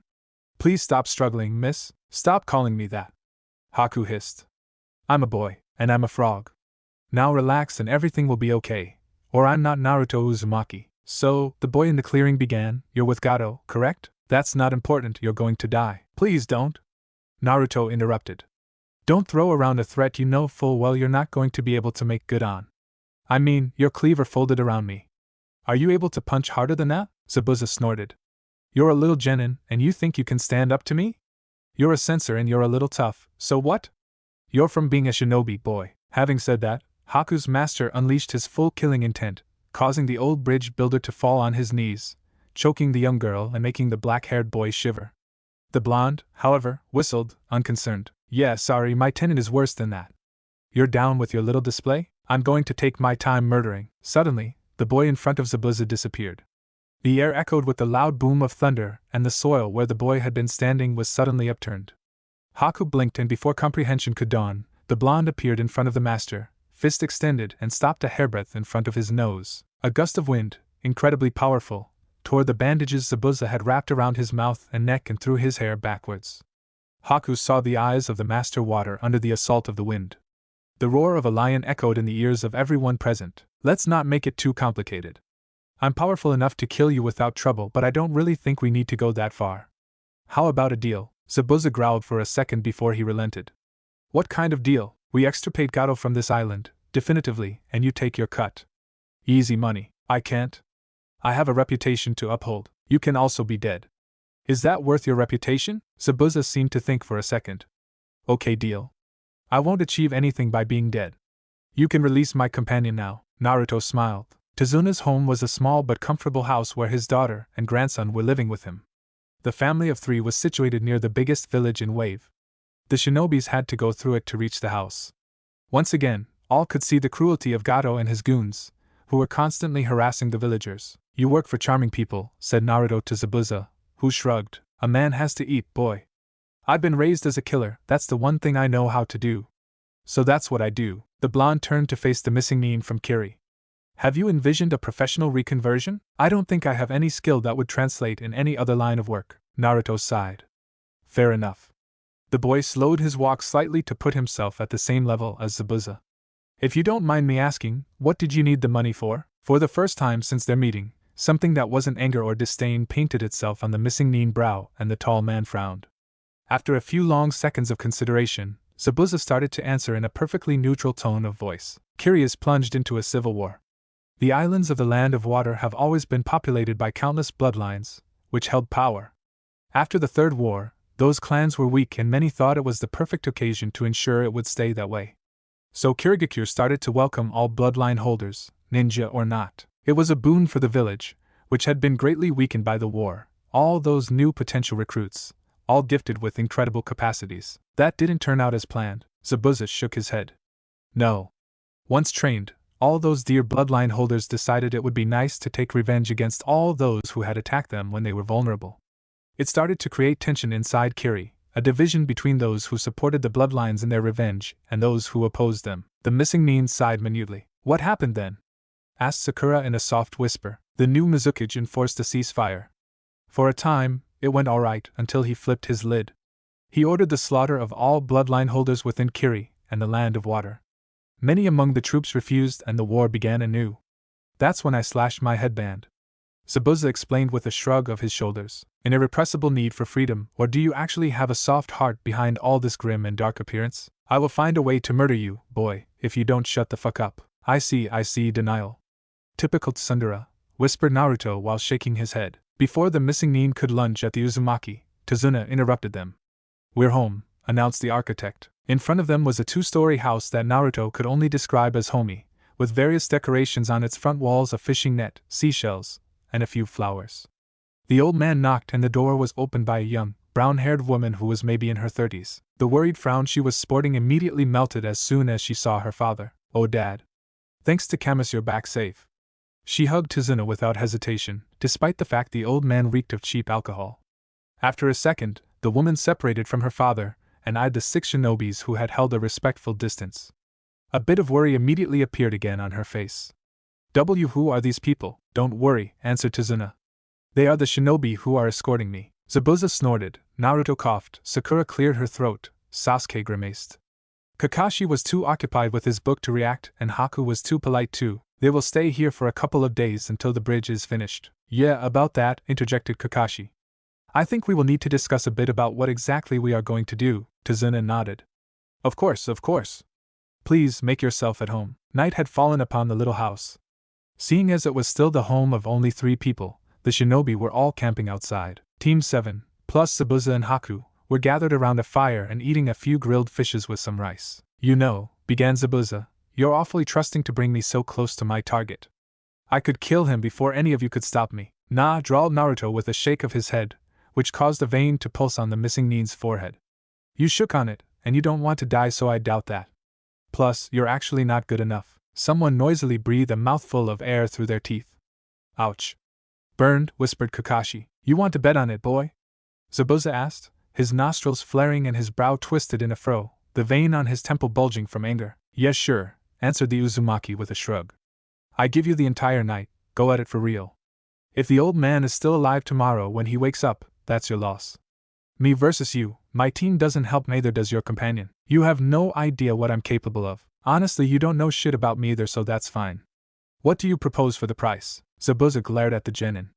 If I kill the target, you don't pursue us before 5 full days after I got the money from that fat fuck Gato. Alright, if I win, you will eliminate Gato yourself. That'll be less work, and we'll go back to Konoha sooner. Naruto stated. Also, Haku needs to admit she is a girl. The blonde added after a second of thought. What? Never.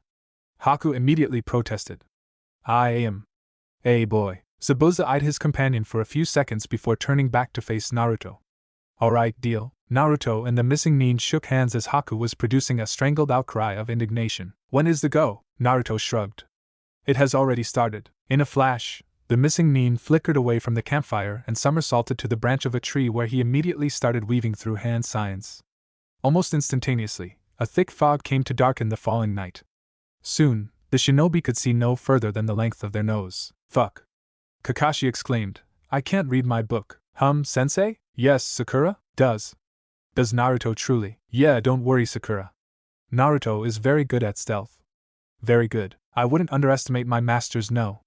Zabuza-sama has mastered the silent killing technique to an extent never seen before. Suddenly, there was a smacking sound, the meaty echo of flesh meeting flesh. A thud followed soon after, and then, they could hear someone struggling with something and whispering, so low they could not even recognize the voice. Bit by bit, however, the fog started to dissipate, and soon, the scene was revealed for all to see. Knocked out and tied up, Zabuza was being used as a seat for Naruto, who was still eating some leftover fish. The sight made Haku gasp, Sakura cheer, and Sasuke sigh. You know, said the last Uchiha, I almost wanted to see you fail. That would have meant there was something you aren't quite good at. Or at least not better than an A-rank shinobi. How are you so good? Naruto smiled. I was taught by a very efficient teacher. Kakashi is excellent, after all, Sasuke sputtered. Why, you were taught by sensei? Why hasn't he taught us the same? The Uchiha protested. Sasuke. I taught stealth to Naruto before we were even a team. And I didn't teach you because you weren't interested. All you are asking me to teach you is knew this, knew that. Sasuke became red and apparently wanted to scream something, but it stayed strangled in his throat. With a sigh, the Uchiha eventually shook his head. Ugh. he said with all the dignity he was capable of. Naruto stepped lightly over to the dark-haired boy and started poking him on his cheek.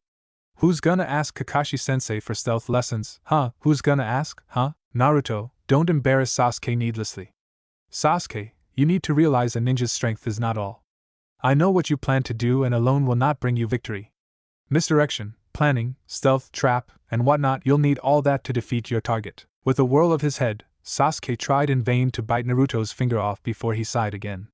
I guess I was being an idiot, huh? Focus is good but too much, and it becomes tunnel vision, which is bad. Uchiha nodded. I want to become as good as Naruto, he declared. The blonde smirked. Oh really? Sasuke glared at the Uzumaki. You don't think I'm capable of that? Oh no, I totally believe in you, Sasuke.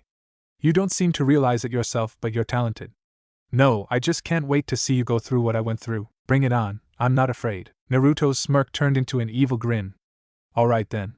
First step. Sasuke's glare hardened. I'm ready. Get jacked, oi. Alright. Now that Zabuza is gone to deal with Gato, and that Sasuke is trying to escape our notice, Sakura stopped drooling all over and trying to spot him. Please dash. We can begin an interesting little exercise, Kakashi said as the sun was now high enough in the sky that the missing Nin had lost his bet without question. What have you got for us, sensei? Naruto asked before throwing an annoyed glance at Sakura. Bubblegum, keep at it, and we will have a taijutsu match for the entire day. Sakura paled, which replaced the dusting of pink she had on her cheeks, and coughed before she straightened herself. Yes. Sorry, sensei, glad to see you're with us. Today, I'll test your affinity. I'll test Sasuke's once he is done with his stealth exercise for the day. Affinity? The pink-haired girl asked. Chakra affinity, to be exact. It tells you what element your chakra is naturally attuned with. This makes learning from this specific element a little bit easier than the rest. Naruto nodded excitedly. Cool, how do we do that? Kakashi produced 2 sheets of blank paper with a twirl of his wrist and a tada. This is chakra paper. Channel some chakra inside and the reaction will tell you all you need to know about your affinity. Naruto snatched one and a second later, the piece of paper was shredded to pieces. Strong wind affinity. Good. Your turn, Sakura, said Kakashi while presenting the remaining paper to the girl. Sakura took the sheet gingerly and channeled her chakra inside. The paper was immediately reduced to dust, earth. Interesting. Sasuke is by blood either fire or lightning, even though it's rarer within the Uchiha line. We can work with that. Fire is versatile for offense and defense, lightning has a strong attack power, and can be used to immobilize an enemy. Wind is the strongest attacking element, and good for crowd control, while earth is excellent for defense and crowd control. That's rather balanced, I'd say. So, what's the deal now, Kakashi-sensei? Naruto questioned, eager to learn something new. Kakashi hummed for a second. Well, normally, I'd begin by teaching you of your element to help you familiarize yourself with it, but I think this team is advanced enough to attack the second step as well. The second step? What we call nature transformation. After an entire day of trying his hand at nature transformation, even Naruto was tired. Nature transformation was hard and normally a Jonin-level skill meant to bolster all of the element corresponding to the nature transformation. The Uzumaki had worked alone on the task, not using any clone for now as he wanted to get a feel of the problem, and he had concluded he wasn't particularly good at ninjutsu. He wasn't bad by any means and it wasn't a problem and he would totally do this nature transformation stuff, but it wasn't his thing, really. Stealth had come to him naturally. He had gotten very good in a month's time because he had used clones, yes, but mainly because it felt easy.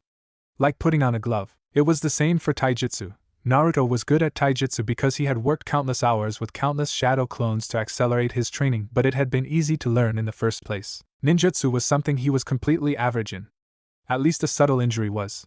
Learning shadow clones had been easy enough given it was basically a matter of putting chakra into the load of chakra, molded in a very easy and straightforward way. That was good.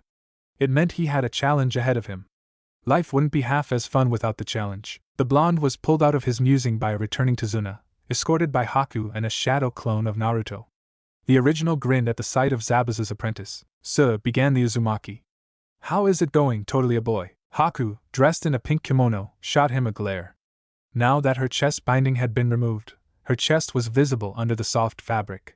Her long black hair was done in a ponytail that was folded on itself and held in place by. "If my master had not ordered against it, I'd kill you." Kunoichi spat. "Oh, alright, I just think you're a cute girl and it would be a shame to hide yourself. I don't need to be cute to serve my master. A tool doesn't need to be cute." She barked back harshly. That made Naruto recoil. "Okay?"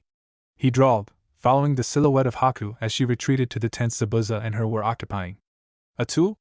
The blonde whispered with a frown. All 6 shinobis were seated at Tazuna's table. It was a large oaken table and 10 people could comfortably sit around it. In the kitchen, his daughter Tsunami was finishing cooking. Inari. Tazuna suddenly called. Come down please, we're eating. A few seconds later, a pair of dragging feet was heard coming from the staircase. A sullen boy appeared in the dining room, who glared at all the presents around the table. Without a word, Inari took a seat. So, I would like to thank you all for being here. Thanks to all of you, the construction of the bridge. The bridge. Naruto exclaimed suddenly, his fist impacting his left palm and standing up abruptly. Ha ha. That's right, the bridge. The bridge? What was with this bridge again? He asked himself, his eyes wide and lost. A few seconds escaped, and the Uzumaki sat back down with the wine. Kakashi-sensei, do you know how annoying it is to have something nagging you really hard and you can't even find what it is? I know, Naruto, calm down. Sorry for my student Tazuna, please continue. Tazuna threw a glance at Naruto, but seeing as the boy was apparently lost in thoughts, continued his little speech. As I was saying, the construction will now go smoothly thanks to you being here. I expect to finish the work in a week of time. I truly thank you, you're the saviors of Wave. And having said that, the architect rose his glass full of some transparent alcohol and downed it in a single gulp.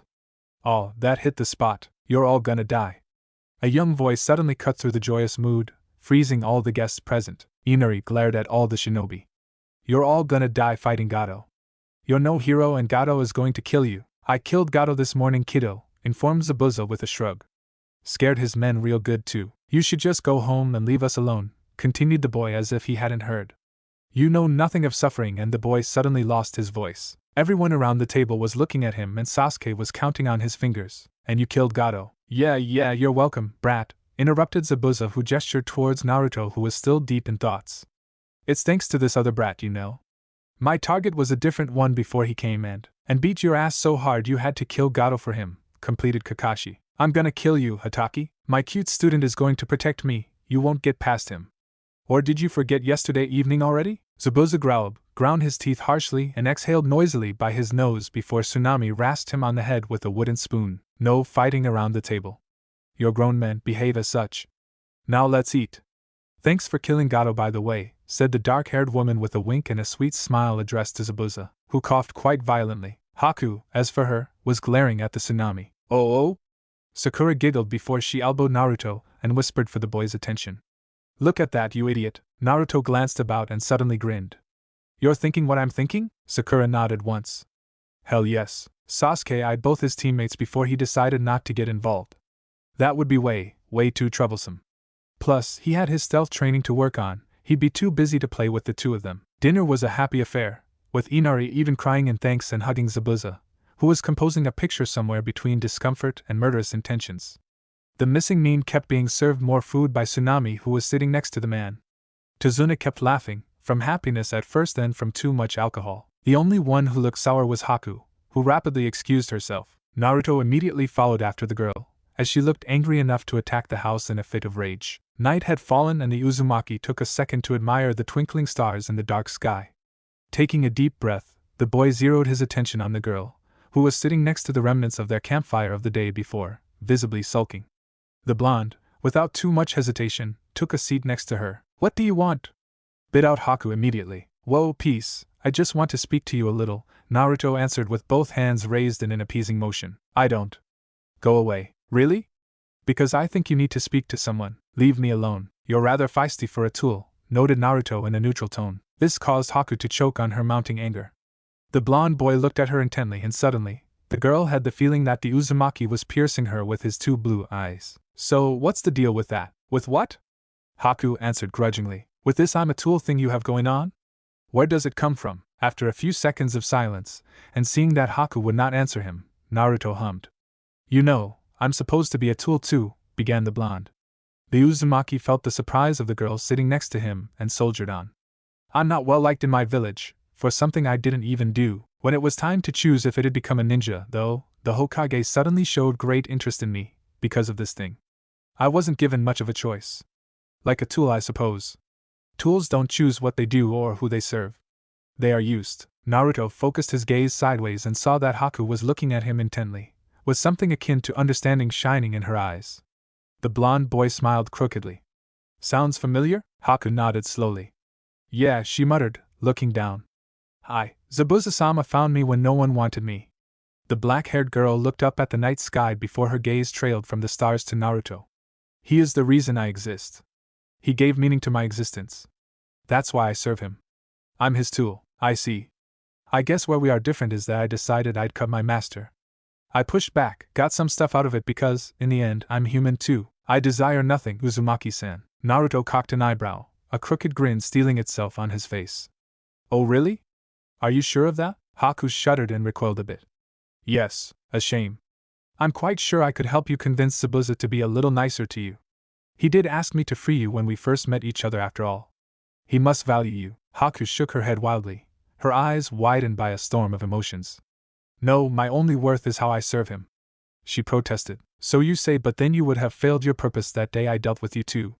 Following your logic, would he still keep you around? Naruto nudged the girl's nose too fast for her to avoid it. You're human too. Someone who saved your life might be noble, but you're allowed to be happy as well. The girl had nothing to answer, so Naruto got up and stretched and smiled wickedly. Plus, if you were a tool, you wouldn't be jealous of a tsunami like that. He exclaimed with mirth. What? Naruto was already running. A week was enough for the bridge to be finished. The entire population of Wave was meanwhile informed of the death of Gato, and at the end of the week, countless people were gathered in Tizuna's town to celebrate the newly found freedom of their country. The party lasted for the entire night, and at one point, Naruto discovered he couldn't get drunk, or at least, not drunk enough to roll underneath the table as the rest of the partygoers had. It spurred a vague feeling of regret to well up inside him, but a very drunk Haku kissed him at this moment, so all was good. The rest happened in a blur. When it came time for Team 7 to leave, some guy decided to throw a party again for those everyone in Wave called their saviors, and so, another night of drunken excess was had. Things happened, the kind of thing that gossip would sell their mothers to know, the kind of thing that only very drunk people participate in, and then forget out of retrospective shame and brain damage. Only Naruto remembered everything but said nothing. Good blackmail material it was, that was for sure. Ultimately, the bridge was christened the Great Naruto and Zabuza Bridge by Tizuna, but as it was judged too much of a mouthful, the people of Wave simply took to call it the bridge. There was only one such bridge in all Waves anyway, so confusion was impossible. Tizuna swore he would build a second bridge if only to force people to use the proper name. Back on the road, Team 7 was leisurely walking towards Konoha. Naruto had his little notebook out, and was jotting down his observations on it. Kakashi was nursing his migraine by reading his porn book, and Sasuke and Sakura were having alcohol-fueled regrets. Phew, said Naruto suddenly. What an adventure that was. I hope all C-ranks we do turn into something amazing like this one. No one was fit enough to provide a proper answer, and so all Naruto heard were groans that would have signified anything. I still can't believe Zabuza married Tsunami though. The blonde scratched the back of his head. I think we went a little too hard there, Sakura. The girl exclaimed her satisfaction loudly with a fist pump before turning green and moaning about alcohol and nausea. Sasuke, who was helping the girl walk despite his own troubles, carefully edged away. Haku got a father and a mother back, so that's good, I guess. Kakashi suddenly giggled. Yeah, about Haku, Naruto, I could swear I saw you too. Naruto whirled around and in a flash, was in front of his sensei. You saw nothing, the blonde threatened. That's between me and her. Oh, burped Sakura. So there's something going on. Sasuke nodded drunkenly. Yup, I saw them. Good for you, Naruto, she is a bombshell. Naruto groaned. Alright guys, let's stop there. I'm not seeing her again anytime soon, and I'd have to fight Zabuza to the death to do anything. And that would not go well with Haku, Sakura giggled. Oh, poor Naruto. You need to do that the proper way and all, with flowers, chocolate, stuff like that, the blonde sighed. Not anytime soon, I said. Alright, buzzkill. The pink-haired girl conceded. Still, if you want to know how to woo a girl, you know who to ask. Naruto smiled wryly. Yeah, thanks. I'll wait for you to be sober though. Anyways, this mission was full of surprises. Yes, and what a bridge. Sasuke nodded, as much to himself as to his team. Impressive stuff, this bridge. Naruto abruptly stopped in his tracks. The bridge. That damnable bridge. Now he knew what was wrong with it. The blonde readied himself to call his teammates' attention on the matter before hesitation halted him. A few seconds of thinking later, and he shrugged. Bah, it isn't that important, muttered the Uzumaki. As soon as Naruto awoke that day, he felt a chill run down his spine. Barely awake and grumbling, he stumbled out of his bed and directed his steps to his small kitchen. When the instant ramen he whipped himself for his breakfast didn't cook, he knew there was a big problem. He hurriedly went to his bathroom and took a shower. As soon as he exited, dread coursed through him. His favorite, Collector Super Deluxe Ramen poster had fallen from his wall. What a terrible omen indeed. He shakily turned his flat upside down to seek Method's advice, but when he found the scroll, he was greeted by a short "on vacation, be back in a few" and an unresponsive mentor. Now outright panicked, he dressed haphazardly and ran to his team's training ground, all the while thinking what in the hell was happening today. His throat strangely uncomfortable and his breathing short, he found Kakashi was already waiting for him, along with Sakura and Sasuke. Naruto looked up to check the sky wasn't falling on their heads. Kakashi wasn't early, even after shock therapy. His brother was still fashionably late, like 15 minutes or so. "Ah, Naruto, I'm glad you could join us." "Better late than never, I suppose," greeted his sensei. The blonde choked. Whether it was at the hypocrisy or the fact he was late, he wasn't sure, and pointed his finger at the lanky, white-haired man. "What the hell is wrong with today?" "What do you mean, Naruto?" Sasuke asked. The blonde swiveled his head to look at the Uchiha. "My ramen didn't cook, my Collector Super Deluxe Ramen poster fell from the wall, and I'm late." "This is not normal," Uchiha shrugged. "It happens to everyone." "No, Sasuke, it doesn't, because everyone doesn't have a Collector Super Deluxe Ramen poster in the first place." The Uchiha rolled his eyes and gave up, running his teammate off. "And I can't even breathe in the first place," Naruto was saying. "That's normal, Naruto, you put your shirt on the wrong way." This stopped the blonde in his tracks. He looked down and saw that indeed, the collar of his shirt was quite apparently the wrong way and pushing uncomfortably against his neck. Hence why swallowing and breathing was so weird. Hurriedly, the boy turned his shirt around and took a deep breath. "Ah, so much better." He gulped air greedily before he pointed at Kakashi again. "It still doesn't explain the ramen, the poster, and why the hell you're early," Kakashi chuckled. "I'm not early at all, Naruto. You're just an hour late." Naruto gave his brother figure a strange look. "What? I'm telling you, we've been waiting for you for an hour already." The blonde shook his head. "Impossible, my alarm." The boy suddenly fell silent before he smacked his fist against his open palm. "My alarm. It didn't ring like usual. This day is haunted. Are we Friday the 13th or what? What are you on about?" "The unlucky number is 4, not 13, said Sasuke with utter seriousness. Naruto paled. "That's it. Can't you see? First my alarm, then my ramen, then my poster, and finally my shirt. I'm haunted. My house is haunted." "Calm down, Naruto, ghosts are not a thing," Kakashi assured in a calm voice. "Oh yeah? Then come to my flat and explain how it all happened. We really should be training." Naruto crossed his arms on his chest and sent his brother a glare. "No. We are exorcising my flat first." Kakashi rolled his one visible eye and sighed. "Fine. Team, we have a mission this morning. We'll hunt ghosts at Naruto's place." "Let's go." "We aren't really qualified to hunt ghosts," remarked Sasuke. "Ghosts don't exist. Now let's go," Kakashi repeated in a tone that broke no argument. The Uchiha shrugged again. Naruto's flat was one of many in a large building. It was a little rundown but clean place, with a kitchen, living room, a bedroom, and a bathroom. A relatively comfortable place to live in for a single young teenager. Fearlessly, Kakashi entered his little brother's flat, noted with relief it was kept clean, and made a note to pay someone to refresh the paint on the walls. It took a minute to tour the little flat before he took a seat at the kitchen's table. "All right, Naruto." The blonde gave the shinobi a hopeful glance. "You're gonna get rid of the ghosts, Kakashi-sensei?" "There is no ghost here. Your alarm clock is out of battery, your electric kettle is unplugged so the water in it didn't boil, hence why your ramen didn't cook properly, and finally, you hung your poster too close to your bathroom and it was simply peeled off the wall by the steam. No ghost. No ghost? No ghost, Naruto." At this moment, Sakura couldn't hold it in anymore. She snorted. This immediately attracted the attention of her 3 teammates, who directed their eyes on her. The pink-haired girl started to laugh hysterically, holding her sides as she rolled on the floor. Naruto had to fight the urge to laugh. Sakura's laughter was pretty contagious and frowned minutely as the seconds passed. It was an admission of guilt if he ever saw one. Slowly, he allowed himself to laugh, and the 2 others soon joined in their own reserved way. The next day, Sakura showed up looking rather disgruntled in her orange chipa-like skirt, her orange shorts, her orange sandals, and her orange headband. "Are you still mad?" Naruto asked.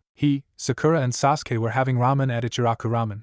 The blonde was entirely dressed in blue, the girl in orange, and the Uchiha in red.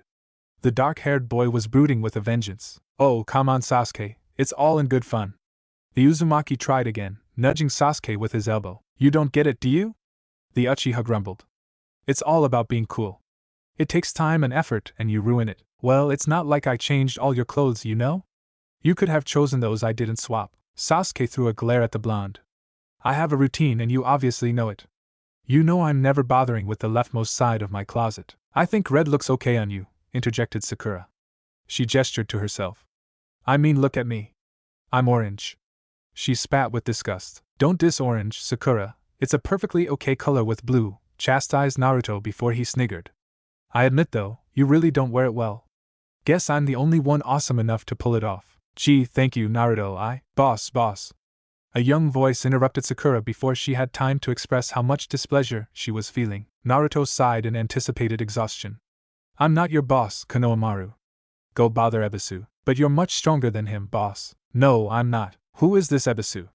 Sasuke asked, mildly interested in a possible way to get back at Naruto. No one, answered Naruto quickly. He is said Konohamaru with a plaintive voice, but he is so. Sasuke smirked and turned on his seat to look at the young boy who had called Naruto his boss and smirked wider when he saw it was the youngest Sarutobi. The grandson of the Hokage himself. The Uchiha nodded thoughtfully. You know, I get why Naruto is your boss. He is so strong after all. Did you know he manhandled a Jounin-level missing Nin on our last mission? Naruto immediately slapped his hand on Uchiha's mouth, but the damage was done. Konohamaru was looking at Naruto with twinkling stars in his eyes. You're going to pay Sasuke. That's not worth your wardrobe being changed, threatened Naruto in a low voice. Bring it on, muttered Uchiha. Please. Konohamaru squealed. Please. I'll do anything so you can teach me. Naruto rolled his eyes. You didn't even take my first lesson to heart. Can you even remember what I told you when we first met? The little boy scratched his head. There's no shortcut to strength, precisely. Your teacher is as good as I would be because I would teach the exact same things as he does. Please anyway? The little Sarutobi boy asked with puppy eyes. Naruto shook his head. No, come on Naruto, he is adorable, throw him a bone, said Sakura as she pinched Konohamaru's cheek tenderly. Oh really? The blonde threw the girl a mischievous glance before he cleared his throat. Okay Konohamaru. If you can beat Sakura in a taijutsu battle, I'll consider teaching you something. The little boy's face brightened just as Sakura made a noise that sounded like should have thought about that. Sarutobi eyed the girl. She looks weak though. And ugly. Why is she wearing orange? It obviously doesn't suit her at all. Not like your boss. The sound of knuckles cracking caused Konohamaru to look at Sakura's face. The boy paled as he saw the veins pulsating on the girl's large forehead. And the fight begins now. You might want to run if you want to stay alive, Konohamaru. With an animalistic snarl, Sakura lunged at the boy who was already running as if his life was depending on it. It was, actually. Sakura will kill the boy, Sasuke remarked. Naruto shrugged. No, she will rough him up and that will teach him to turn his tongue 7 times in his mouth before he speaks. Having said that, the blonde slurped on his ramen, finishing his serving quickly. We really should check. Sakura still has that short temper of her, and she has become much stronger than she was in the academy. Thanks to you. So I'm sure I could convince the relevant people you're somehow responsible for that. Naruto groaned and muttered about the impossibility of eating ramen in peace, and that the Sarutobi were annoying and how the Uchiha were bastards. Fine, but you're paying, he said before he hopped off his stool and ran off. Sasuke slurped his ramen. He didn't mind paying. As the sole heir to the Uchiha clan, he was filthy rich after all. He threw some ryo on the counter and bowed his head to the 2 smiling cooks in thanks before he leisurely followed his crazy teammates. Naruto easily caught Sakura and Konohamaru only to find the little boy hoisted by his collar by a peculiar-looking boy. He seemed a bit older than then and was dressed in a catsuit and had a generous layer of purple paint on his face. The strangest thing was that he was wearing a Hittite from Sunagakure. The blonde eyed him carefully before he turned to Sakura, who he found was eyeing the same boy the same way. Why is he wearing makeup? The blonde whispered to his teammate. Sakura started minutely. Don't sneak up on me, Naruto, I hate that.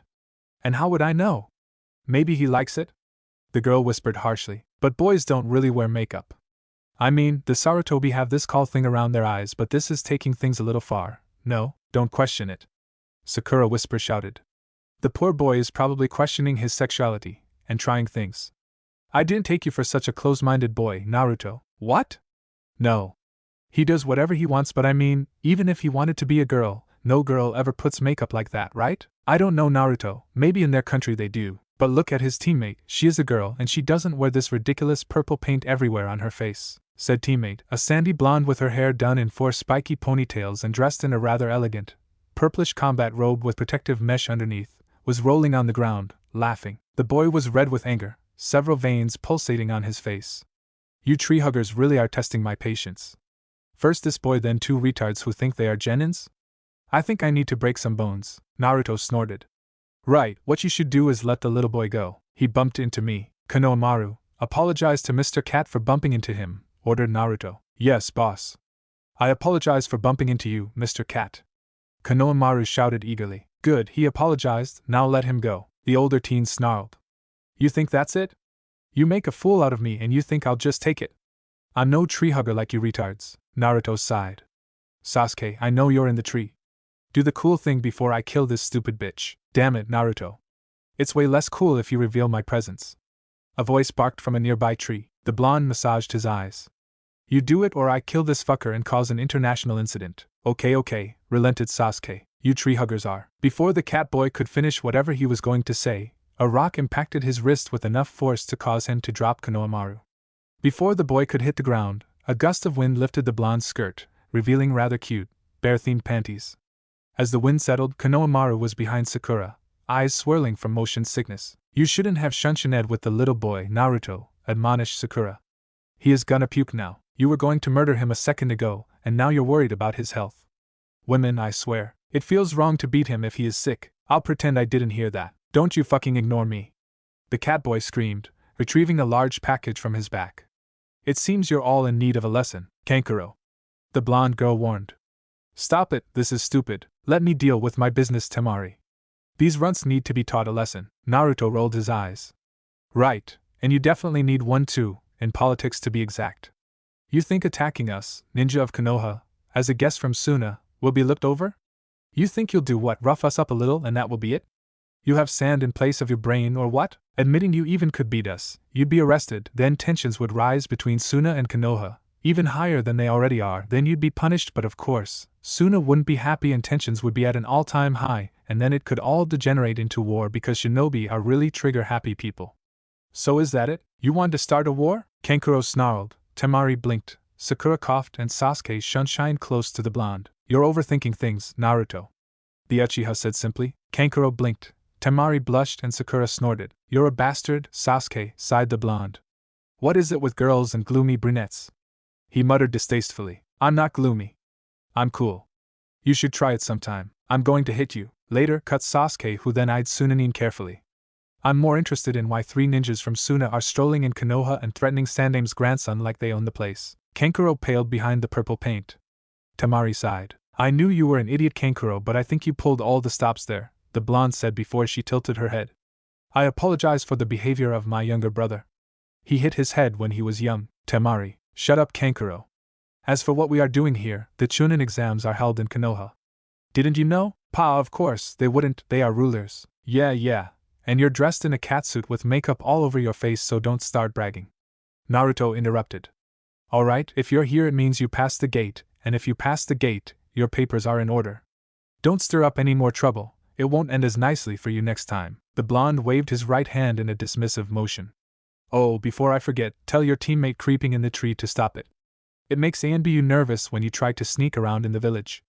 I made sure of that. This seemed to startle Kankuro and Temari, but before they could recover, a young redhead boy the age of Team 7 appeared in front of them in a shunshin. Chigara. Silence, Kankuro. Yes, Gaara. The redhead riveted deranged eyes on Naruto. What's your name? Menma. For the ramen topping. The blonde pointed at Sasuke. Here is Tomato-chan and behind is Orenji. You'll make a good offering for mother, said Gaara unfazed. His glare jumped from Naruto to Sasuke. Both of you.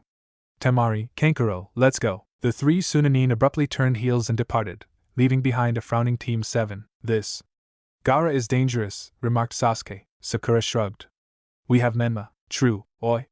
I'm still here, you know? Naruto called in a threatening voice. Shush, Menma. Sasuke and Sakura both answered. Kakashi eyed the 3 documents he had in his hands. 3 forms for his little geniuses to enter the Chunin exams. The opportunity to pit themselves against genins from their generation, more or less kill a few and fight in front of various personalities who were in need of adrenaline, blood and guts, but in a safe way. The last stage of a Chunin examination was always a tournament mainly held for the viewing pleasure of those funding the hidden villages. Actually, the examination never truly tested the participants for Chunin. Chunin were potential team leaders. Nothing in the examination really tested leadership. Various aspects of the shinobi life certainly, but never leadership. Still, some contenders were promoted to Chunin afterwards, as Kakashi had been, for example. And Kakashi's brilliant leadership had led his teammate to his death. This dispelled the dark thoughts as he approached the training ground of his team. "Hello, Kakashi-sensei." Sakura greeted me. The eye smiled at his 3 students. "Hello, you 3. What would you say about entering the Chunin exams?" Sasuke shrugged. Sakura looked at him for a second before she affected a pensive look, and Naruto simply was nose-deep in a book. Kakashi felt a bead of sweat drop from his forehead. "I suppose it means no?" "Well, not really, but can't we go on another C rank instead? Or even a B rank maybe? That would grant us more experience, wouldn't it?" Sasuke said. "Well, the exams are a good learning experience," Kakashi countered. "You get to fight plenty of strong people who are still around your level, so you don't get immediately pasted. And there's always a chance to be promoted to Chunin. With the grade come plenty of advantages." "Mo, Kakashi-sensei," protested Sakura with a pout, "you want to be rid of us already?" This scratched his hair. "No, it doesn't quite work that way, Sakura. Becoming a Chunin doesn't mean you'd leave Team 7, we would still run plenty of missions together, and I'd still teach you. But you'd get to work with other people and have a little time for yourself to learn something of your choosing." "A specialization?" Uchiha asked. "Yes," confirmed Kakashi. "Naruto, it would be an opportunity to focus on Iryojutsu." Sakura and Sasuke both gave the blonde a curious look. "You want to become a medic nin?" the girl asked, a bit incredulous. Naruto blushed a little. "Yeah, what's wrong with that?" he challenged. "Nothing. With what you're capable of, I thought you'd become a pure frontline fighter," the pink-haired girl hazarded. "Well, I don't wanna." "That's your strength, though," remarked Sasuke. Naruto shrugged. "Where's the fun in becoming something I already am? And I want to be known for fixing people, not pasting them." "So," interrupted Kakashi, "are you participating or not?" Naruto rolled his eyes. "Give us the waivers already, Kakashi-sensei. We'll see if we go or not." The eye smiled. "If you're in, meet me in 3 days in front of the academy at 9. You have these 3 days to do whatever." "Bye," said Kakashi before giving the 3 genins a 2-fingered salute and shunshin ing away in a surprised puff of smoke. The trio coughed, inhaling the covering smoke in spite of their best efforts. "Bastard Nisan," groused Naruto. Naruto looked at his teammates with a critical gaze. "Are we sure we even want to bother with this?" Sasuke nodded. "It should be interesting. We might even have fun." The blonde shook his head. "Unhappy therapy allowed you to remember the meaning of that word, but I'm not certain I would use it to describe an all-out kill fest." "Fine, it won't be fun. But you can't deny it should be interesting to see shinobi from other villages in action." "Genins," spat Naruto. "Thank you very much for being condescending towards us, Naruto," noted Sakura in a neutral tone. Naruto cringed. "Sorry, Sakura. It's not because you're Jonin level at 13 that everyone is," Naruto reminded the girl gently. "I'd like to know how I measure up against normal people." The blonde allowed crocodile tears to streak down his cheeks. "'Cause I'm not normal, Sakura-chan?" The pink-haired girl vigorously shook her head. "No," she said firmly. "You're definitely not. Tell him, Sasuke." Uchiha sighed. "I admit, we are both progressing, but it's getting tiresome to have our ass handed to us on a daily basis by you, Naruto. I'd like to fight someone I have a reasonable chance of defeating." The blonde boy rolled his eyes. "So that's what it is, an ego boost?" Sasuke groaned. "Ugh, yes. But no. Look, just do that for us, please. I'd like to see how I measure up against people." "But why though?" the Uchiha groaned again. "Because we're ninjas and it's important to have a proper idea of our level," he explained patiently. "But why though?" A vein pulsed on Sasuke's forehead. "Because then," he said, "we'll have an idea of what mission we can reasonably expect to succeed at." "But why though?" "Stop it, Naruto, you're not even making sense." "Leave Sasuke alone," interjected Sakura before Sasuke could try and kill the blonde. Naruto sighed. Okay, he grumbled. "I suppose we can go. That'll give me an opportunity to study Iryojutsu. You seem sure you can make Chunin," the pink-haired girl noted. "Konoha and the Hokage know what I'm capable of." "This is pretty much formality at this point," explained Naruto matter-of-factly. "I didn't take you for a braggart," Sasuke said, vaguely surprised. "I'm not," protested the blonde. "Look, I've done things that I believe qualify me for Chunin, at least in skill level. True, I'm not sure about team leading, but well, how can I even learn that if I'm not leading a team in the first place? I know you made Zabuza your bitch, but is that enough?" Sakura wondered. "I did more than that, but it's a secret. I can't tell you," said Naruto, forestalling the girl's inevitable question. "Trust me, the Hokage knows roughly what I can do. So, let's go." Sasuke sighed in relief and extended his hand. "Thanks. I'm pretty sure we couldn't participate if you didn't. Naruto shook it. Yeah, don't sweat it. Onwards. Sakura exclaimed enthusiastically. The two boys fell in tow behind her. Kakashi was waiting for them at the entrance of the academy building. Naruto observed the place. He had been there so little it only evoked very vague memories. The only fun parts had been pranking Iruka and getting Iruka to chase him around and leaving notes to Iruka, and basically, Naruto thought he should pay a visit to Iruka. The blonde wondered if the man liked ramen. Hello team, the white-haired sensei greeted the three genins with a wave of his hand and his trademark eye smile. Glad you all made it. Sakura tilted her head. Sensei? Well, it's a team exercise. It took a second for all three genins to deduce what it meant. Sasuke exhaled in relief once more. Called it, muttered Uchiha. Okay, said Kakashi, doing a shushing motion with his hand before he pointed at the academy gates with a finger. If you go. It starts in room 201. Make me proud. Say, Kakashi-sensei, you are of course paying for food if we all make it to the last round, affirmed Naruto with a smile. Kakashi shuddered. I suppose I don't have a choice? He asked, scratching his temple. Naruto shook his head no. Of course, you have, Kakashi-sensei. If you were to do it, it would certainly show how great a teacher you are and how much you care about us. That would also be fair payment for the fact I, more than you, trained Sasuke and Sakura here. The two genins nodded, pictures of perfect seriousness. The white-haired man rolled his visible eye. Fine, but only if all three of you make it. Naruto cracked his knuckles and looked at his teammates. We'll choose later what Kakashi is definitely going to treat us to. Sure, now let's go before we are somehow late, pressed Sakura. The three genins entered the academy main hallway and found it almost deserted. They could, however, hear the loud voices coming from the first floor. Slowly, Naruto, Sakura and Sasuke went up the staircase, a little wary of what could be causing the commotion. In the first floor hallway, a gaggle of geniuses were shouting at two older Konoha ninjas to let them enter room 201. Naruto looked at the panel above the room, which clearly said 101. The blonde threw a confused glance at Sakura and Sasuke. The pink-haired girl pressed her index against her lips in a shushing gesture. Genjutsu, she whispered. Naruto nodded his head once very slowly in understanding. The art of illusion had no effect on him. It basically worked by layering a zone with a thin wave of chakra modulated to affect a person's cognitive capacities by affecting the flow of chakra within the coils situated in the head. The most dangerous could be applied to a person directly, damaging their brain. The funny thing was that Naruto's chakra was so dense that trying to use on him was like hoping for a drop of water to influence the ocean. Combined with the blonde's trained situational awareness, trying to fool him with such a weak illusion simply couldn't work. The Uchiha simply pointed up and the trio got to the second floor without any problem. 201, read Naruto. Never been there, now that I think about it. All classes happened on the ground and first floor. Sakura scratched her head. Yeah, now that you mention it. Maybe there are lessons given here to higher-level ninjas? You can still learn even if you're Chunin or, I guess. Would make sense, approved Sasuke. Yeah. Anyway, let's go in. The classroom was chock full of genin teams leaking killing intent at each other in between rows and rows of desks. Naruto felt sweat gathering on his forehead. A test? The blonde whispered harshly. What? Sakura started, looking at the boy. Naruto pointed at the desks. These can mean only one thing. They are going to give us a written test. The blonde pouted. I'm not sure I want to be a Chunin. Sakura choked before she giggled in her hand. Afraid you're going to flunk it? Sasuke taunted, his voice barely more than a whisper. Naruto's retort was interrupted by a boisterous call. Hey, you guys made it too. Kiba Inuzuka, feral looking like the rest of his clan, with red fawn-like marks on either cheek and the slitted brown eyes of a canine, swaggered towards them. Wasn't sure if you would have the guts to show up.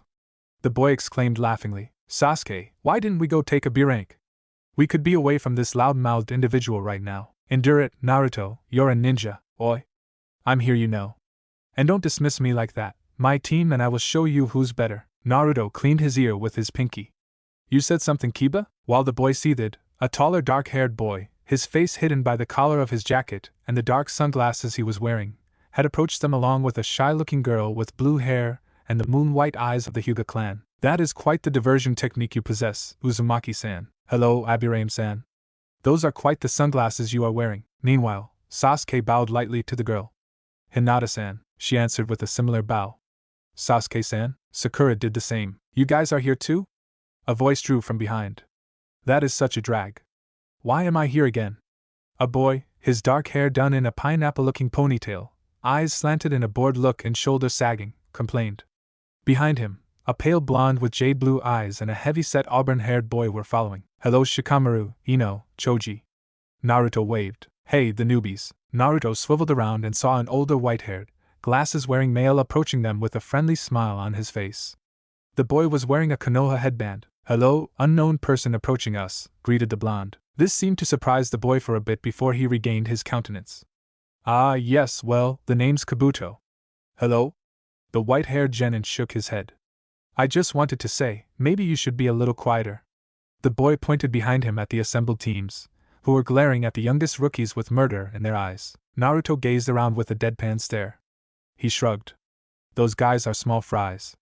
Honestly, except the one with the love carved on his forehead and the Kusa Kunoichi, they are well below notice. The killed intent doubled in intensity at the insult dished out by the blonde, but Naruto shrugged it off and chuckled. You all will have to do much better than that, he said clearly enough for everyone to hear him. I'm afraid of two things in life, Naruto announced. The hostility momentarily receded, replaced by curiosity. The blonde boy frowned at the stares he was receiving. What? You can't expect me to tell you my fears, he deadpanned, causing a drop of sweat to appear on the assembled genin's forehead. Anyway, I fear two things and none of you come any close to one of these. So, meh. Having said that, the blonde turned his back to the room. Kabuto chuckled. Well, you have guts, but it was stupid. Naruto cocked his eyebrows up. Why is that? You made an enemy of the entire room. The blonde pointed at his two teammates. They want a good fight. I just prepped the terrain for them. Now they are guaranteed will be sought after. Geez, Naruto, so thoughtful. If I die, it's your fault and I'm haunting you, declared Sakura. Relax, my heart isn't so completely dried up and dead that I would let you kick the bucket yet. You've been diligent in your training under me, so you get a bye for the duration of the exams. Well, confidence is all good, but still, interjected Kabuto. I'd like to help you. Your bullseye like that. Help us, wondered Sasuke. What do you want in exchange? The white-haired teenager smiled. Wary, aren't we? We're both ninjas from Konoha. Let's say I'm just helping rookies out of the goodness of my heart. What do you have? Shikamaru asked, curious if there was a way to make this drag both faster and easier. He was missing on cloud watching and he could feel his levels of laziness run dangerously low. That wouldn't do for a Nara to actually exert himself. Kabuto flipped a card in between his fingers. These are info cards, containing intel on participants. Look, it's the one for Uzumaki-kun. On the card there was a list of all missions achieved by Naruto, organized by rank and a multiple-axis diagram showing his abilities. Naruto saw his taijutsu and stealth were noted to be through the roof. The blonde scratched the back of his head. Was there a record somewhere detailing his abilities like that, or had Kabuto been spying on them? The boy searched in his mind and admitted that such information could be stored somewhere in the Hokage Tower. Assuming it was, there was no reason Kabuto could access them. Which meant the white-haired boy had spied on him. It was not very friendly, considering they both were Konoha ninjas. Do you have one on the red-haired dude with love tattooed on his forehead? Sasuke asked. Kabuto smirked. Ha, Sabaka no Gara, a big fish. The teenager flipped through a deck of cards and chose one. On it, there was a picture of Gaara, his mission record and a diagram with his capacity. There was absolutely no way the white-haired teenager could have legally acquired intelligence on a Sunanin mission record and abilities. Konoha and Suna were allied, but it wasn't a happy marriage at all. Naruto narrowed his eyes. Kabuto was a spy. The question now was, who was the older boy spying for? Sasuke searched for Naruto's eyes and the two boys had a quick silent conversation. The Uchiha nodded imperceptibly. You have intel on who is participating? Ino Yamanaka, the blonde girl in Shikamaru's team, was asking. Yes, of course. Well, you wouldn't be interested in Konoha, but I have cards on Suna, aim Taki. Well, there's this new village named Oto, but they are new, so I don't have much on them. They are rather weak. Not even had Kabuto finished speaking that one genin wearing a headband bearing a musical note dashed at the teenager, and took a swing at him. Kabuto clearly dodged, but there was a faint ringing and the white-haired boy stumbled backwards, his balance shot. Oto is weak, huh? The genin growled. Well, Oto is going to crush you. Before anyone could answer anything to that, a voice boomed in the room. All right, maggots, silence. A tall man dressed in an ugly gray jacket bellowed with all the might of his admittedly powerful lungs. My name is Ibiki Marino, and I'm the head proctor of this first exam. The room was silent. Naruto was carefully combing his hair back to a normal position. Take a seat. Quickly. The man hollered again, causing the genins to sit down in a hurry. Good, now here are the rules. Basically, the first part of the exams was a team exercise. Every genin was given a test. Each team started with 5 points in common. If any member was caught cheating while answering the test, 1 point was subtracted. Reaching 0 meant elimination. A 10th final question would be given 10 minutes before the end of the test. Naruto eyed the paper he was given very carefully. Slowly, he read all the questions to make sure he was fully understanding them. They were impossible. He wasn't book smart, he could admit to that, but he was undeniably good at math and history, and he could answer absolutely none of the questions. The test was rigged. Cheating was necessary. Around him, the proctors lining up the walls were calling out teams, ordering them to get out of the room. Now that he was thinking about it, cheating was encouraged. But it was in no way necessary. Naruto could well not answer any question, he concluded after reviewing the rules of the test. After all, the proctor in the ugly gray vest had never said that points would be deducted from the final score if questions were left unanswered. He had never actually ordered them to do the test in the first place, only told them that points would be subtracted if he and his assistants caught anyone cheating while completing it. To not move was the smartest move. Next to him, Naruto saw Hinata activate her Byakugan. The blonde wasn't sure what the eyes could do, but apparently, seeing through things was possible for Hinata, as she started to complete her test. The girl quickly completed her paper and looked his way shyly. She took 3 deep breaths, seemingly trying to say something each time and thinking better of it. "Do you want to copy my test?" she eventually whispered, so meekly the blonde almost didn't hear her. "Nah, I'm good, thanks," answered Naruto in a normal tone. Hinata blushed, swallowed thickly, and opened her mouth before she sighed. "You okay, Hinata?" The girl started to hyperventilate, and now, Naruto was worried. "All right, Hinata, slow breathing, you're going to faint otherwise. Focus on my voice." "Konoha Team 7, you're out," called the proctor. Sasuke and Sakura both groaned in disappointment. "That's it, Hinata, slow breathing, you're okay, it's gonna be alright," Naruto continued, ignoring the proctor entirely. "Team 7 from Konoha, I said you're out," the proctor bellowed, next to Naruto. "Shut up, dude, I'm busy here." The blonde howled back before he turned back to Hinata. Good, Hinata, peace, calm." Suddenly, the blonde felt a hand grab his vest. Naruto immediately swiveled in his chair to find himself nose to nose with the proctor. "What is it?" the blonde asked, confused. "You are out." "Oh, that? Right. Well, make me." "What? You want me out of the exams?" "Make me." Chakra flared around the proctor, and he used full Chunin strength and speed to lift Naruto, who didn't budge an inch. "I'm waiting," the blonde drawled. With blinding speed, the Chunin moved, ready to strike Naruto's neck with the edge of his hand. There was a meaty slap, a gust of wind, and a shower of mortar and plaster, and suddenly, the proctor was embedded in the room's ceiling, unconscious. "Whoa, gotta be careful there, bud," said Naruto as he looked up, fake worry evident in his voice. "There is a guy in the room hitting pretty hard apparently." Another proctor rose from his seat but was stopped by Ibiki. "Drop it. Team 7 can stay." The Chunin threw a questioning glance at the gray-clad head proctor, but the tall man simply shook his head. Ibiki couldn't follow Naruto's motions as he socked one of his men into the ceiling.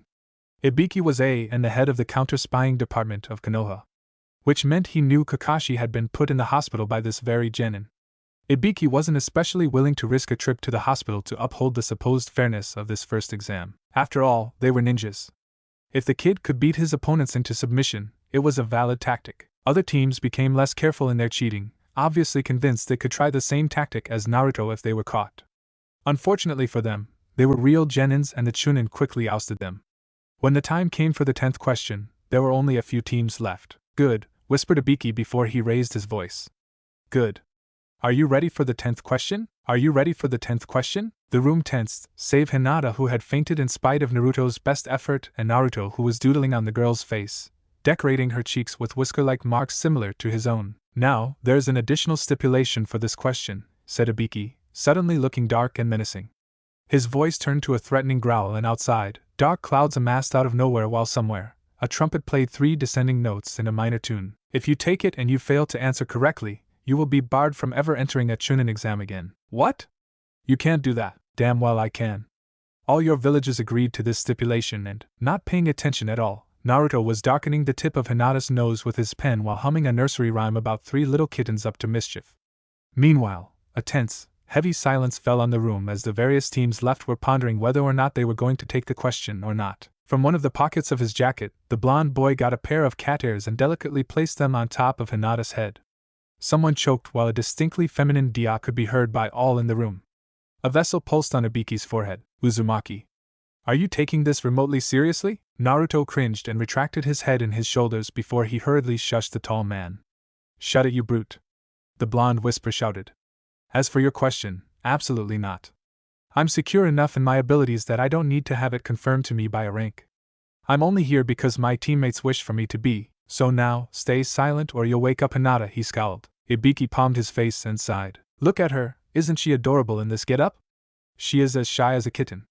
For a ninja, it's not ideal, but just imagine her for a second in a maid cafe. She'd be a killer. Naruto gushed in a low voice. Ibiki threw his hands up in the air and muttered something as all the assembled male genins got a nosebleed as their imagination was momentarily allowed to run wild. Alright, you all pass, just get away from here, groused Ibiki in defeat, seeing as the candidates were too interested in seeing how Naruto would further groom Hinata to be tense about the 10th question. It was at this point that one window exploded.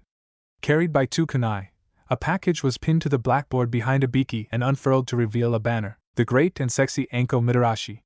Someone exclaimed, to the indifference of all as the genins were too busy watching the fainted Hinata, the Chunin too busy chuckling and Ibiki too busy leaving the room. Well, come on, the sexy Mitarashi. No? No one? The voice asked in disappointment. Oi, you brats, next proctor here. Maybe you should listen to me if you don't want to be disqualified. Plus, it's rude. This got the attention of everyone in the room and they all looked at the newcomer, a purple-haired woman with a spiky ponytail, a dango stick in her mouth and a very provocative attire essentially made of almost see-through mesh cloth covered by a trench coat and a tight skirt. The majority of the assembled male genins got their nosebleed going once again at the sight. Good, now that I have your attention, let's discuss a few things. You'll meet me tomorrow morning at 6 in front of grounds 44. There, I'll wait for you and provide further instructions. You're dismissed. Slowly, the genins got up until the ones left in the room were teams 7 and 8. Kiba was trying hard to staunch the blood spilling from his nose. The tall Aburaim held up a hand, his fingers separated 2 and 2 in a V sign. We are here to retrieve our comrade. We thank you for taking good care of her. The boy said slowly. Oi, Shino, I ain't an alien. And don't try to pretend you aren't blushing behind that collar of yours. I can see it from here. Dude, the vision of Hinata in a maid suit. Too strong, dude, droned Kiba dazedly. Sakura was eyeing the blonde with a disapproving look. Hinata isn't a doll, Naruto, leave the girl alone. Sakura, don't you think she is cute? Ugh, what is she, your daughter? Cut it out, Naruto, and let's go, admonished the pink-haired girl. And leave Hinata with Kiba and Shino, she screamed in exasperation as the blonde motioned to carry the fainted Hyuga with him. Fine, fine, you can keep the girl, groused the blonde before his eyes shone with a dangerous kind of fire. But mark my words. Naruto exclaimed suddenly with a fist pump. Someday, Hinata no Mei-chan will be mine. Shut up, you nerd, let's move, said Sasuke as he grabbed the blonde by the collar and started dragging him out of the room. The 3 members of Team 7 were out of the academy when Sasuke stopped suddenly, swiveled his head and stared furiously at Naruto. What the hell was the big idea anyway? Naruto and Sakura both started. Sasuke? The girl tried, only to be ignored by the fuming Uchiha. Hinata is obviously a bunny. A bunny. The dark-haired boy bellowed at Naruto as if it were, 1, a most obvious truth, and 2, as if Naruto had committed a grave offense before turning tail and stomping off. What? The pink-haired girl watched the boy depart before she ran after him. Wait, Sasuke. Then what am I? You are the cat. Came the distant voice of Sasuke to a dazed Naruto. Sasuke, whispered the blonde. You're a true genius. The next day, the genin teams still competing in the exams were gathered at the fenced entrance of a forest. To the side, helpers had set up a tent and Anko Mitarashi was standing in front of it. Alright, maggots. The rules are simple. There are 2 types of scrolls, white and black. You get one and the goal is to get another of the opposing color. You have 5 days to do so, and it's going to happen here. Anko pointed a thumb at the forest. The forest of death. She exclaimed ominously. Ooh, show, mommy, hold me. Naruto whined, doing a strange, undulating dance with his entire body. A kunai whistled through the air, sailing straight at Naruto. The knife seemed to phase through the blonde and nearly killed the Kusakunoichi behind him, impacting her shoulder instead. The girl hissed and a long tongue lashed out of her mouth and around the handle to get the offending piece of metal out. Naruto looked behind him at the Kusakunoichi and scratched the back of his head, offering her an apologetic smile. I'm really sorry, ma'am, but someone is throwing dangerous stuff around. Surely a child left without supervision. Another knife sailed at Naruto, twice as fast, but the blonde tilted his head exactly right to avoid it, and it once again nailed the same Kusanin, in her other shoulder this time. The blonde swiveled his head around and glared at Anko. Oi, you lunatic, stop throwing your kunai around if you don't know how to aim them. Fucking no good kunoichi. What's the big idea anyway? The woman was too stumped by the fact that Jenin had avoided 2-level throws to answer anything. Hey! I'm talking to you, Proctor-san. Anko blinked and snarled. Shut your mouth, kiddo, if you don't want out. And have some respect for the forest. I totally respect it. It's just nowhere near as scary as you want to make it seem, Naruto dismissed with a wave of his hand. Oh yeah? It has giant tigers, blood-sucking leeches, poisonous plants and venomous snakes and spiders, the last the size of your head, Anko enumerated, causing the surrounding genins to go pale. You sure you'll be fine? Naruto rolled his eyes. Please, the giant tigers are nice once you get to know them. They just want friends to play with. The boy explained in an obvious tone of voice as if he were teaching someone how to take care of kittens. Of course, I had to smack them around a bit because they kept trying to do their claws against my trusty rock, but other than that, they are pretty nice. The jaw of the purple-haired, loosened by the blonde's matter-of-fact tone, was now hanging completely open. Her eyes glazed over for a second before she clicked her mouth shut, blinked, shrugged, and decided whatever had been said had never been said. As I was saying, coughed Anko. You have 5 days to get the scroll of opposite color, and be at the tower at the center of the forest. With all of your team. Alive. Anything less means you'll be out. How are we gonna eat? Choji asked worriedly. There's plenty of food in the forest, answered Anko. She smirked. Also plenty of predators. You mean this dude's pets? Someone in the crowd asked. A kunai flew, nailed the impertinent, and Team 6 of AIM was eliminated. Now get in the tent to get your scroll and be at the entrance assigned to you. Also, sign the waiver. The waiver? A genin from Oto asked. Yeah, so if you die, it isn't Konoha's fault, Anko smiled sadistically. The shadows cast by the trees were nice and cool compared to the crushing heat radiated by the sun. Team 7 was walking leisurely on a small trail made by the passage of animals. So, how do you want to play it? Naruto asked his 2 teammates as he folded a shuriken on itself and pressed a piece of mistreated metal in between his palms to form an almost smooth sphere of metal. What do you mean? Sasuke asked while observing the forest around him, carefully ignoring the fact his teammate was handling steel as if it were simple clay. Well, you two were the one who truly wanted this to fight some other guys, so it's more your exam than mine. So I'm asking you how you want to do it. Ambushing, searching loudly, walking around, if it isn't too much to ask, I'd like to see the tigers, said Sakura a bit shyly. Apart from that, I really don't mind. So Sasuke, you chose the strategy. Are you sure you're not being lazy?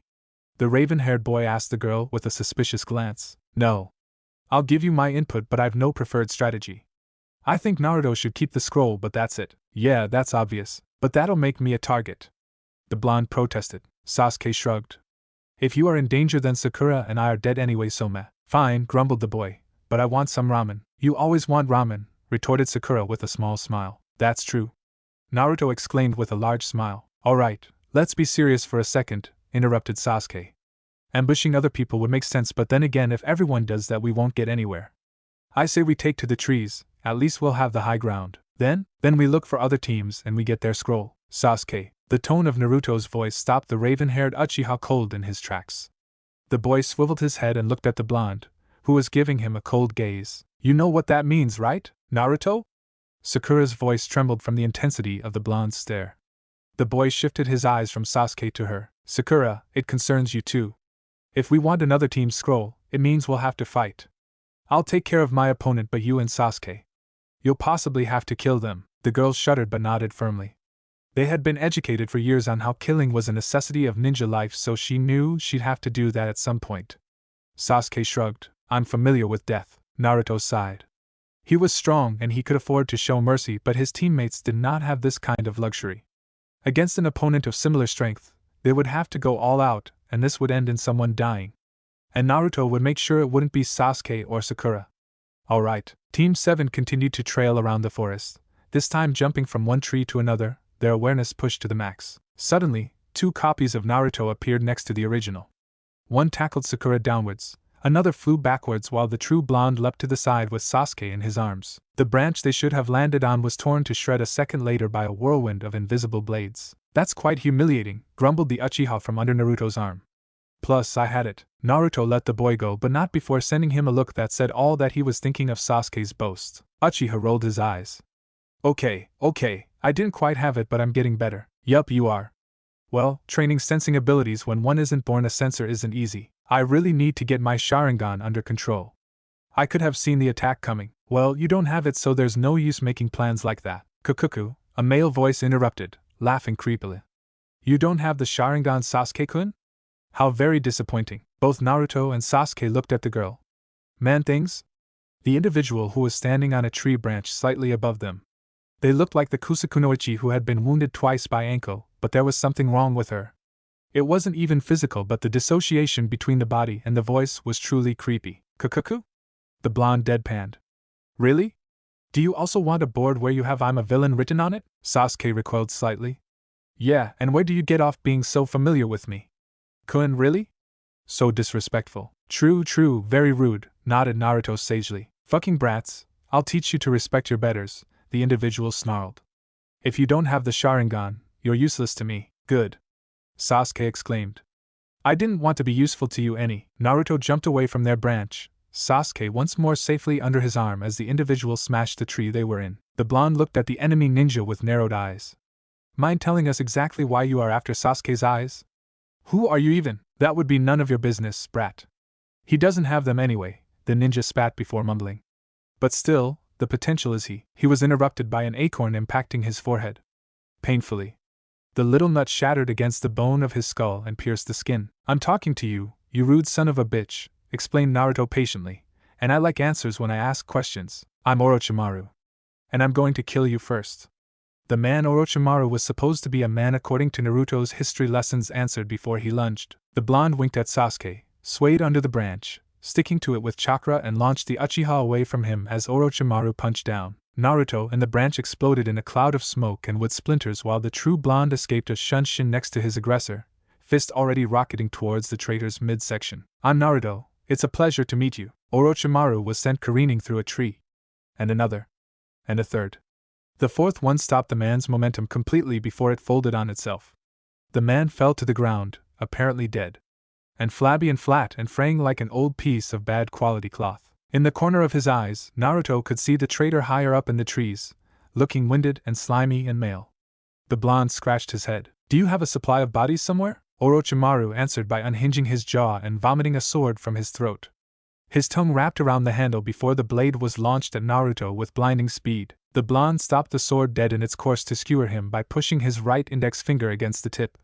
With mild fascination, Naruto looked as if his skin was cut. He hadn't been wounded in a while. He smiled. You have an interesting tool here, he said as Orochimaru reeled his sword back at him with shock clear for all to see in his eyes. The yellow, serpentine orbs widened when the boy escaped reality. The blonde phased out of a shunshin almost too fast for the traitor to register, and punched. Orochimaru swerved left and right, escaping Naruto's attempt to strike him by a hairbreadth. Slowly, the man's speed seemed to catch up to the blonde's, and after a minute, the traitor started to counterattack. Dancing to a deadly tune, the two struck at each other in a blur of movements, a flurry of steel and incredible acrobatics. Naruto kept intercepting the blade with the flat of his hand, tilting his body just enough to avoid being pierced while answering each attempt on his life by equally deadly punches to vital areas. The one thing that was out of place was the wide smile the boy was sporting.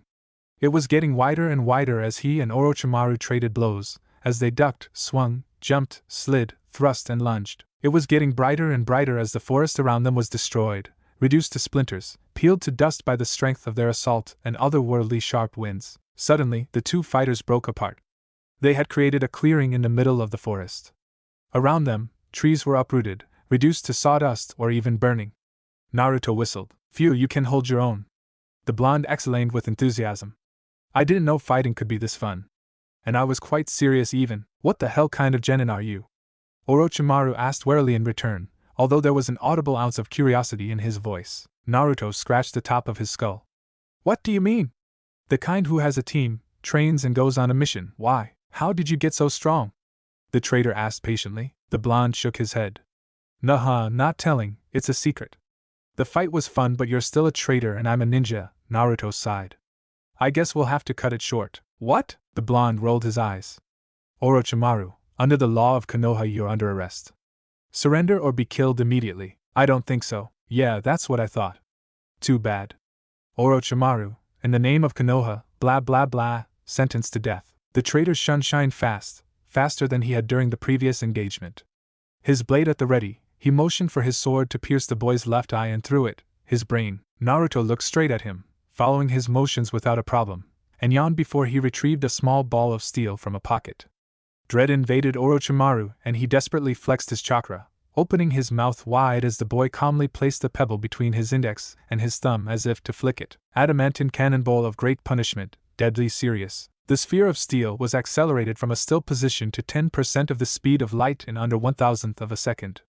The sound barrier broke with a bang. A streak of melted metal surrounded by plasma and white-hot air pierced Orochimaru through his head, obliterating his brain and spearing the back of his skull before continuing infinitely in the sky, beautiful particles returning to the vast expanse of space. Naruto watched as the corpse, once again looking weirdly hollow, fell to the ground. The boy closed his eyes for a second but sensed nothing. Orochimaru was gone for now. He shrugged. He kinda hoped the dude gal would come back a bit stronger. It had been a good fight. He hadn't known ducking it out with someone who could more or less follow was that exhilarating. Crouching, Naruto took the black scroll that complemented his team's white. Now they could advance. Though he supposed Sasuke and Sakura would want to fight a little first. What the shit, Naruto? The aforementioned girl screamed from her safe space up in a tree. Thanks for watching. I hope you had as much fun as I did putting this epic what if together.